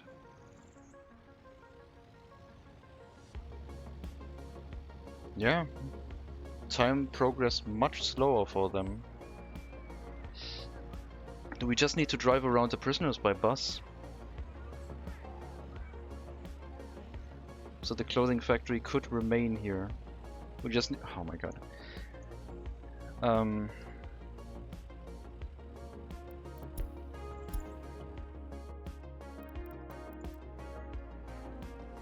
All right.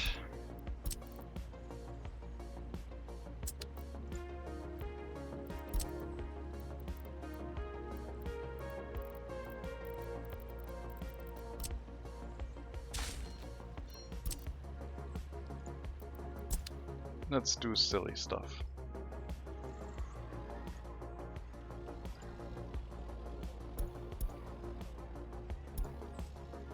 Maybe it's related to the travel time and not the distance.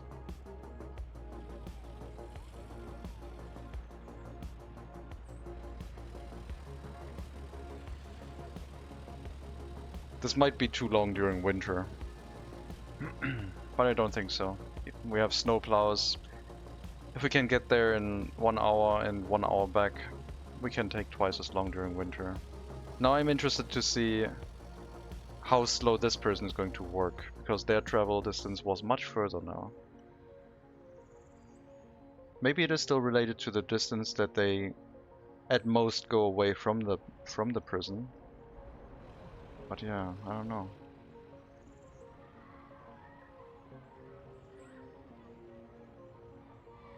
Okay. Sure, do a refuel. Working. There's only one other worker here with 30 minutes. And I assume they were going to the dogging camps.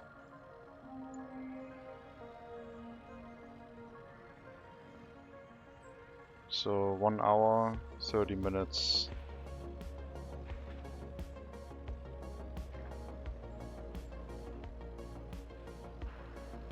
Two hours, 123.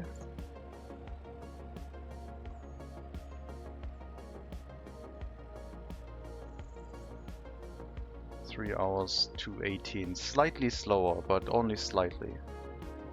But then again, the difference between the logging camps is not that much. Now we're not sending as many people to the clothing factory anymore, because we don't have enough prison buses.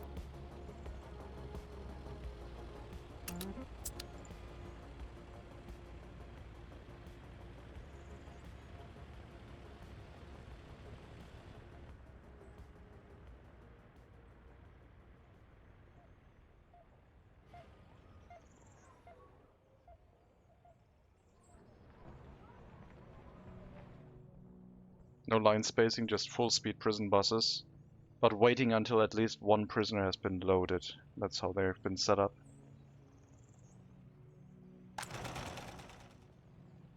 I'm not sure if we're going to be able to crank our efficiency up inside the clothing factory this way. We'll have to wait and see. Oh, with the waypoint they're not waiting until loaded anymore. Okay, then I guess the waypoint has to go away and we have to set up something further away here that they drive towards, like gas station doesn't work. Depot would make them stop.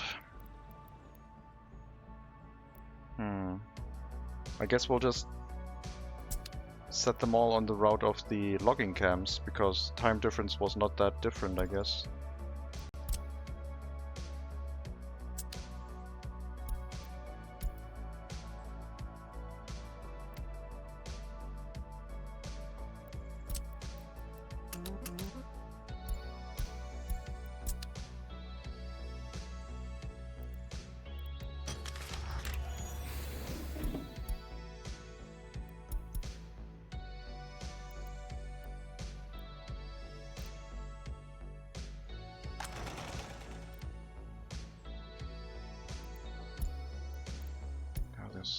One more route.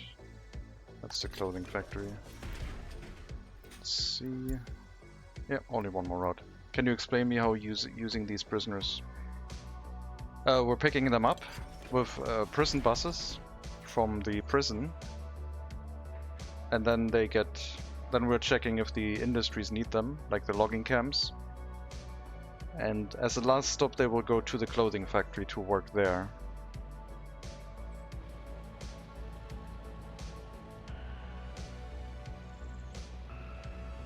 Maybe this is a bad idea. Because we're basically spending a lot of time on the road, so we're losing that time where they could be working. So maybe you don't actually gain that much. At least in the way we're doing it, because we're visiting random buildings and they don't need to go there. So this is terrible. This is actively terrible. We'll assign only one vehicle to this route.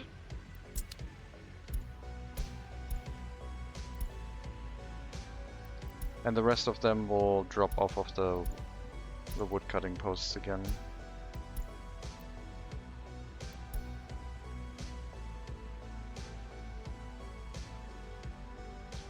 You should get end station, your buses will run correctly. Prison buses do not work with end stations.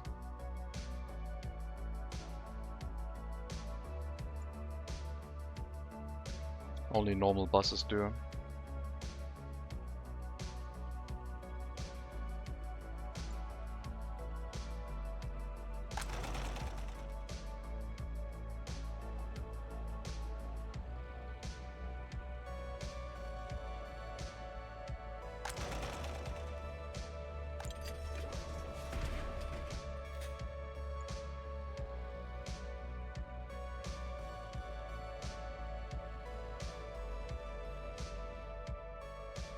How you got prisoners? Yes, we have a police station which is sending out vehicles whenever a crime is committed.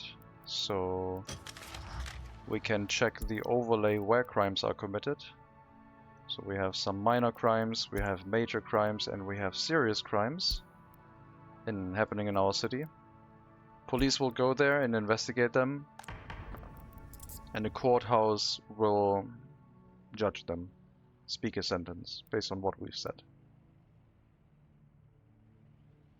And then they go to prison. If the police work too slowly, they might not catch them. If the courthouse works too slowly, then it runs into statute of limitation and they don't get sentenced. But otherwise they go to prison. Maximum duration. Yes, we need workers for our factories. We're currently trying the challenge where, or a challenge where I want to limit myself to only be able to export goods that have been made by prisoners. And it's quite difficult.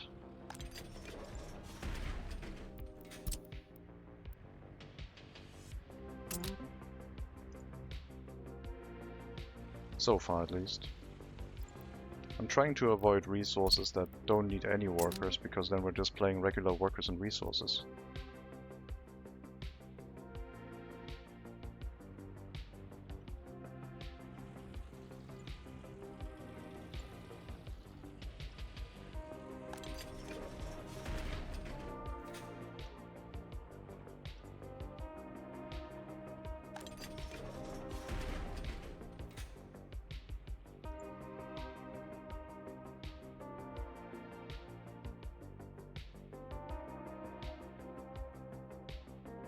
What's the cons of having prisoners as workers rather than normal workers from a city?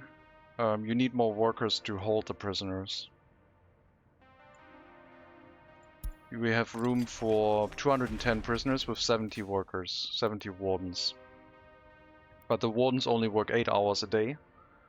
So we need 3 times the amount. So you need 210 wardens to take care of 210 prisoners. But if you fill this up with 210 prisoners, the prison is also overfilled. Realistically, you're only supposed to have like 140 and 150. So that is the downside.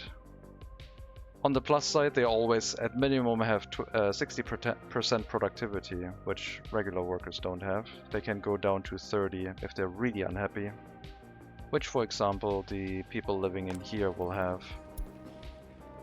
They're all at 30-ish average productivity.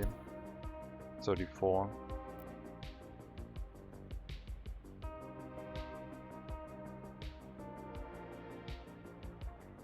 So yeah, It's another addition to try and make the game more difficult for myself.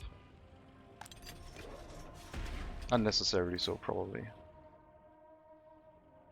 But I'm doing this to figure out ways to maybe learn about the prisons, like the justice system and workers and resources, ways to use it for a benefit, make it work for me somehow. You're welcome.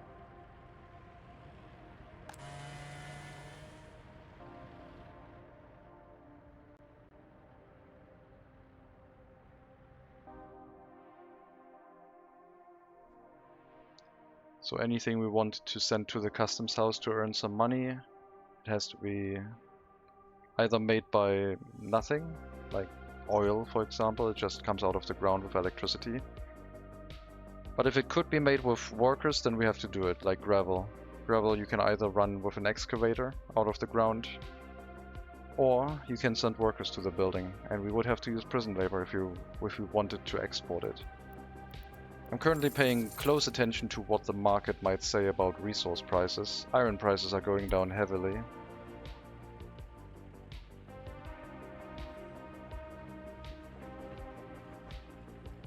Quarried stone is getting slightly more expensive, but also not really. Wood prices are looking pretty stable. Oil had a temporary price increase, but also crashed again.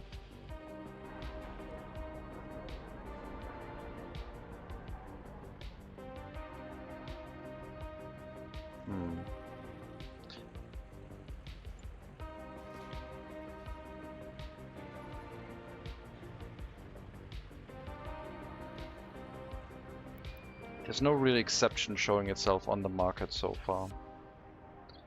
How's the Gulag coming along? It's bumbling along, but we're not really earning money. I tried something weird with the prison transportation and it didn't work, so I spent about 10,000 on new vehicles that didn't do anything.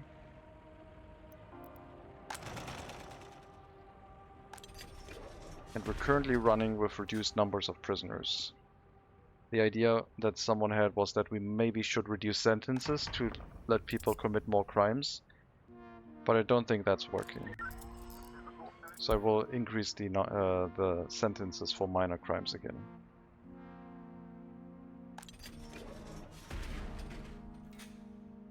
We might just have to increase the population to get more prisoners. The increase in population will cost us some money, around a ruble per person, but I think the prisoners can work that, like, remove that extra cost. We also tried creating an area where it might be easier to commit crimes, but it's also not really happening.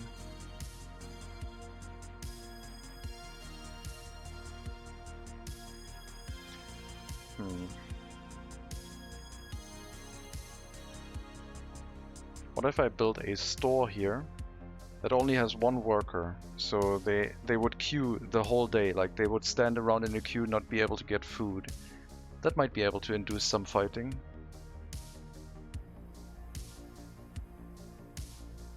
Can you show me your wood tree industry and how the profit made? It's only a logging camp so far. We have logging camps with one worker. The worker is a prisoner. Every now and then a prison bus shows up here and brings a worker.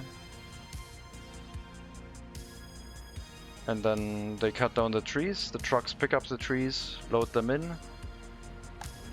And then they get... someone comes to the storage here and picks them up and brings them to the border. There's no sawmill yet. Sawmill would be too expensive, I think.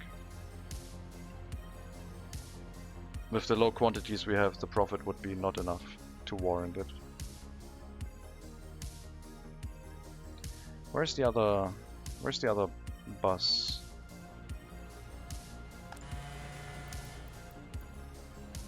Did I remove the other route completely? Looks like I might have.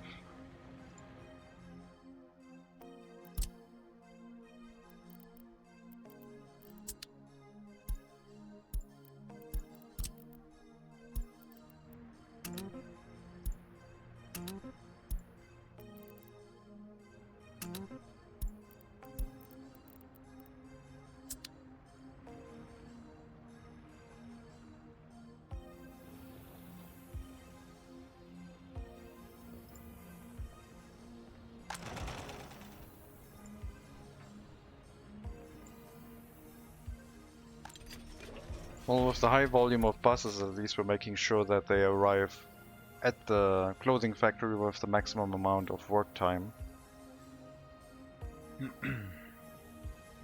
No prisoner is not working. Or no prisoner is not working.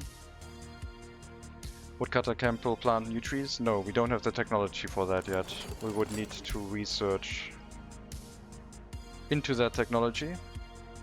Woodcutting planting policy.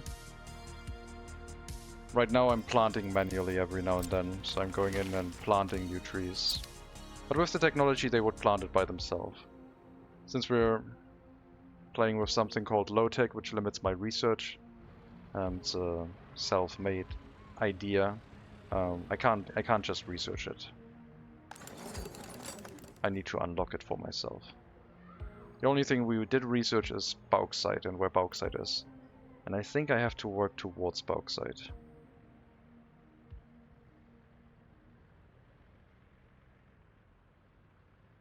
It's so far away though.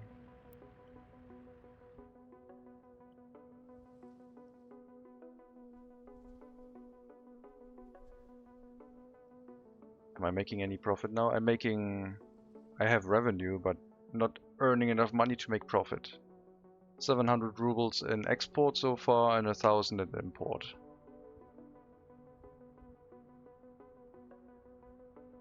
We're slightly under profit margin. Because the clothing factory doesn't have enough workers. Because we don't have enough prisoners.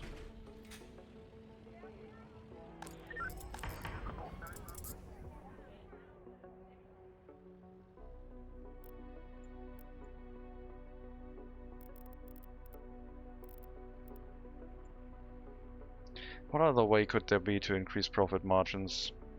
The last resort would be a waste incinerator, but that seems like the all-around, like, easiest solution. My god, we're losing a lot of happiness. Oh yeah, I guess we just don't have any more alcohol. That makes sense. It's a challenge to make enough prisoners. The challenge is to run export industry only with prison-made goods. So if I want to export something, it has to come from a prisoner that made it. Import garbage to burn it or throw it in a pile. Yes, that would be the last resort, basically. End goal would be to have like around 20,000 people, I think, and make a profit in a year. So once we go over 20,000 citizens, if we have 1 year of profit, like we have more money at the end of the year than in the beginning, it would be a success, I think.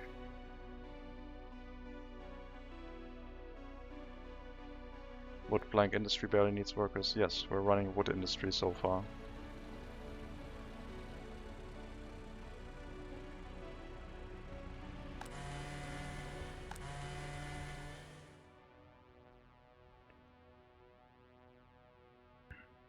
Maybe I need to set up another logging combo. Glorious wood industry.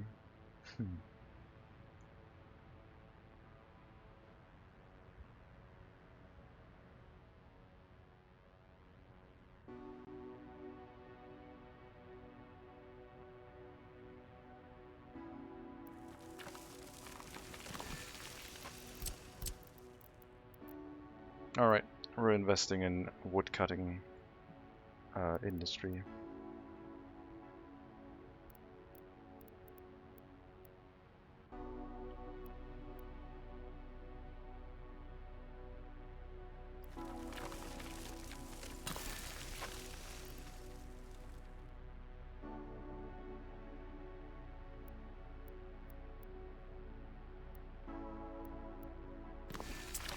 Only really need electricity, water and sewage we can ignore. That should be fine.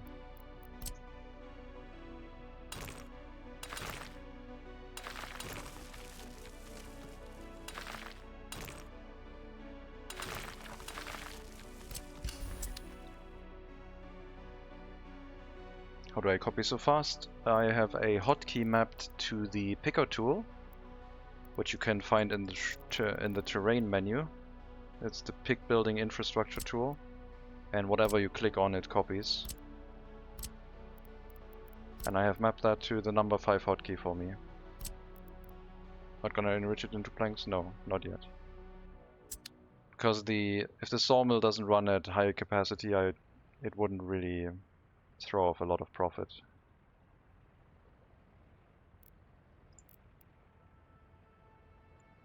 I guess it's not that expensive, but I don't want to know. The profit margin between wood and planks, making 9.5 rubles per wood, 14 per plank.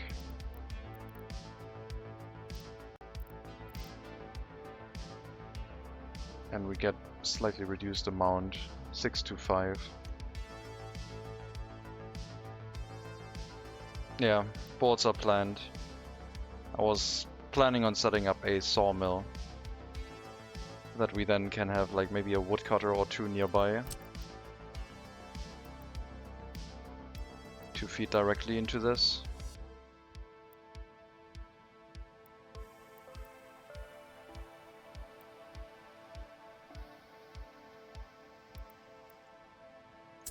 And then also have deliveries of wood towards the sawmill by train.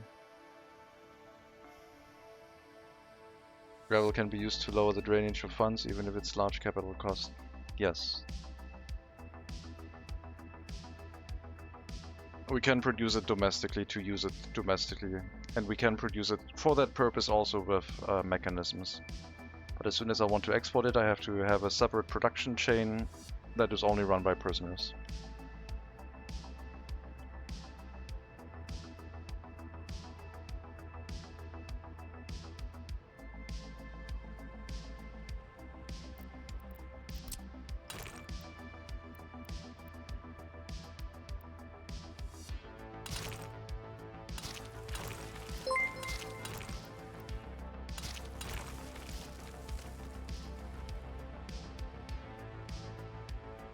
Hello, Evenement.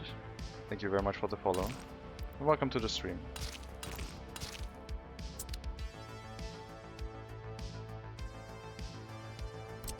So yeah, the picker tool is really handy.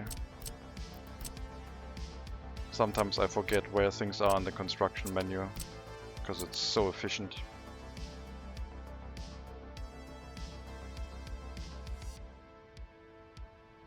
We're losing population.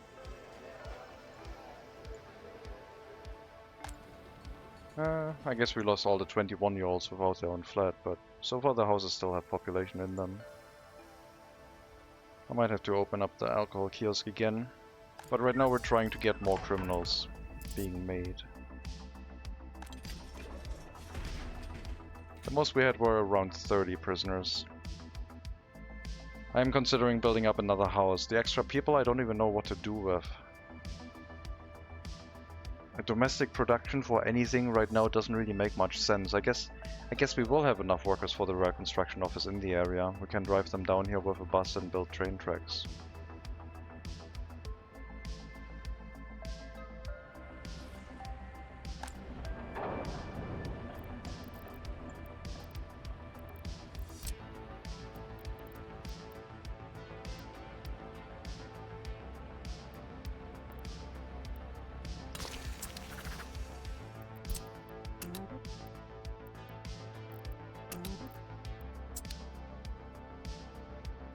Accounting hall? Why would I build an accounting hall? I don't have that many people. I need something useful for them to do.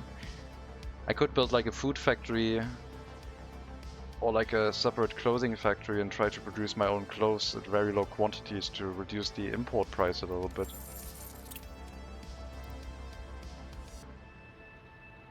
I wish we could import criminals. Yeah, that would help. That would certainly help.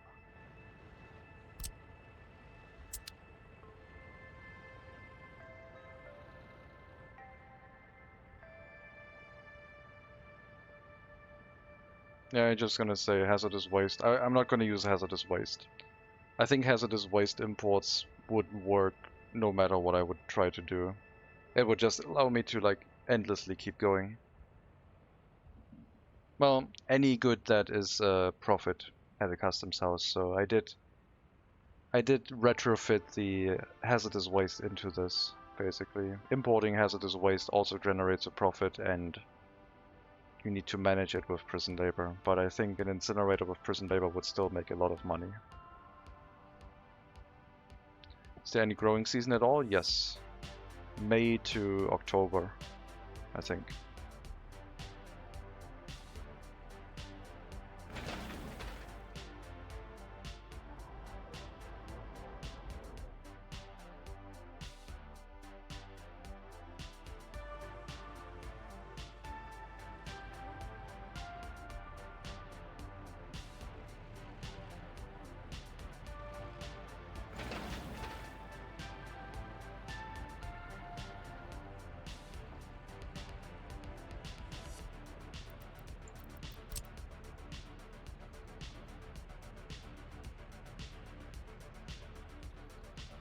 But I have no real plans for growing any food.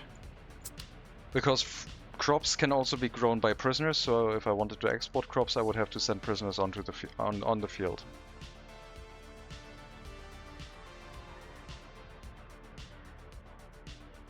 I might just need more houses. More houses, more prisoners, direct profit.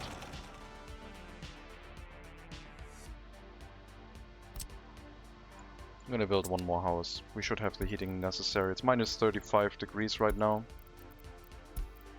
But the heat water tanks are still okay. I'll relocate the people out of this test environment. This does not seem to help very much. And I think a lack of alcohol just generates like misery, but not real criminals.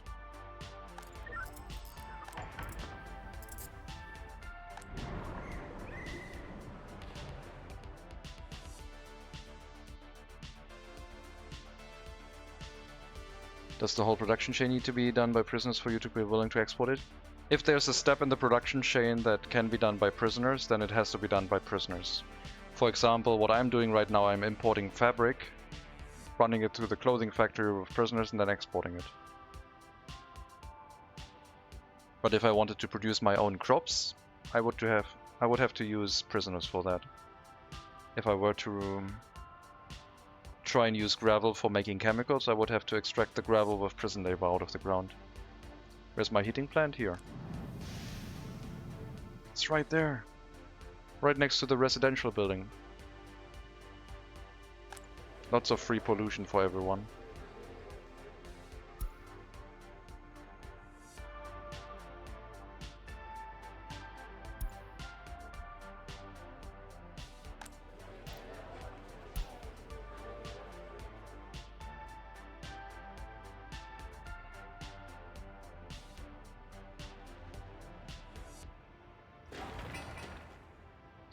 Okay, we'll try and see if we can make a profit by doubling our logging camps again.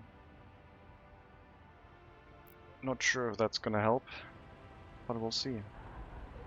I mean, the other logging camp is currently not doing anything because no trees are assigned to it. We have to wait for the other ones to finish growing up. We don't care about pollution. Well, I mostly care about people not dying due to lack of heat, because it gets so freaking cold. They have a heat water tank of like 83 and the internal temperature is dropping down to 20. And it gets over 10 degrees colder than it is right now, so... I do have a heat exchanger here only because the prison was dropping even more.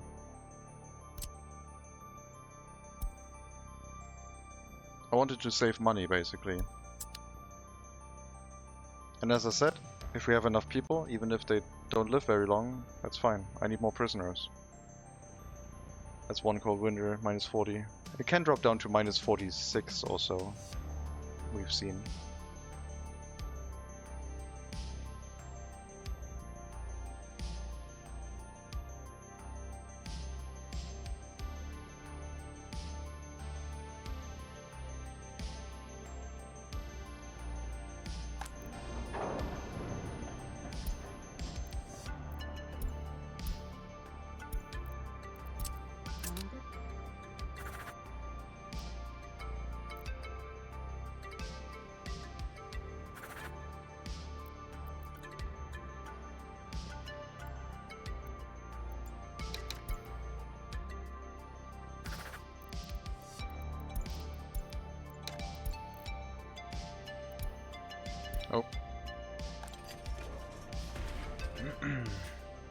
sure why it said we didn't have enough wardens, but maybe they're getting so unhappy that this is causing a happiness problem.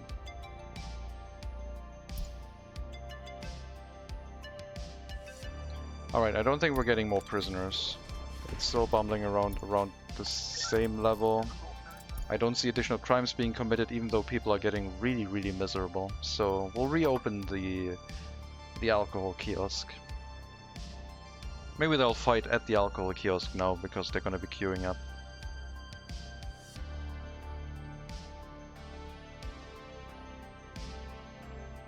Can you have high loyalty prisoners, or does that affect their efficiency? High loyalty prisoners would be useful. The maximum of productivity, the minimum productivity that prisoners have is 60.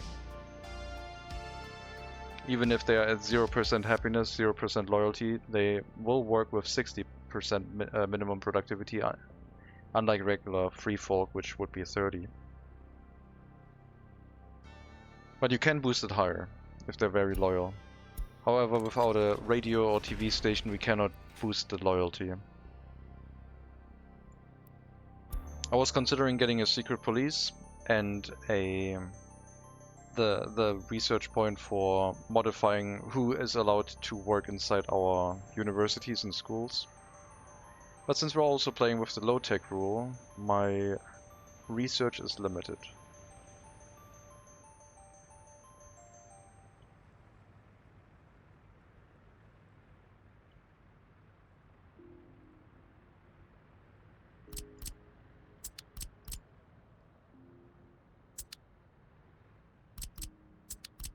I'll drop a water in the sewage substation here, I think.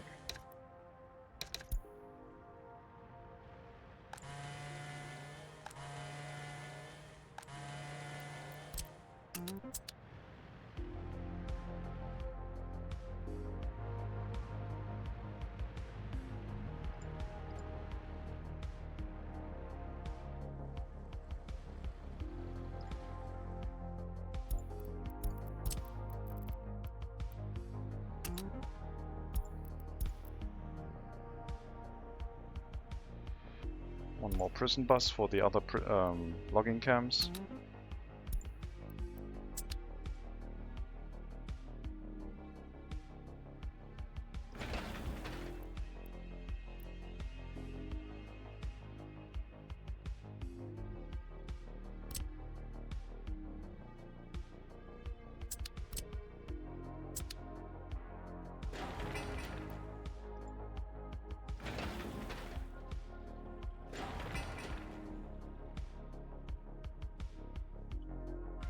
You really want an in-game notepad? There is a notepad in the Steam overlay now.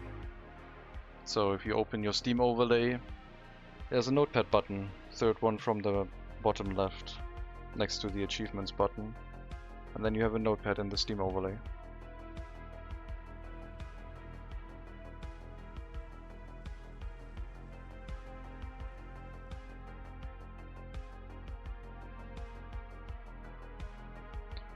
Logging trucks do not pass. Oh, you mean driving over them? Yes, they do. They could drive over this. They do that.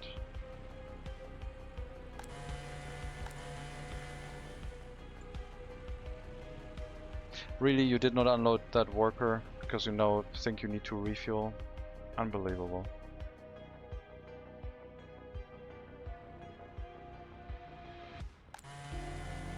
Well, at least we got one worker now.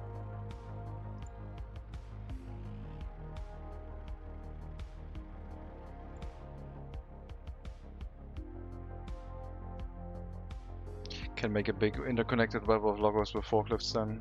Forklifts are not very good for transporting wood because of the low capacity that they have.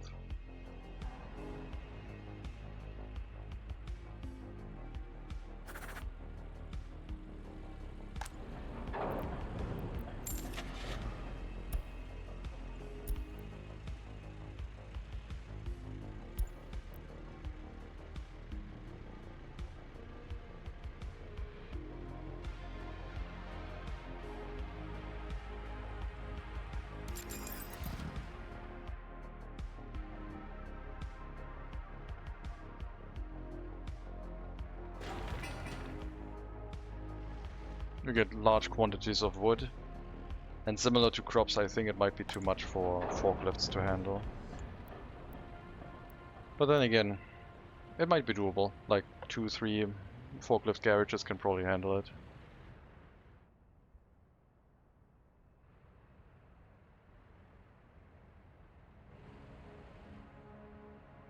Okay, no one new will move in here. As soon as this building is empty, it's gonna stay empty.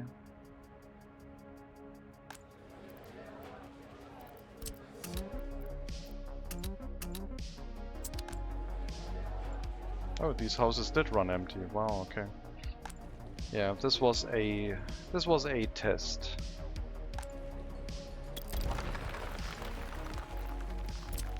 A test to try and get more criminals. Did not succeed.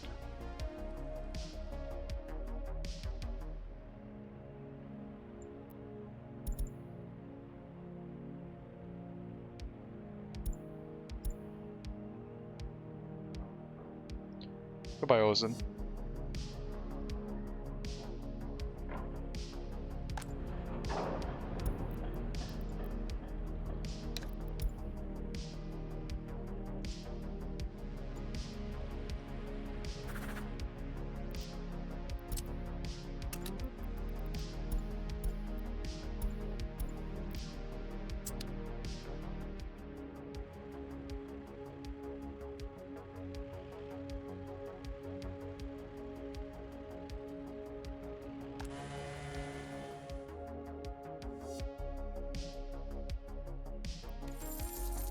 I wouldn't mind a wood price that goes up, that's for sure.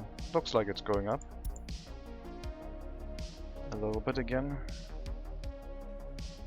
Quarried stone. Undetermined. Oil prices crashing. Iron and coal are cheap.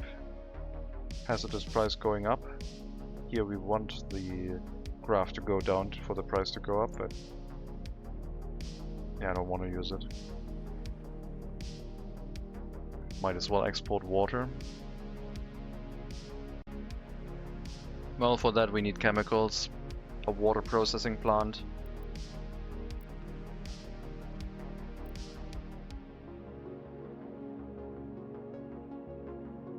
That would be a pretty large building for just exporting it. We don't even have enough workers to run our clothing factory. A clothing factory full of prisoners would make a profit. Exports. Last year, clothing, number 1, wood number 2. Look at that little amount of clothing we exported and it's still held together with the wood.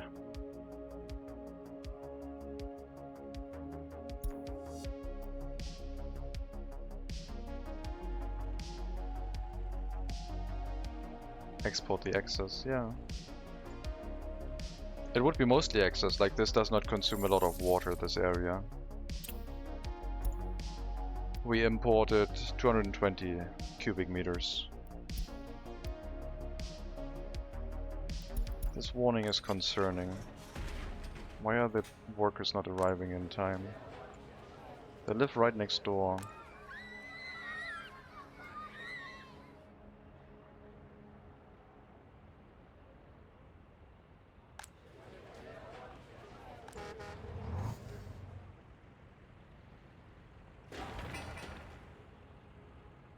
Not dumping the sewage in the river. Yeah, that's a minor expense.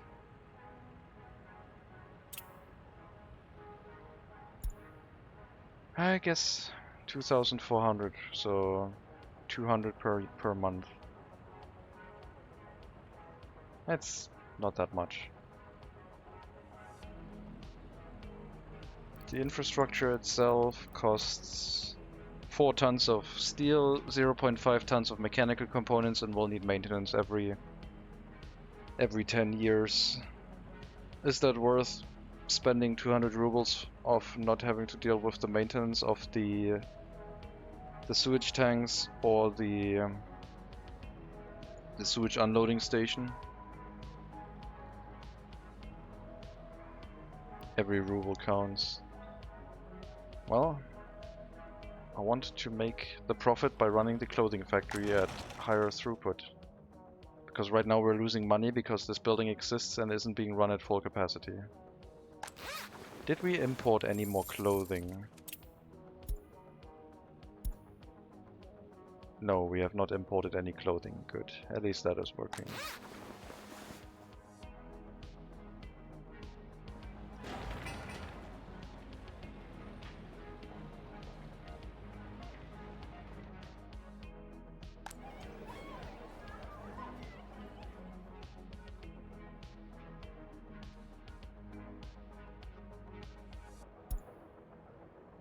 "100% criminality, 100% alcohol addiction, university education."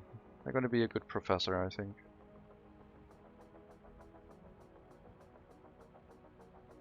They're going to be going out into the wild shortly. I think we had a lot of escapes. Yeah, when we turned off the alcohol, people left. So...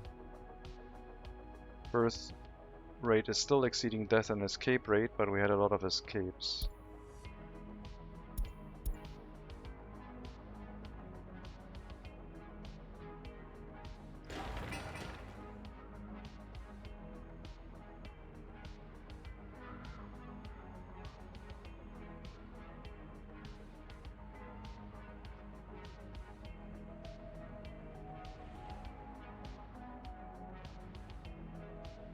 We had green numbers for a brief moment, and then we kept expanding. And I think the prison system does not expand very well.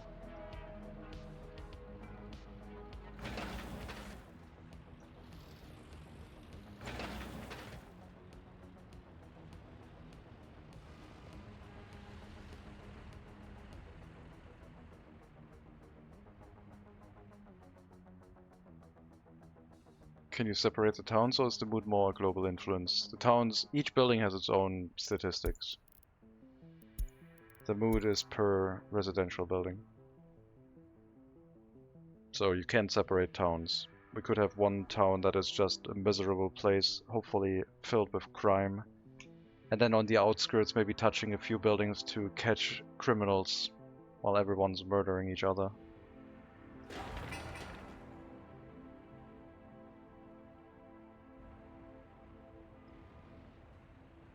I mean, the other option we could do is like just throw caution into the wind, take out a loan and try and expand into towards the middle, to the bauxite, building more and more settlements that generate more prisoners, and then using those prisoners very effectively in industries like the clothing factory, like the bauxite mine.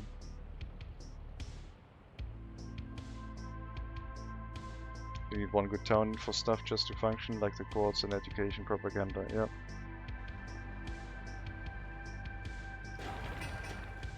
And it needs to be protected when there's a prison break or something. We need enough police in there to catch everyone that might sneak into that town to try and cause havoc.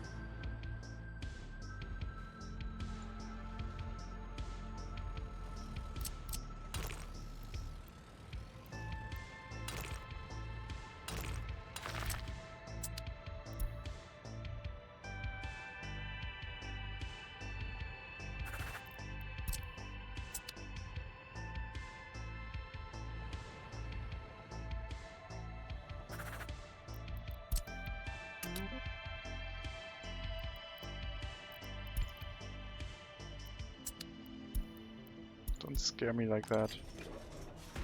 Oh, only 10 wardens, what's going on?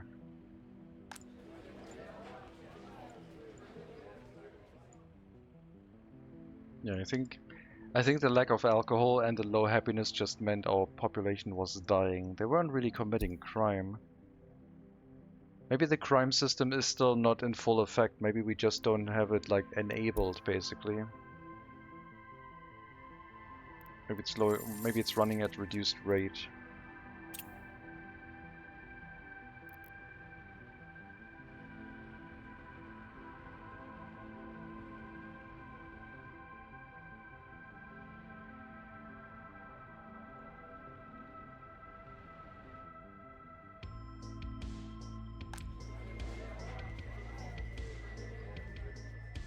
Minus 38 degrees, struggling at 20 degrees Celsius interior temperature, but it is holding.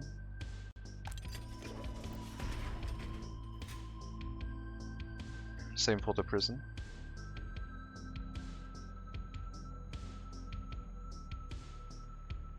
Maybe I should not try and fix the criminality of our prisoners.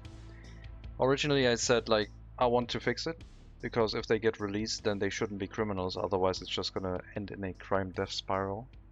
I mean, right now we also don't have enough wardens, but I think that's just trying to, like, the system is trying to balance its warden demand based on prisoners.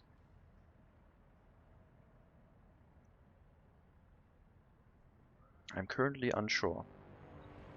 I hope that the increase in logging activity will bear fruit and give us more profits.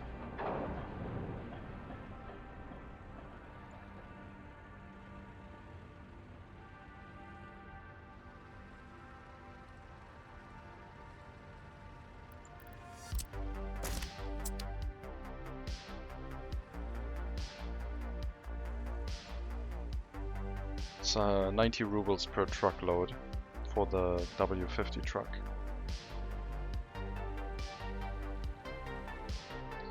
Need some recovery just to avoid the death spiral. I want to get to the point where I can have a death spiral. Right now we don't even have enough workers to build up towards such a point yet.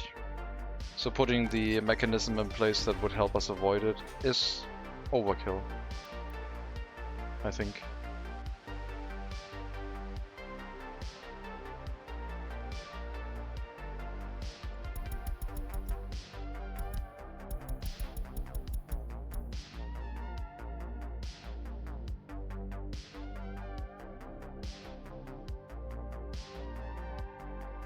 Yeah.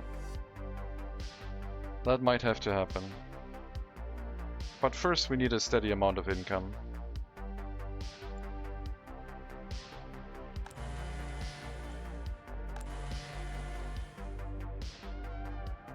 This logging camp took all of the trees for itself and didn't really leave much for this one.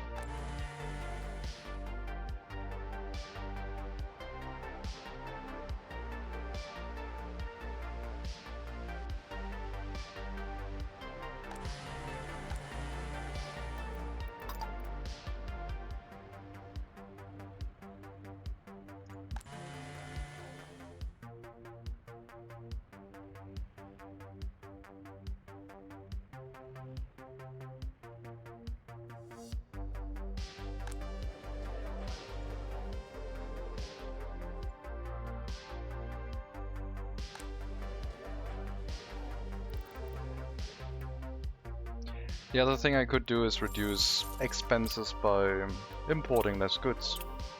Like, stop importing electronics for them. But that happens very rarely so far, very rarely. We had 3 imports last year, which I guess with 9,000 rubles would be more effective than trying to build a sewage discharge. Exporting oil could help drive down the fuel price.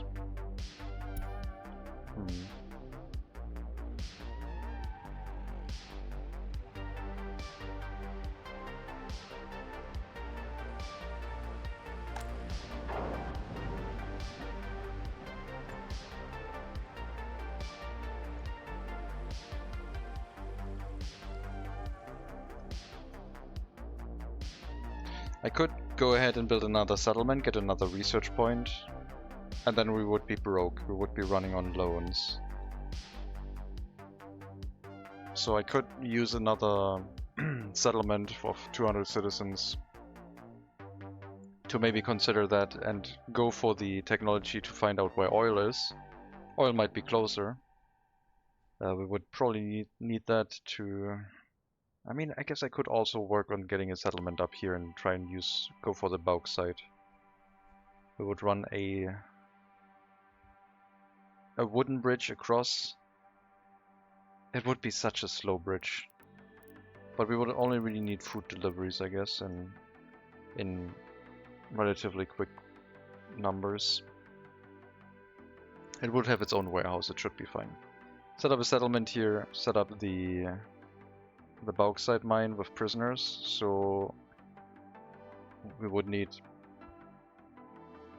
another large prison. They're quite difficult, they take a while to build, I guess.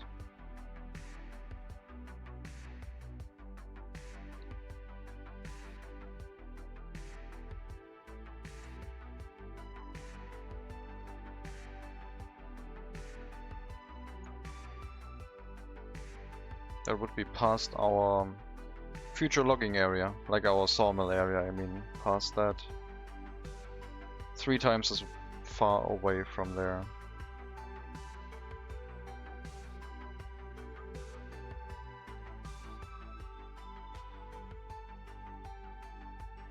Road connection along the train track. It's very hard to see in the snow. Define our temporary road bridge. Build a settlement, get it to continue existing. It should be a happy village because they're supposed to run a fire station that protects our bauxite mine. Kilometer distance, so maybe fire station over here. I think this area makes the most sense for the settlement itself. Road connection looping around, and then the road could continue along this hillside to go towards this place. Or along here, that's also an option.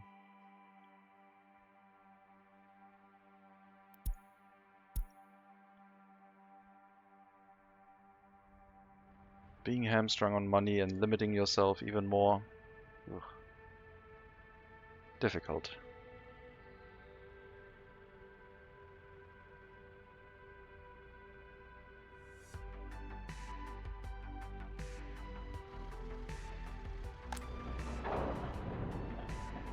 A railroad would be more efficient, saving us money on exporting the resources.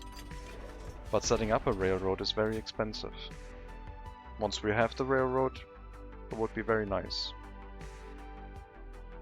We don't have it, so currently we're running truck-based exports. We are exporting 26,000 rubles worth of wood, which is costing us almost 13,000 tons of fuel. Not exclusively for the wood, but I think it might be the majority where our fuel consumption lies right now. Electronics are expensive.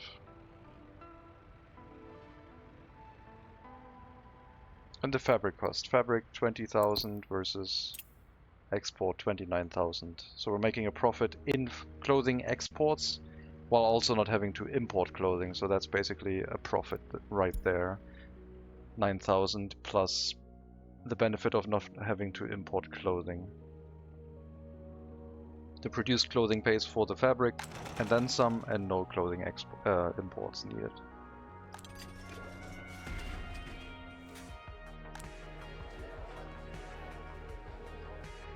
Anyway, I think I'm going to take a break for today. Tomorrow I'm going to be playing Victoria 3. I'm not sure if I'm going to be streaming it. It's going to be a German game with Steffen, who might be streaming it.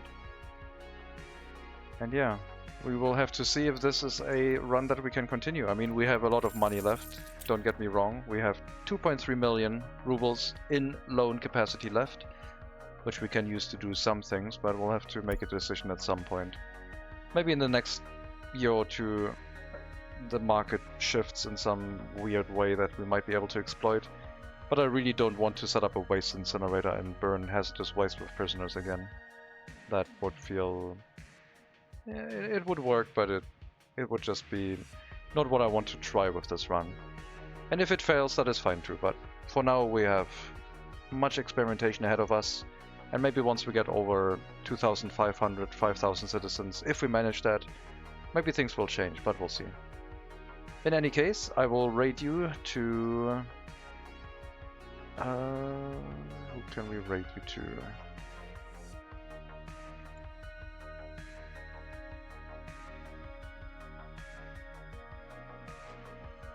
I will rate you forward to Shariashu again. Who's playing Workers and Resources as well, building up his larger settlements that he likes doing. He's building a Circle of Death. He streams in Russian, but he can speak English and will talk to you in English if you want. So, as always, thank you very much for watching. Hope you enjoyed the stream. I wish you all a good rest to your Tuesday afternoon, evening, wherever you are. Take care everyone, all the best, and as always, maybe I'll see you next time.